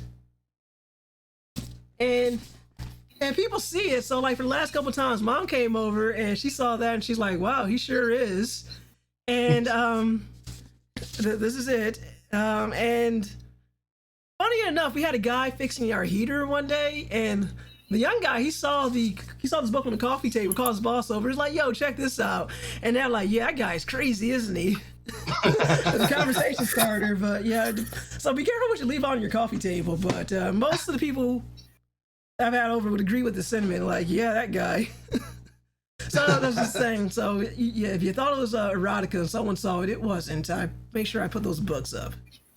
Although I did say, the only reason I showed it was the Balto thing. They're like, okay, what's inside the pages? And I flipped through a couple, and they're like, yep, that's the thing in there. I cannot show that on the stream. I will not show that on the stream, but take my word for it, it's naughty. maybe nothing will happen if you show it. Someone's gonna come in first. Someone's gonna show up with a bat that says bonk and is like off the horny Joe with you, and then the stream, then the account just gets suspended. That should be the band message. Just bonk. Yeah, it was fun. It was such an incredible story. You just gotta share it. And I'm like, John, no. Like, the actual fiction part of the book, like, never mind the erotica stuff, but the actual historical fiction is fascinating. It's actually a really good story. I'm waiting to buy Red Lantern and other comic stories out of position and Druids until I'm independent from my family for very good reason. You should, but it's basically the books I have, at least the 2 novels I have, not these, but they basically take place, I would say, during slightly just that. I'm gonna say it's set in the 1800s, and it's like basically people are homesteading, and basically is manifest destiny.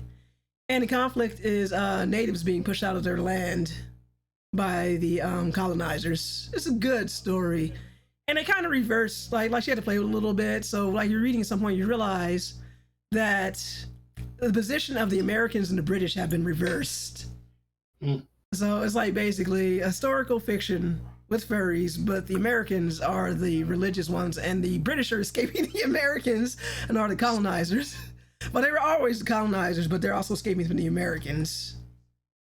But it's just another term for them. But you read enough dialogue, you're like, oh, I see now. And the main character for one of the books is it's about his identity. He's like, because he's part grizzly bear, part polar bear, and he learns that he is, not only does he quite fit in because he was adopted by otters. Trust me, these are all people. This is all people. Don't think of animals, but just think of more so people. And also that he's totally into guys. There comes the erotic part. And he's the chosen one. No, kind of, but well, only as in the fact that it's his story, but the actual character who the story revolves around. How do you say it? It's like told from first-person perspective, and is not omniscient. So you only have the main character's thoughts, and he is what he thinks about the other character. It's like basically, and they have relate in common. They're both like half breeds because this guy's like a wolf dog, and this guy's like a polar grizzly bear, but was raised by otters, so he's not in touch with his heritage. Also, he's fucking big, and it's great reading a story from that perspective. It's like, I don't like to use my strength, but when I roar, I can make people pay attention. Sounds like I'd be interested in that, considering I like bears. Yeah, you would like it, Mythic. First person limited. Thank you. See, still talking about writing. Still getting it in there. I haven't read I haven't read this book yet. Ty got a reason he said he got it was because at one point when it first came out, the author is Keith Olbermann. We all know who he is. Yeah. It was $50, and he saw it on sale for like half the price, and he picked it up. That was it. And I was like, I guess I'll read it. Somewhere wedged between my 9/11 book, some more serious fiction. Oh yes, the same reason that people have a lot of clothing. It was on sale. Yeah, that's the same reason you end up with a lot of games. It was on sale, especially Steam games. Remember back in the day they did those Steam parody ones where it was like a Steam sale and stuff would go crazy. Like basically they would redub or do the subtitles over an anime, and it'd be like it's a Steam sale coming instead of finding your opponent. Like there was one for JoJo's Bizarre Adventure, there was one for Attack on Titan, and it was this one for JoJo's Bizarre Adventure. It was when Jotaro was fighting Kakion for like the first time, but Kakion was Steam. Kakuin, yeah, he was Steam, and Jotaro was like, yeah, you're not getting my. No, Jotaro was Steam, and Kakion, he was trying to preserve his wallet, and basically JoJo beating shit out of him was basically a Steam beating games into you.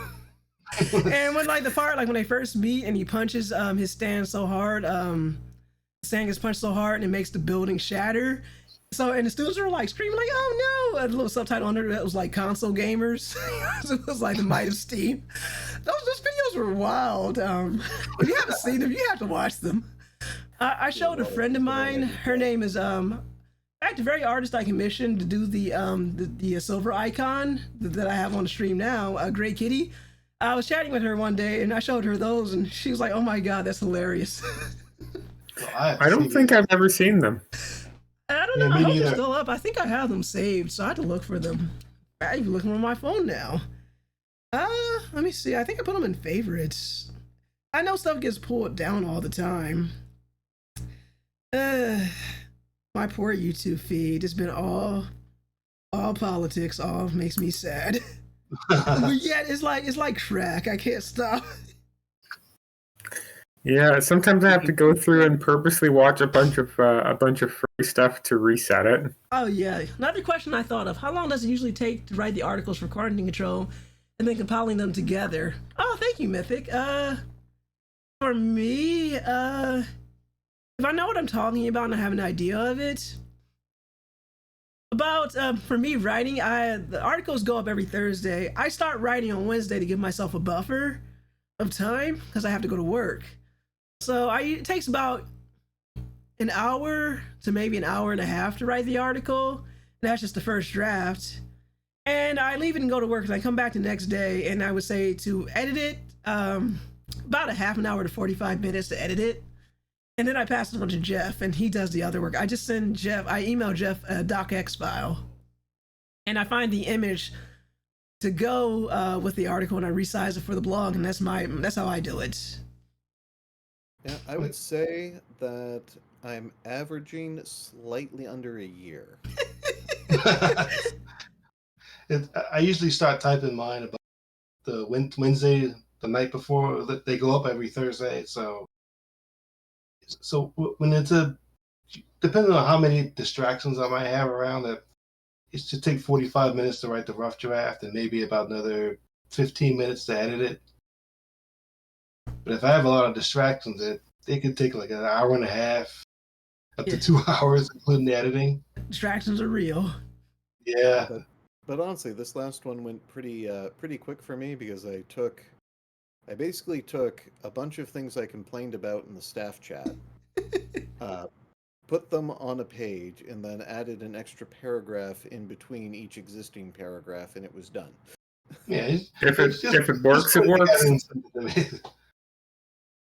Let's see. It says, "Oh wow, it's quicker than I figured." That's nice. Yeah, it doesn't take too long. Word count usually averages. The actual writing process doesn't take long, but sometimes life gets in the way of typing it up in a timely manner. Yeah, like sometimes you get distracted. Like you make the mistake of looking at the news before you start writing. Or social media. But yeah, I would say it takes about 45 minutes, like depending on if I get like a little bit of a block, but about an hour to do about 1,000 words. And I usually aim for about 1,000 to 1,500 words for my contributions. I find that it's a huge time saver if you wait until after it's published to do the editing. That's not great. Is there any specific method to combining them, or is it a matter of copy paste? Geoff, that's you, because we give them to Geoff to combine them. I usually put them in the order that I get them. So if I finish mine first, that one, it's usually Angela sends hers in the afternoon. She'll be second, and then CW usually sends his. But when it's at night, well, my time, it's usually a little earlier in his time, so he'll be last. See, Geoff was smart. He didn't have this whole HTML table wrapper around it. Yeah, oh yeah, Mythic, we have Drew, that was his idea for Naughty and Nice, and he's the one who wrote out that table. And it looks really cool on the blog, but well, it used to look cool, and then at some point there was a change in how browsers render the tables, so we can't get rid of like the pencil thin border on all the cells now. Yeah, that's the bad part about HTML. Sorry. One year when Drew couldn't do it, and I had to post the Naughty Nice, I saw the code. Like, oh my god! Yeah, and it's bad because Naughty and Nice, I like to leave a lot of links, and I think I broke Geoff. Why are all these links in there? I got the hang of it though. Okay, it says she also says I figured there was a set order, but based on time makes sense, and that usually ends up being the very same time. Oh, I do like how naughty and nice looks, but yeah, HTML breaking is unfortunate. Oh, speaking of naughty nice, here's a little bit more inside baseball. So, speaking of raunchy shows and how we get back to anime not being that different from furry, just people's perspective. You guys know what I'm about to talk about, or you just have an idea? I might have an idea. Okay, you might be on the wavelength. So there's a show called Bastard with 2 exclamation points at the end. Oh. And okay, so I wrote about Bastard. That show is as horny as hell. And it was the remake, the Netflix remake. And so I was like, so, as I was submitting the picture, and I was like, oh, they got some wild shots in here, but I tried to get something that was, as safe as possible. And Drew and Geoff were like, no, don't do that. Get something, push it further.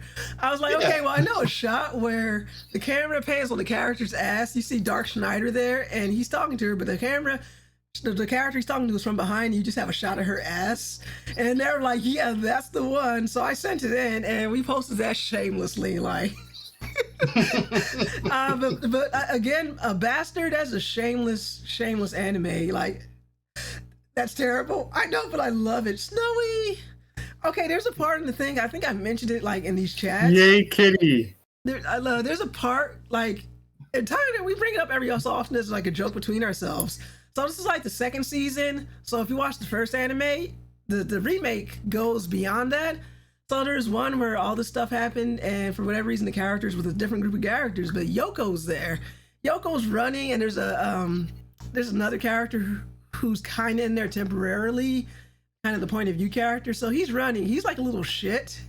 And he's running behind her, and it's like, we're watching this in English, so this is the dub, and it was hilarious to me.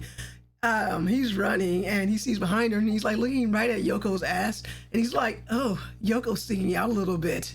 Then he shamelessly smiles, and the camera pans down to his crotch, and he says, oh, I'm sticking out a little bit too.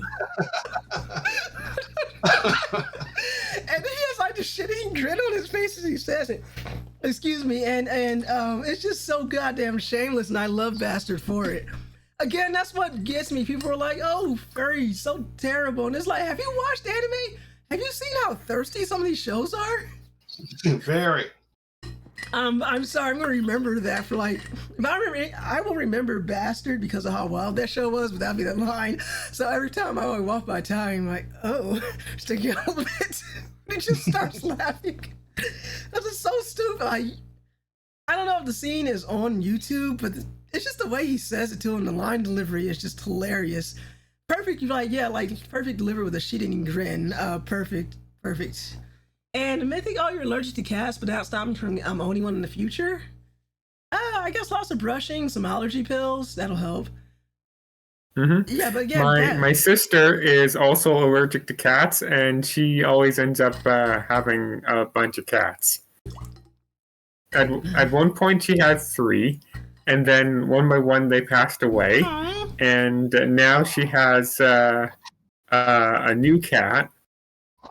And no cats for me. I really like cats, but my sister's allergic, and she ends up having a lot of cats.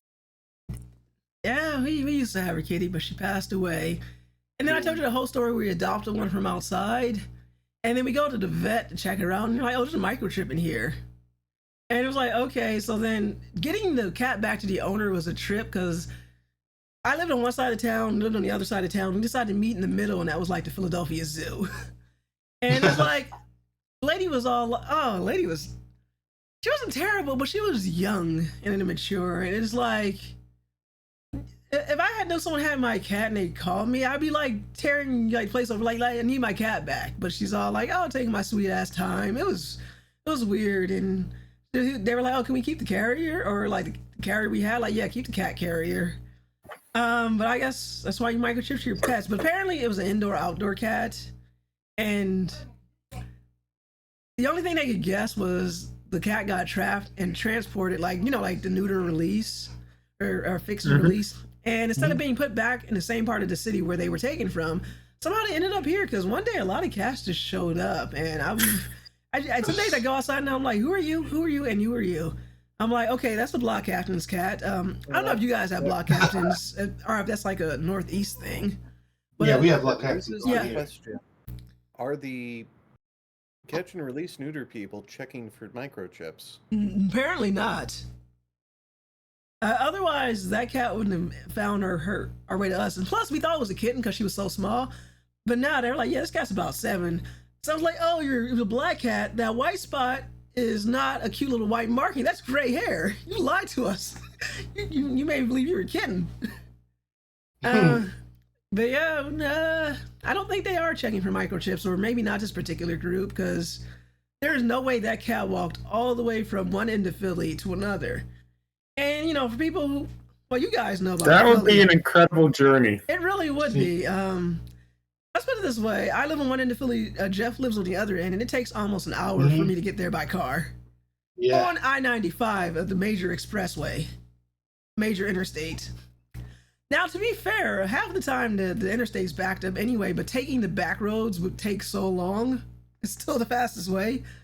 Kind of makes sense to meet at the zoo to exchange a cat. It was a day, and it was funny. I was streaming that very night. It was when I was streaming that game Stray. So that happened during the Stray stream. That's appropriate. Yeah, it was like I did it before the stream and made it back in time for the stream. I should really be checking. That's not good to drop off a cat randomly in the city. That's a really funny coincidence. It is. So we got new cats out, so I just give them random names. They're like, you putting much thought into these names? No. I see cat, I give it a name. I mean, it's not like I'm taking it in. So there's like a gray tabby. I named her Gray Smoke. There's one cat, a tuxedo cat who had he got into a fight and his eye was injured, but it recovered. Oh, big city. Got the cat games. So I was like, maybe one eye, and it's like Ty was like, well, you can call him Uno, even though he has 2 eyes again. So I'm like, okay, well, that's Uno. There's an orange, the gnarly, angry old orange tabby cat. I named him Orangeade. Very unfriendly. There is like a I don't know what to call him. I don't know all the cat coat types. But it looks like she's mostly brown, but she has like splotches of like orange fur, so I call her Splotches. Apparently the block captain calls her Midnight. Some of these could be warrior cat names. It's funny, I don't really know much about warrior cats, so let me finish this and I can get into a tangent about warrior cats. But maybe warrior cats isn't influencing me. And who else do we have? I think that's it as far as the cast as I know, and I think there's the block captain's cat again, and I want to say her name is Duchess. Maybe, I don't know. I can't be bothered to care that much, but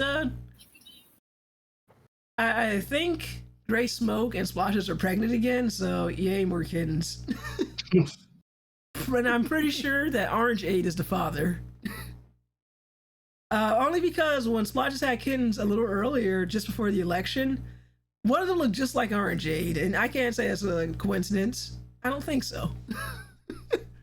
I didn't see any other orange tabbies around. But yes, warrior cats, very much a warrior cat's cub, and yay, more small cute kitties. Yeah, but warrior cats, I don't know much about warrior cats. When warrior cats came around, I would have been in college, so I was a little too old for the series. So the only reason I know about it is because I have a mutual, or I guess an acquaintance, on another server, and she's like, there's a story, a webcomic called Follow Your Heart, and it's about warrior cats, and she wanted someone to talk to about the webcomic. So she's like, so she made me read it, and I was like, do I need to know anything about warrior cats to enjoy this comic? I'm like, no, you don't. So I'm reading it and I'm getting into it, and it's like some of the warrior cats stuff is making me scratch my head. Like, so apparently when they're kittens, they have a name, and it's usually some kind of name that describes their colors or whatever, or what they do. So it's like their name will end in Kit, and then they'll get another name, and then they get their full adult name when they become adults. I said that, it's repetitive.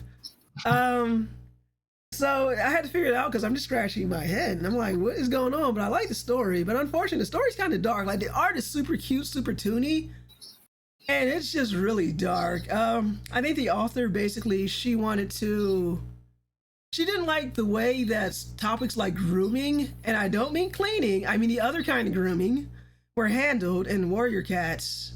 So she wanted to write a better story about it that addresses that. And every scene where it happens, like there's nothing ever graphic or anything that happens, it's just heavily implied. There's always a thing that says if an adult's doing this to you, here's where you can get help, and what's happening is not your fault. It just lets you know how dark that story gets. And the cats are so cute too. It's a shame, but I can at least say the one person gets his comeuppance for being a bad cat. But like, so that's the only thing I invested in the story. Like, I don't know about Warrior Cats. I don't know about clans. I don't know any of this stuff, but I am slightly invested in this story, and it's kind of depressing. Art is super cute, super toony too. Wow, it's dark. Objection. There is no such thing as a bad cat. I feel like you're a bad cat if you're a pedophile. Let's put it that way. But that's Snowy's a good cat. Snowy would never do bad cat things. So it says Kit, apprentice name, warrior name, and then the leader ending in star. Okay, that makes sense. Thank you, Mythic. So that makes the main character following. His name is when we first meet him, his name is Suit Kit, and then he becomes Suit Paw, and he hasn't become a warrior yet, so he's still an apprentice. And the leader, her name is Koi Star, so I'm assuming because of her pattern, she's named after a koi fish. I don't know, man. Warrior Cast is weird, and I don't think I'm ever going to read the books. I'm like, this comic's enough, and I don't think I want anything else to do with the franchise. Love that wood ceiling. It's a nice ceiling. Anything else? Yeah. It's 11:30. Do you want to start calling it, or you still want to chat a little bit more because the Drew came in late? I'm going to address a question that got missed that was directed to me. Okay. The answer is I don't know, but I don't think they are. Okay. Okay. So we calling it a night then. Yeah, I think we got every question right, except the Mr. Burns one. Drew, that was your question. That someone wrote. Might have. So, Mr. Burns, tell us about Mr. Burns.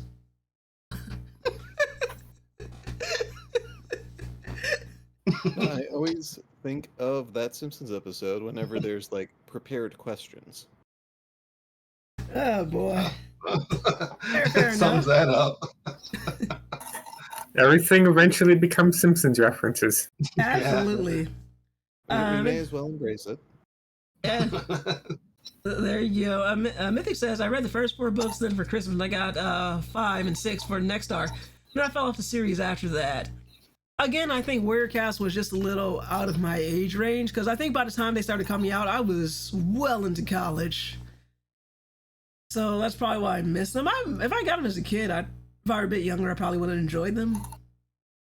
Maybe.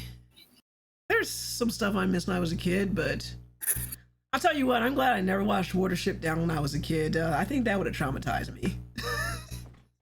I'm glad I was firmly in my 20s when I saw that.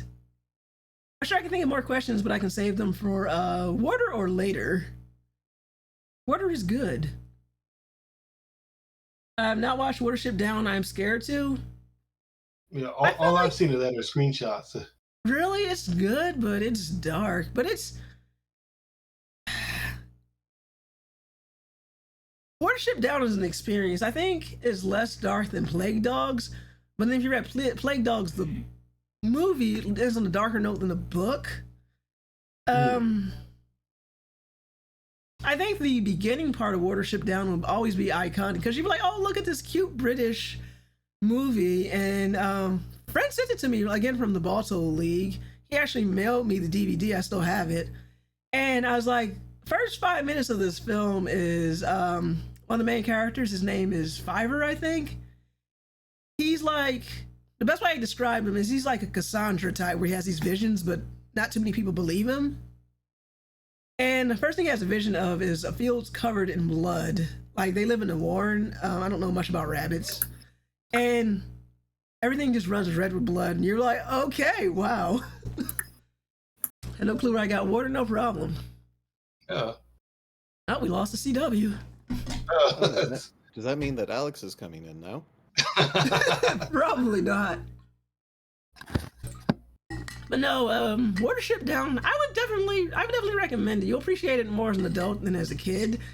Okay. There are themes there to get, but Another one of those movies I gotta make sure to watch. Get out of the backlog. yeah. I would say I mean, the guy who wrote it, I forgot what's his name, Scott Adams. He was Not that Scott inspired. Adams. Huh? Oh, not that one. Or is it Adams? No, not that guy. I'm sorry. Holy crap, not that guy. Wait, really? Having connection issues right now. One moment. Okay, CW. No, not that guy. Not that. Okay, let me just look it up. You know what? We're not going to. I will not besmirch the good guy's name. If you want Watership Down light, you could always watch Kung Fu Panda 2, which begins with a genocide. Okay, my bad. I want to clear this up right now. Before we go any further, it's Richard Adams. Oh, okay. All right. I will not besmirch Richard Adams' good name. Yes, don't be a dick. Okay. And welcome back. Am I CW. coming through? Welcome back. Yes. Oh, Yay! I remember a specific question I had at some point. Angela, you put it on the favorite anime list. Anime with dog that was looking 80s or 90s art style. Maybe Ginga Densetsu Weed. Yes, Weed. Yeah, that was the 2006 one.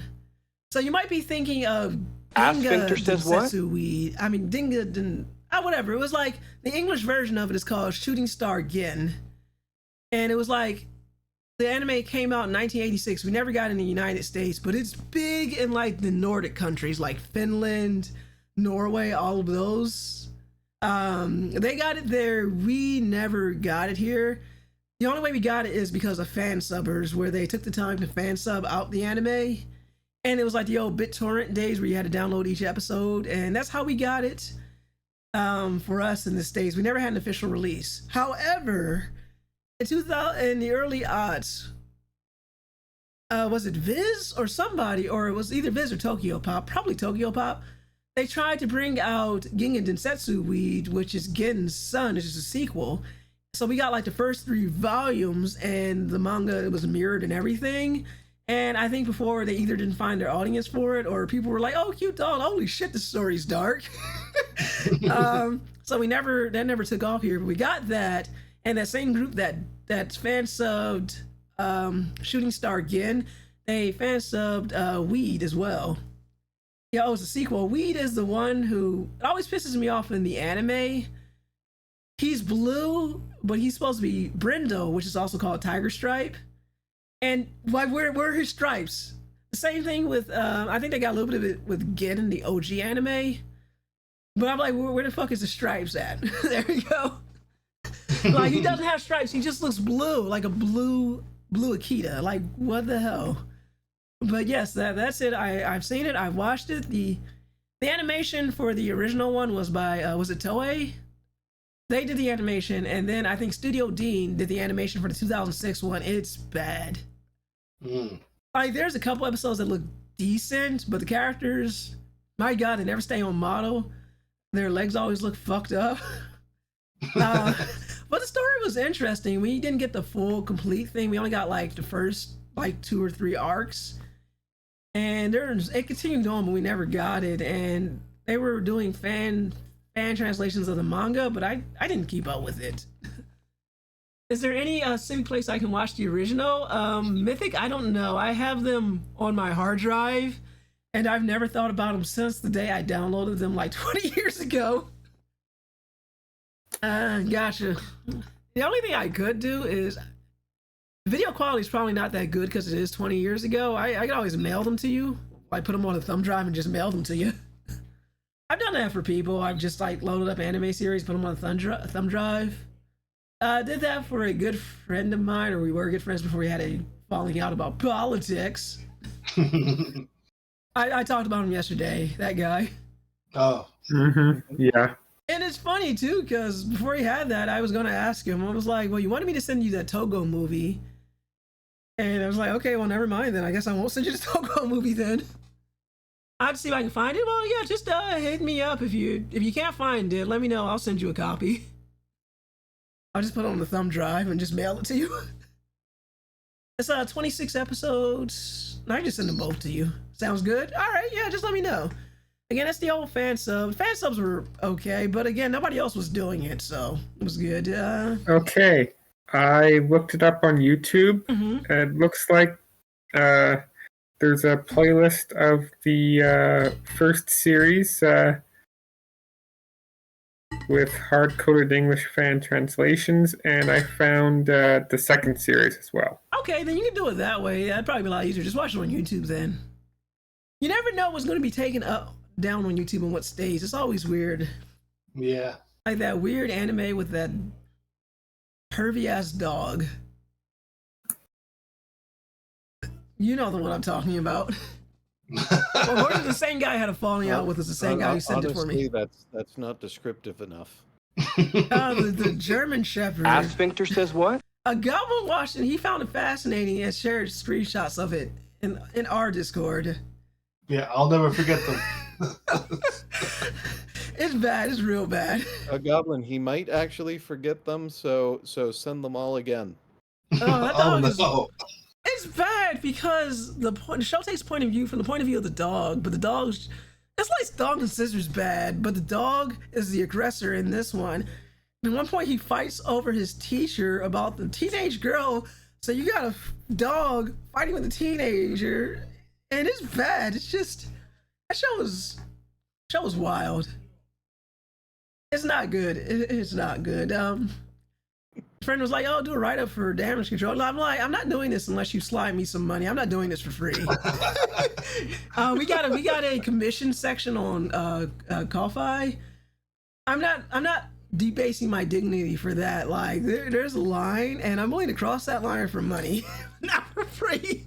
It needs to be sponsored. I don't want to talk about like Dog and Scissors is bad enough. Then you got that what's his name, Renton 10 or something like that, and oh my god, fuck that show.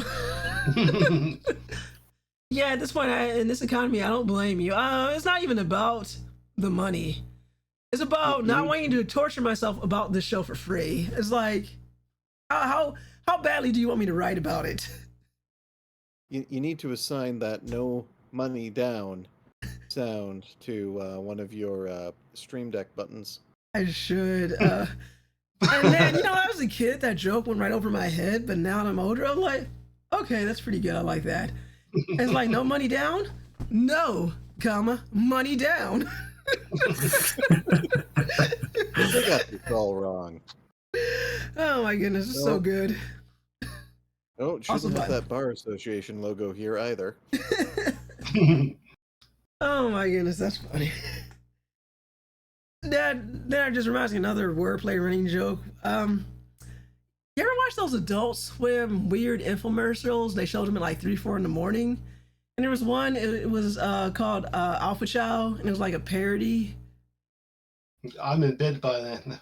I didn't watch it at the time, but I think I saw it, and it was like, okay, so it starts off, the whole point, I think, for them doing it was, it starts off as like a normal looking infomercial, like something you would have on either you're coming home from work or getting ready for work. If you're up at that ungodly hour and Adult Swim is just on. It starts off normal enough, but then the infomercials get weirder and weirder and weirder until by the end it's just batshit insane. I've shared this, but I don't know if anybody watched it. Alpha Chow was like, basically, dude was like, I made this dog, it's not even like dog system that'll basically make your dog buffer. And you're like, okay, so he the whole joke was, let me take your dog away and we'll show you the Alpha Chow. And the fact that it turns out like, oh, this is dog food. This is some weird 18th century thing. Oh, you're turning dogs into people. What is going on? That's by the end of it. So like guy comes out and he's like, my dog, like, what have you done? And he's like, hey man. So the guy is like, hey man, what's wrong with your dog? So he stops and he's like, hey, there's nothing wrong with my dog, man. Because he's a dog. It's so stupid. You have to watch that Alpha Chow on Adult Swim. The host was the dog, and he's like, yeah, I used to be dumber. And then, I can't describe it to do it justice. You just have to watch it. Just look for it for yourself. For some reason, this sounds like it was made by the same people who did the Adult Swim Yule log. Probably. And maybe the stuff in the cornucopia or the turtleneck safe. I am incredibly disappointed that the market is such and the time is such that the Adult Swim Yule Log movies will never be on disc. That's a shame.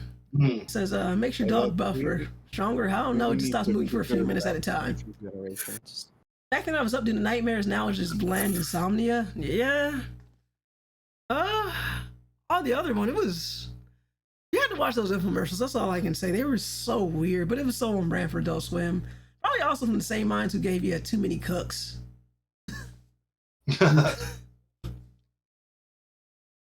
Yeah, unfortunately, here in Canada, we never got Adult Swim. So the only times I really watched it was when I was visiting you. It was Adult Swim was wild. I remember when it first started too. The old bumps were like, all kids get out of the pool. And they kind of changed it to the black screen. Yeah,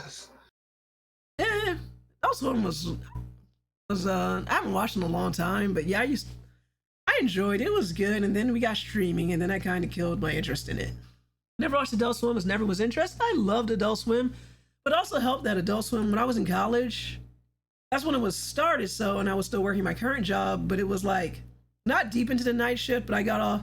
Say if I wanted to work at 6, I got off at 10, and by the time I got home from the buses and stuff, it'd be about 11 o'clock, and I would have school the next morning, college. So what I would do is, whatever I was working on, if I was working on homework or something, I would put on Adult Swim until about like midnight, go to bed like 1 or 2, and then be back up at 6 for school.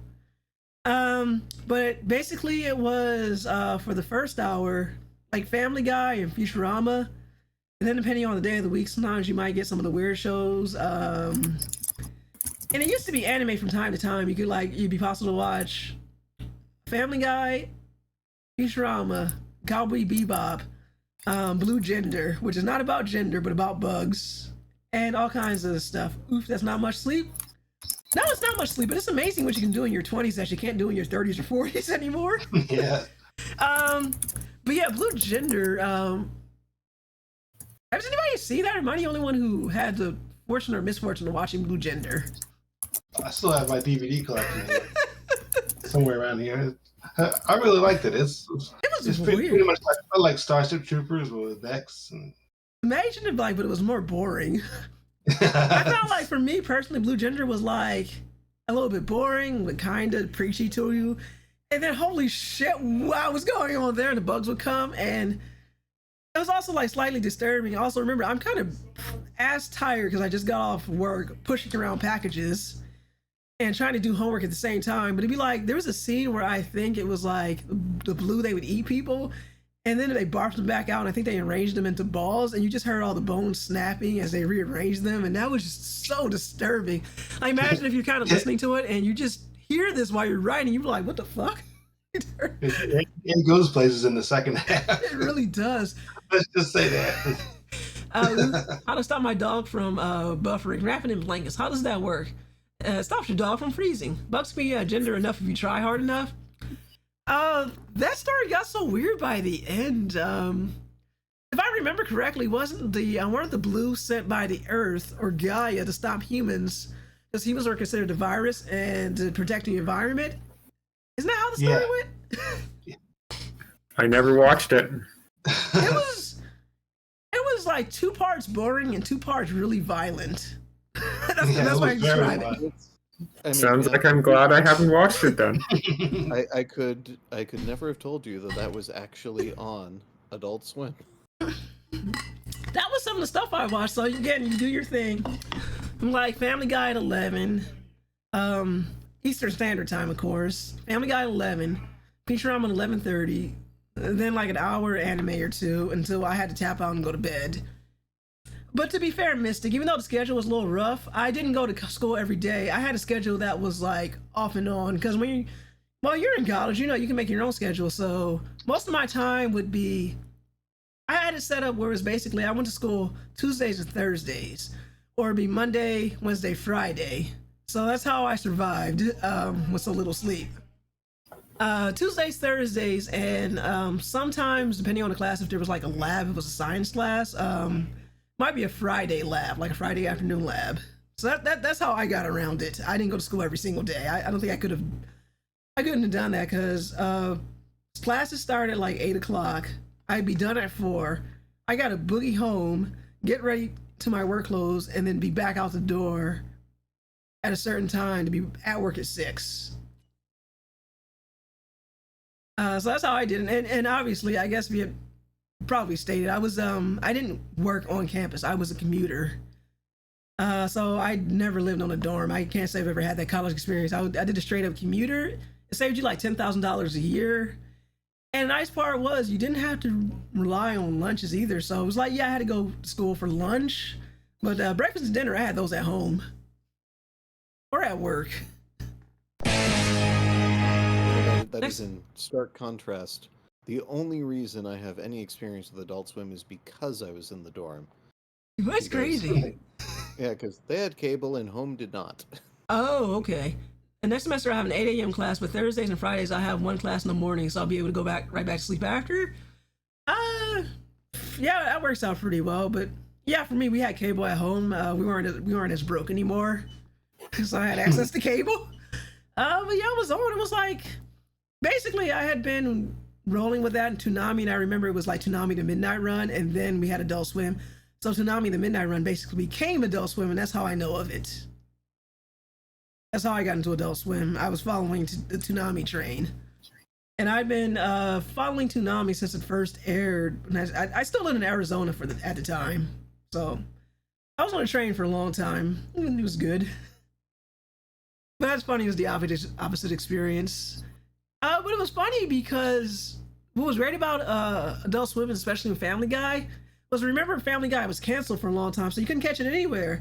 So for a long time, the stuff in your head was that, and you had no way. It was before YouTube was a thing, so whatever jokes you had, you couldn't reference it. So I tell people like, oh, there was a show, and it was Family Guy, and this thing happened, and people would look at me like I had 3 heads, like, oh, that couldn't have happened. And now it was like, Family Guy was on, it's like, oh, I get the joke. Like, I was there before it was cool. I was there when I talked about it on Entertainment Tonight. I said I never grew up with Toonami. The Disney afternoon shows too. Disney afternoon shows too. Oh, I would love those. You would have. That's how I watched Gargoyles. There was Bonkers, Goof Troop. Oh, it was good times. So many good shows. Darkwing Duck. Tailspin. I blame Darkwing Duck and Tailspin partially for me becoming a furry. Can we take a moment, since we're speaking of an era, to remember that the Entertainment Tonight anchor desk had a light underneath it to show off the I forget her name after all these years, but it was to show off her legs, which they also took out a $6 million insurance policy on. I did not know this. That's crazy. That's a lot of money. Man, those legs! I hope they were a great set of legs for all that money. Yeah, that was some '90s political correctness right there. Yeah, it was. Mythic, you would love those shows. They were really good. Mom watched Entertainment Tonight, and that's how I saw it. And I remember they were talking a little bit about King of the Hill. I think I didn't care about King of the Hill, but for Entertainment Tonight, they showed that clip of Family Guy that's infamous. Kool-Aid Man bursts through the wall and he's like, oh yeah. And I was like, all right, I gotta check this show out. That's how I remember it being pitched to me. I was like, okay, cool. But it's like, it had the same thing on Fox that had, that basically played Futurama. They kept changing the times around, so you never knew when it came on, you could never get a steady audience for it, and then they blamed the show. But it's like, it's not the show's fault. You guys didn't give it a fair shake. Because obviously when it came on Adult Swim and the schedule was regular and it started selling DVDs like gangbusters, suddenly you guys want it back now. Like, fuck you guys. I can tell I have opinions about shows. I don't even watch Family Guy anymore. Because I feel like when it was canceled, it came back, but it came back meaner and more... Mm-hmm. It came back meaner, so after that there was like a clear delineation between when it was canceled and when it came back, and it just got meaner and meaner and meaner and nastier. As far as the humor goes, it just became a mean-spirited show where the first couple seasons were pretty good and they have some dumb jokes, but you could kind of tell they meant well sometimes, and you know, it was a little bit of a lesson, and that just went away. It was like, oh, basically it felt like the attitude with the writers were, oh, you canceled us now, but now we're your golden goose, so we're gonna get away with as much as we can. And that's just the attitude of the show, and I don't really watch it anymore. So I haven't watched Family Guy in like a good 10, maybe 12 years. And I probably haven't watched The Simpsons since 2005. I just kind of got tired of that too. But yeah, came back wrong trope indeed. Although occasionally I watch clips of Family Guy, and some of the stuff is on point, but it's like watching the clip is enough. And unfortunately, Angela, there was just no more room on the schedule. They had to accept the fact that Fox has to make room for terrific shows like Dark Angel, Titus, Undeclared, Action, That 80s Show, Wonder Falls, Fast Lane, Andy Richter Controls the Universe, Skin, Girls Club, Cracking Up, The Pits, Firefly, Get Real, Freaky Links, Wanda at Large, Costello, The Lone Gunmen, A Minute with Stan Hooper, Normal, Ohio, Pasadena, Harsh Realm, Keem Eddie, The Street, American Embassy, Cedric the Entertainer, The Tick, Lewis, and Greg the Bunny. Oh man, thank you for having that. To be fair, they didn't really give a good fair shake to Firefly either. Yeah, well, I suppose if all those shows go down the tubes, they might have a shot. Yeah. Okay, but and Dark Angel was good for the first season, but it quickly went downhill. Good stuff. Oh, speaking of shows that don't exist anymore, you can barely find clips of. So there's a show I really enjoyed. I think it was on a channel. It was like the CW or something like that back in the 90s, and nobody remembers. Me? You had a channel, CW. It was called Homeboys in Outer Space, and like almost nobody knew that. So I said, if anybody ever knows what Homeboys in Outer Space is, we're going to be friends for life. And so the only two people I know that know of Homeboys in Outer Space is the Drew and my husband. And me. And you knew about it too? Yeah. Oh my goodness, yay. So there we go. My mice. The only reason I remember Homeboys from Outer Space is that promo they ran when James Doohan guest starred on an episode. I feel like that show didn't get a fair shake. It was so dumb. Like, their car was like literally a hoopty. Their spaceship was a hoopty car. It was so good. It was so low budget. I loved it. I think I only watched one episode. I was there. That was enough to know about it. It was really cheesy. It wasn't good, but I enjoyed it. It was I think I found like one clip on YouTube where a guy was all like, "Oh, we got this thing," and he's like, "We went to this planet, and it was like a dead squirrel." And it's like, "Well, why did you want this?" And he's like, "This thing, we risked our lives to get this for you." And the guy was like, "Oh, that's my lunch." And he just takes this dead mango squirrel and he just shoves it into his mouth. And then he's like coughing on it. And then he's like, and he spits out the squirrel and he has some water. And he's like, "Thanks, guys." And it makes me there like, what the hell, man? Surprised I never heard of it. Well, Goblin, you missed out. It was like that. And what was that other show? It was like the Townsend Brothers or something like that. There's a lot of weird little shows on CW. I will say that I was CW long before it was cool to be CW. Yeah. That's Unhinged. In terms of the television network, it was never cool to be CW. I liked it though. I liked it for what it was. That's Unhinged. I love it. It was a weird show. It was like, basically, I would say if you like Futurama, you would probably like Homeboys in Outer Space. It's just like, what if sci-fi parody show, but we took these two black guys, and they're always broke, and their main ride was a spaceship, but it also looked like a hoopty. And in case you don't know what a hoopty is, it's like it's a type of car people call it, like especially back in the 90s. Say it was like a car, like a Crown Victoria. And that's probably not helping either, but it's like a Ford car. It was very big. So it's an outer space show, and they're always broke. And so this is an outer space show. They're always broke, and you're not referencing Cowboy Bebop. No, because Cowboy Bebop is such a better show. It was probably before I think it might have been before Cowboy Bebop or maybe around the same time, but Yeah, it might have predated it by like maybe 2-3 years. yeah, it was like mid '90s. It only lasted for a season though. Like I said, it got like 6-7 episodes. Know nothing about cars and I can't drive, so I have no clue. Well, my husband's a car guy, so that helps. He's playing probably Helldivers. He probably explained it better. It's a Crown Victoria is a sedan, basically the 4-door car. Basically from 70s, 80s. It's got a very long hood. It's like if you were driving it, because my stepfather had one. I drove it. I didn't like it. It's like driving a fucking boat. It's that long. It was the police cruiser for years. Yeah. If you see the police cruisers from the 80s, those were Crown Victorias. Yeah, and you always knew you pulled up, like when you were driving at night, you knew not to pass the car in front of you if it had those like triangular shaped taillights. Yeah, they are long. Yeah, like I learned to drive a little bit on that. I didn't like it. It's funny, like Drew and I sometimes we're on the Discord, the Damage Control Discord. We'll talk about cars and people are like, "What the hell?" But like, okay, the shifter thing. Again, my husband's the car guy. Like he literally does that for a living. Most cars, like for the Fords, I've noticed I don't like Fords. I'm sorry. I guess that makes me a bad American. The shifter's in the steering column, so you're holding the steering wheel and you want to shift, you got to pull it down here, and I don't like it there. It's weird. Have you ever driven a car like that, True? Where the shifter was in the steering column?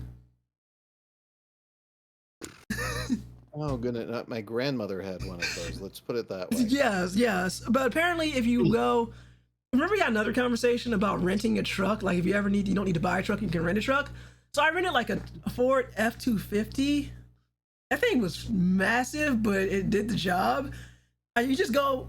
This was years ago before the pandemic, so I don't know how much it costs now, but I don't know. Say you could buy like at the time it was like here's $70, one truck please, and you could like borrow that for like 3-4 hours to do what you need to do to haul stuff. And I needed to move some ladders from Mom's house to my house.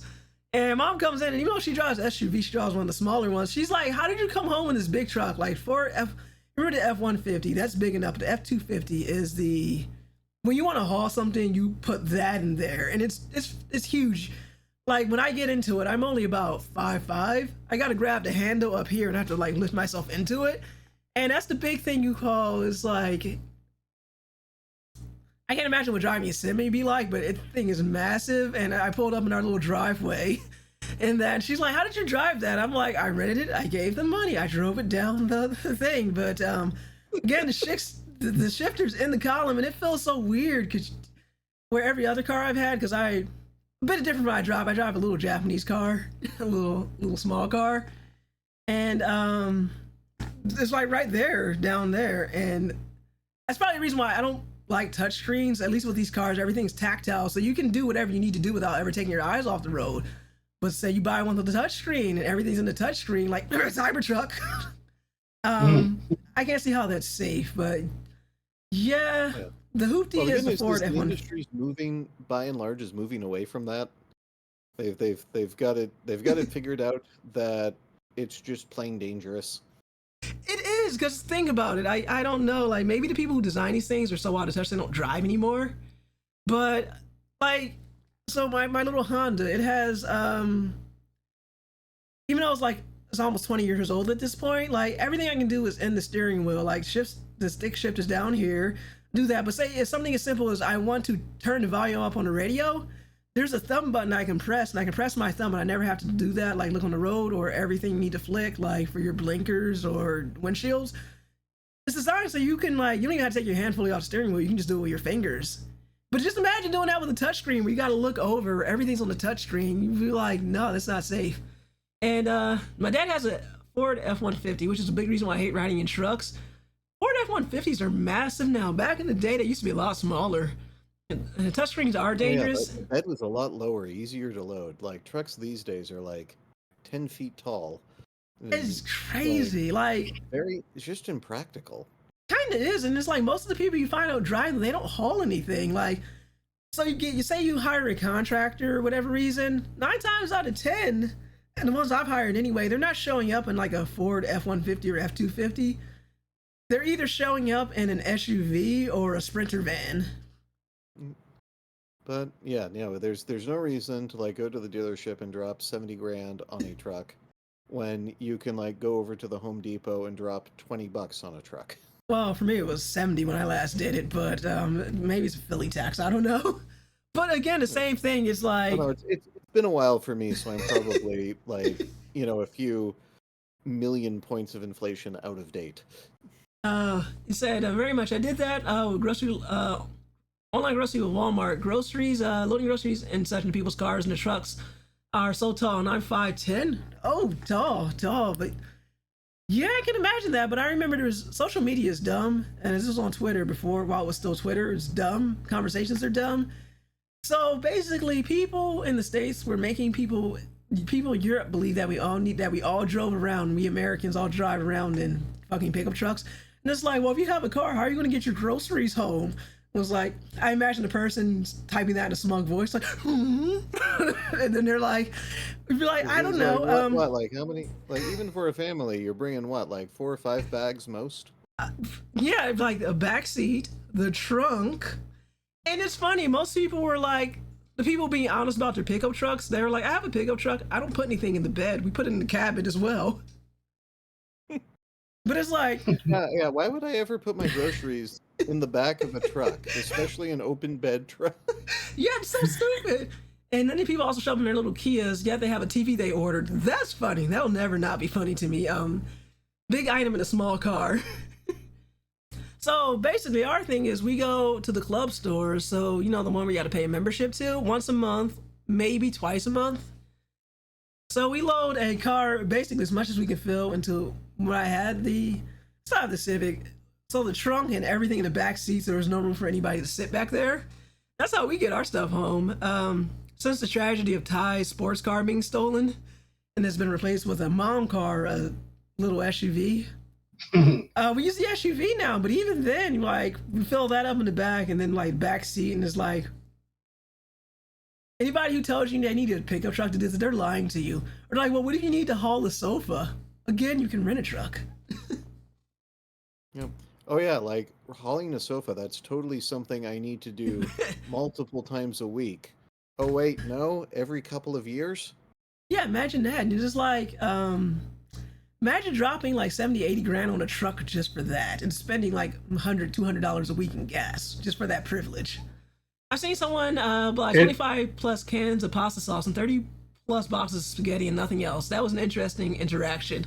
I hope that was for a store and not a person. Maybe there was like a community dinner or something. That makes sense. I can't help but think that that people who buy those really big trucks are basically trying to compensate for something. Oh, they are. Especially if they put truck nuts on them. And like 95% of I bet 95% of truck owners aren't satisfying their wives. Well, no. Well, the truth is, they have a very keen interest in not seeing children before running them over. Because sure. Like, it's not like the engine doesn't go all the way up. Like there's like 2 or 3 feet now of just empty space under the hood, just so the hood can be higher and cut off the viewing angle of anything in front of you. Yeah, it's not good. I remember that's why we've got that big stick that comes out on the front of school buses. Yeah, because the kids have to walk that far in front of the bus to actually be seen. It's bad. It's really bad. It's funny. I was watching was it Frontline? Something on PBS, like Frontline show, and they had like a little survey thing. They were like, people who drove big trucks or big SUVs were more likely, if they saw an animal on the road, to go towards the animal and run it over. And I was like, wow, that's sadistic. The very likelihood that they back into a parking spot and then want their groceries in the truck bed. Just jackasses all around. Mm-hmm. Yeah, I've had people coming up to crosswalk that I'm using, and they just roll through even though there's also a stop sign. Oh, they do that And too. they don't care that I'm in the middle of crossing the street. They've done that while I'm walking the dog, so I don't cross the street as much anymore. I don't cross the street anymore. But one, she's old lady now too. Yeah, being nearly run over is not good. Where you kind of realize you're paying attention. Oh shit, this person's not going to stop. So either you got to run forward, or in that case, I like yanked the dog and I had to jump back. Like fuck these people. And they even have this entitled attitude. I wrote about it to a newspaper in Revelstoke, a little letter to the editor thing, and some of the responses on the website were basically, well, it's simple physics. My truck is bigger than your body, so get out of my way. Yeah, people are dicks. Welcome back, Desolate. It's the law. Fucking stop.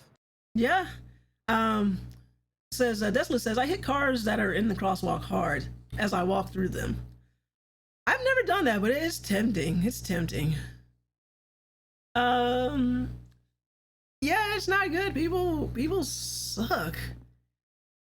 And I would say, especially even as another driver, because big things like to bully smaller cars. Oh, look at me in my big car. Yeah, the bigger the truck, the more you suck. Yeah. Well, Tesla never left. He's omnipresent. With these high hoods is that, you can't do, the preferred defensive maneuver, which is if you get struck in the crosswalk to just slide up the hood and hit the windshield with your elbows. Yeah, wow, good. I suppose this way, whenever I cross the street, I gotta make sure, like, looking both ways all of the time. Even when I take my trash on a small block, you never know when some jackass will come barreling down the street. So even on my little block, I gotta be careful. I can't trust people. Big car and amazingly loud. Louder equals cooler equals smaller. Exactly, Goblin. I look both ways thrice for crossing, and it's like when you stop at a crosswalk, when you're driving, what I learned, I'm like, most people don't care to know the rules. Like, they just do enough to get their license, and that's it. But it's like, if you want to stop long enough, I'm not gonna lie, I'm guilty of doing like a rolling stop, but at least stopping long enough to put the brakes on. But it's like enough things like look like left, then right, and then left again, and then you go. And the response I have to remind and look like, okay, there usually no one crosses this way, but sometimes I do, so I gotta make sure I'm looking. But the nice part is I have a small car. It's very low to the ground, so it's easy to see people.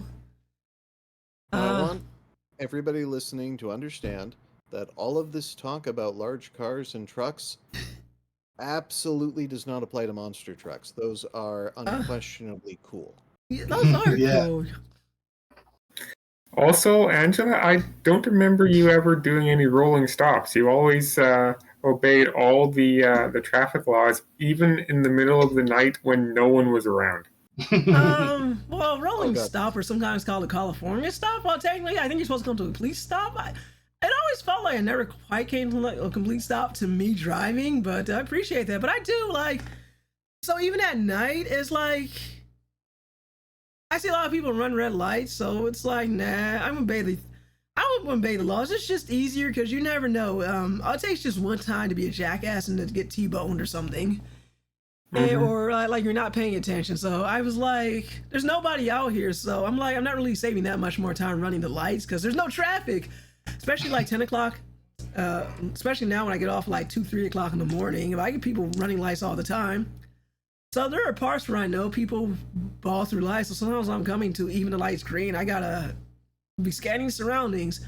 But now it's doubly so at night because I've got 3 problems when I'm driving home at night. There's no traffic. But first problem is I live in Pennsylvania. There are deer. Dear God, there's so many deer. So you never know one of those.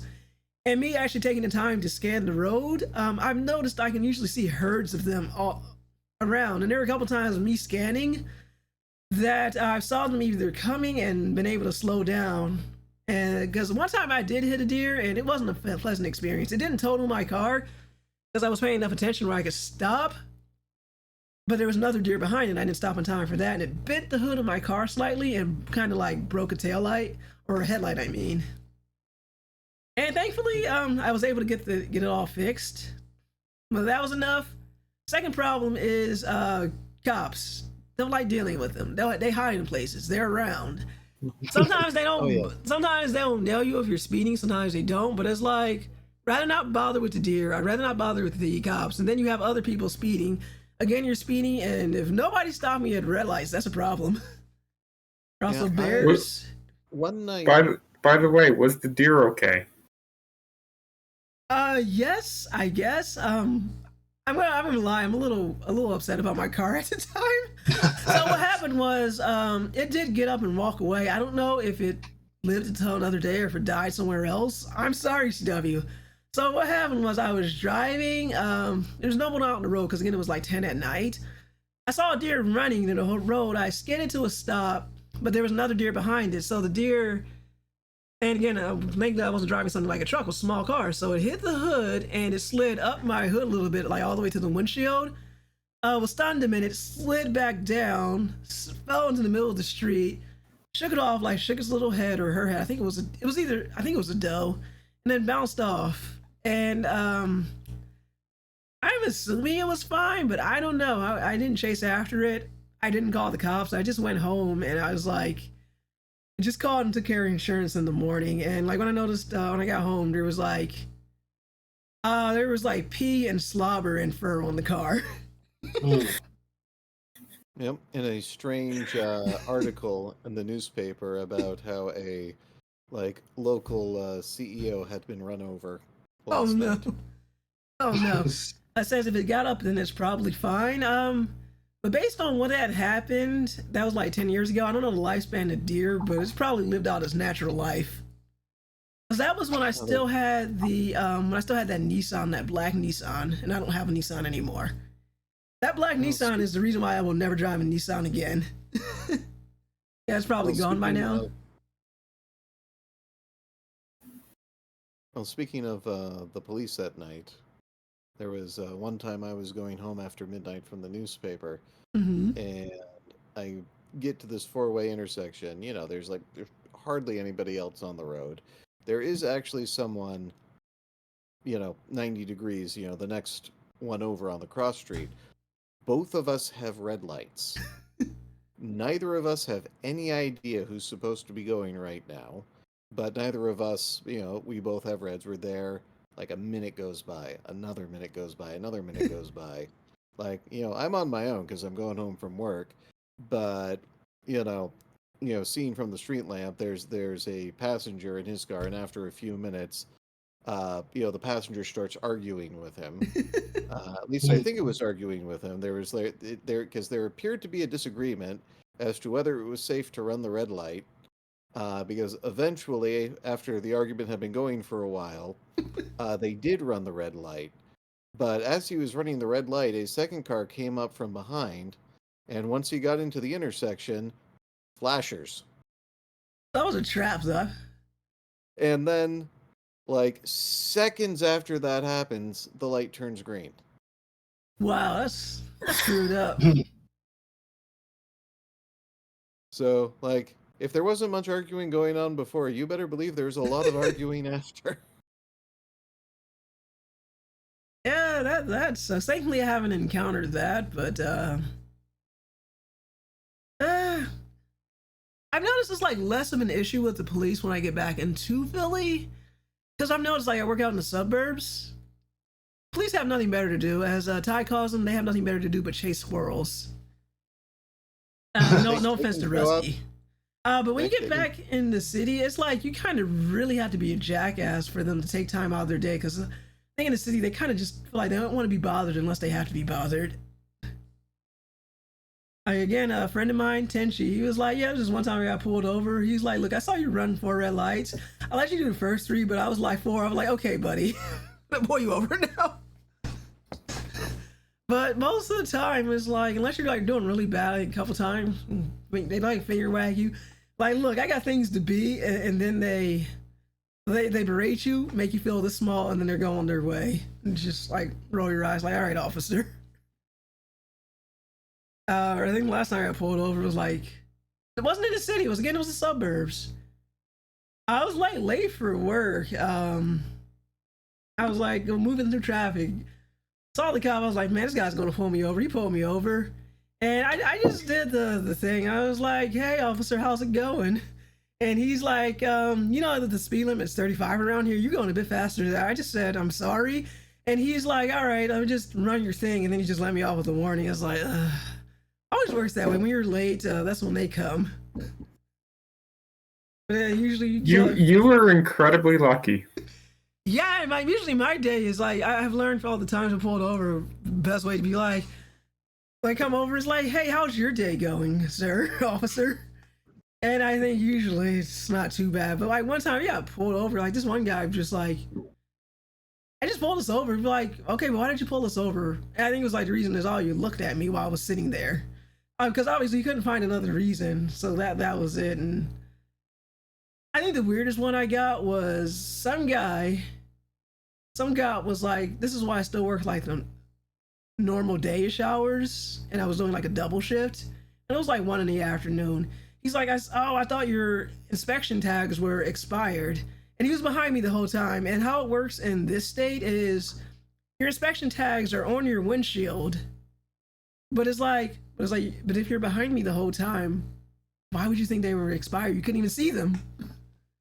Just looking for an excuse. So he looked at them and he's like, yeah, I thought they were expired. You didn't even see them. Like, okay, buddy.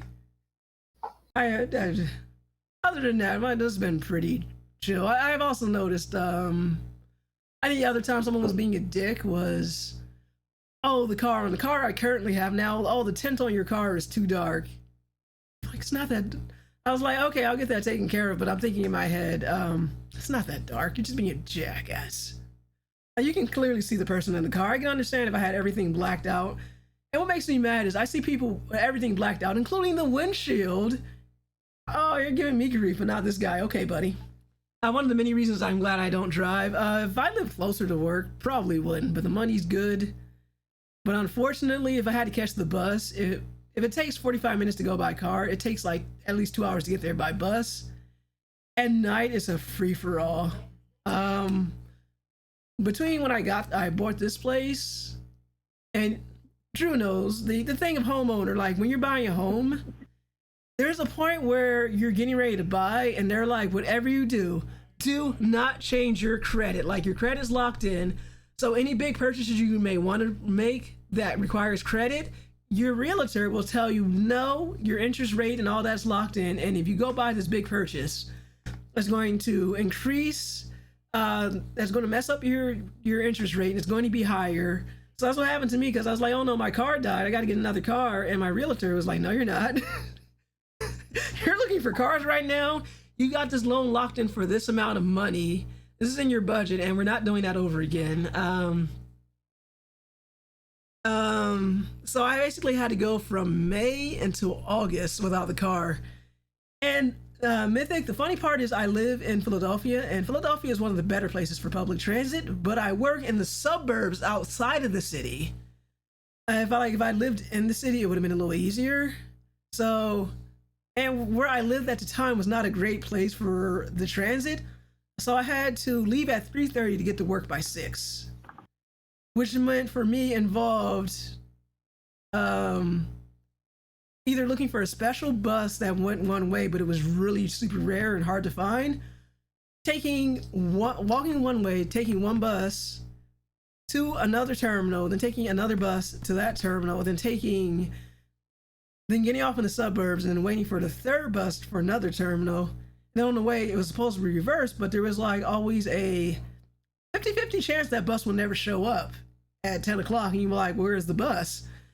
And one time it didn't show up and I had to call for a ride. I saw to get mom out of bed. She had to come get me. But was that or like another 30-minute walk back to the station.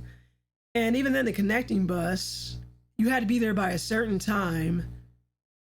And if you weren't there by a certain time, that was the last bus to take me back close to home. And I won't forget the last day before I got the car. This is almost 10 years ago. The car I currently have now, I've had that car. This bus, Geoff, since Geoff is the only one who knows about Philly, this was the 26 bus.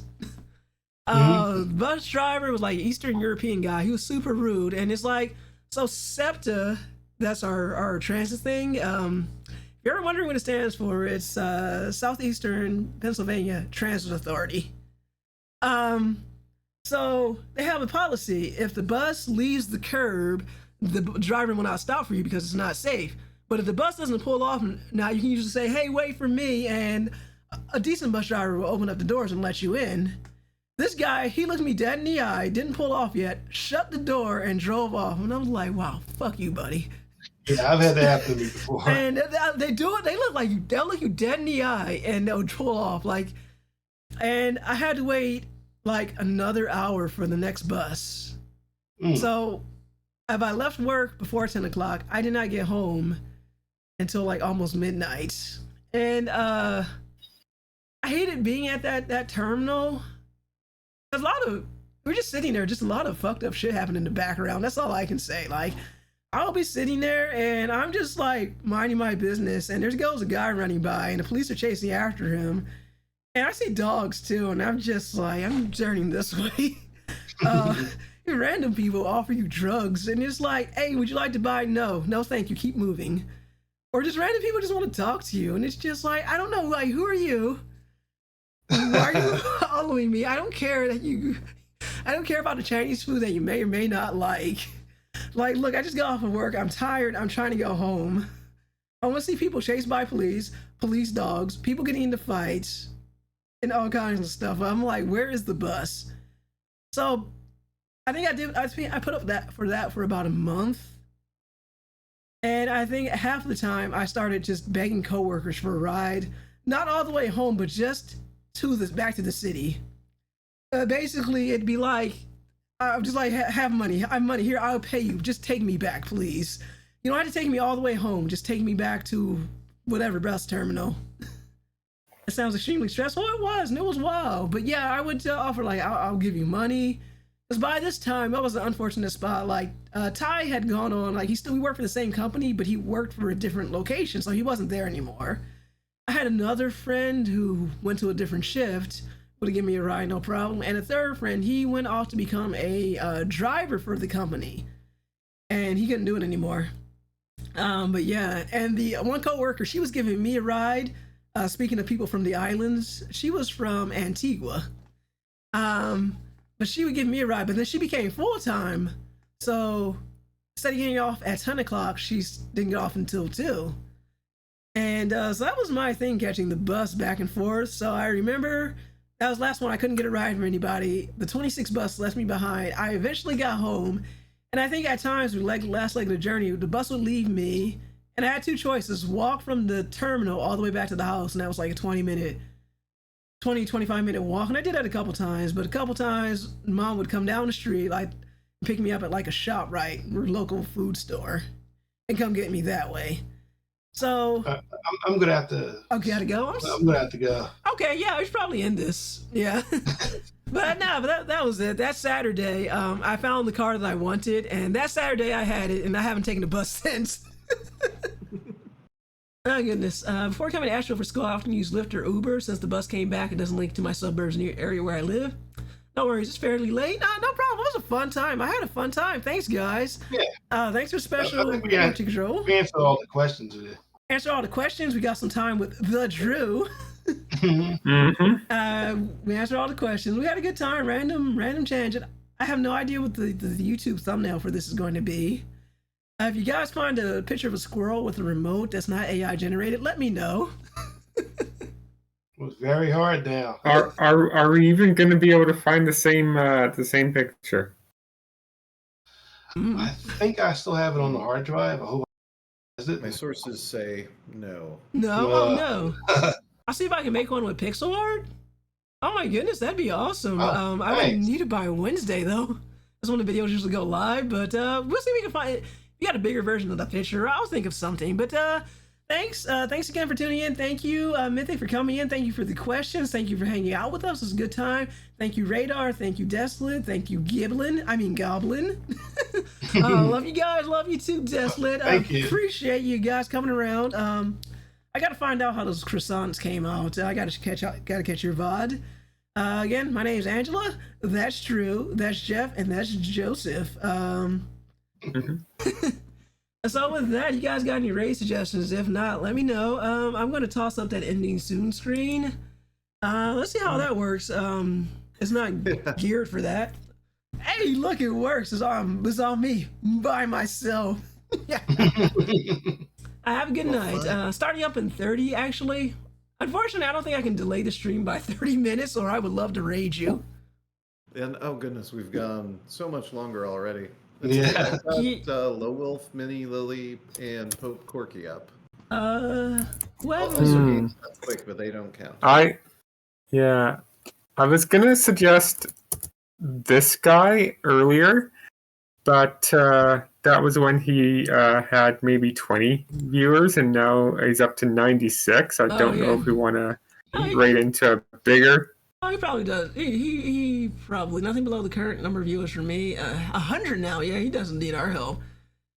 Yeah. Excuse me. Oh yeah, I forgot to do the sign off. Blah blah blah. Damage Control blog. DCGameblog.com. Obviously, write about blogs, all that good stuff. Our new articles go up Monday through Saturdays. Find us on Mastodon at Damage Control Blog, on Blue Sky at Damage Control Blog, YouTube at Damage Control Blog. We have a Discord. You can come chat with us. Get all the notifications. I'll be back next Sunday. Might be a little bit later stream because it's Easter. I'm playing Chrono Trigger for the 30th anniversary. There you go. I've done it. I knew I was forgetting something. Good night, everybody. And yeah, Chrono Trigger. Yeah, Blue Sky is okay. I'm enjoying it, but Blue Sky is all right. If you're don't think of it as Twitter. Think of the Twitter we knew was dead. It's cool. Asphincter says what? Much better than what replaced it. Yeah, it's okay. Not enough Robo. I prefer Mastodon. I also prefer Mastodon, but not so many people. A lot of people are on Mastodon. That's funny. We have the most followers on Mastodon. I think it's only because we've probably been there the longest. But yeah, a lot of people either I've noticed there's like several reactions. Oh, Mastodon, or oh, Mastodon, or what the heck is Mastodon? Mastodon can be a process. Okay, but let's see who we got here. We got those three.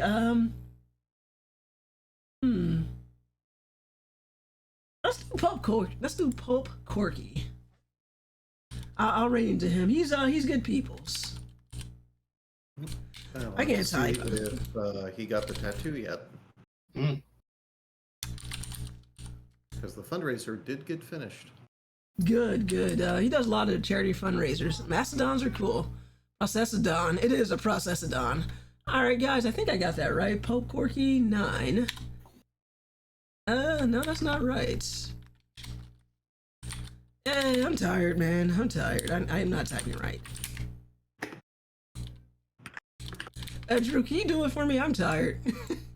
No, I'll try.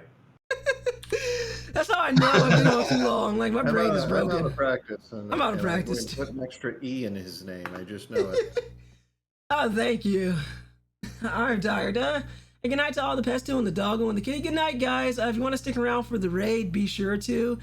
If not, I hopefully see you next Sunday for the Chrono Trigger stream. Check the socials for when we are going live or whatever. Okay, I'm not seeing that raid button. Like, where? Oh, for the love of God. It's on my screen. Okay, well. All right, well. So I controlled it. Like you guys don't get to raid until I say so. All right, so I guess we're raiding when Drew raids. No, yeah. I could push the button right now. Or I could hold you all hostage. Okay, well. Don't worry, I've never gotten mad with power before. Yeah, I heard him. 24-hour stream, no. It's okay, we're out. All right. Yeah. All right, well, let me... Have a good night, everyone. Good night, guys. All Take right. care.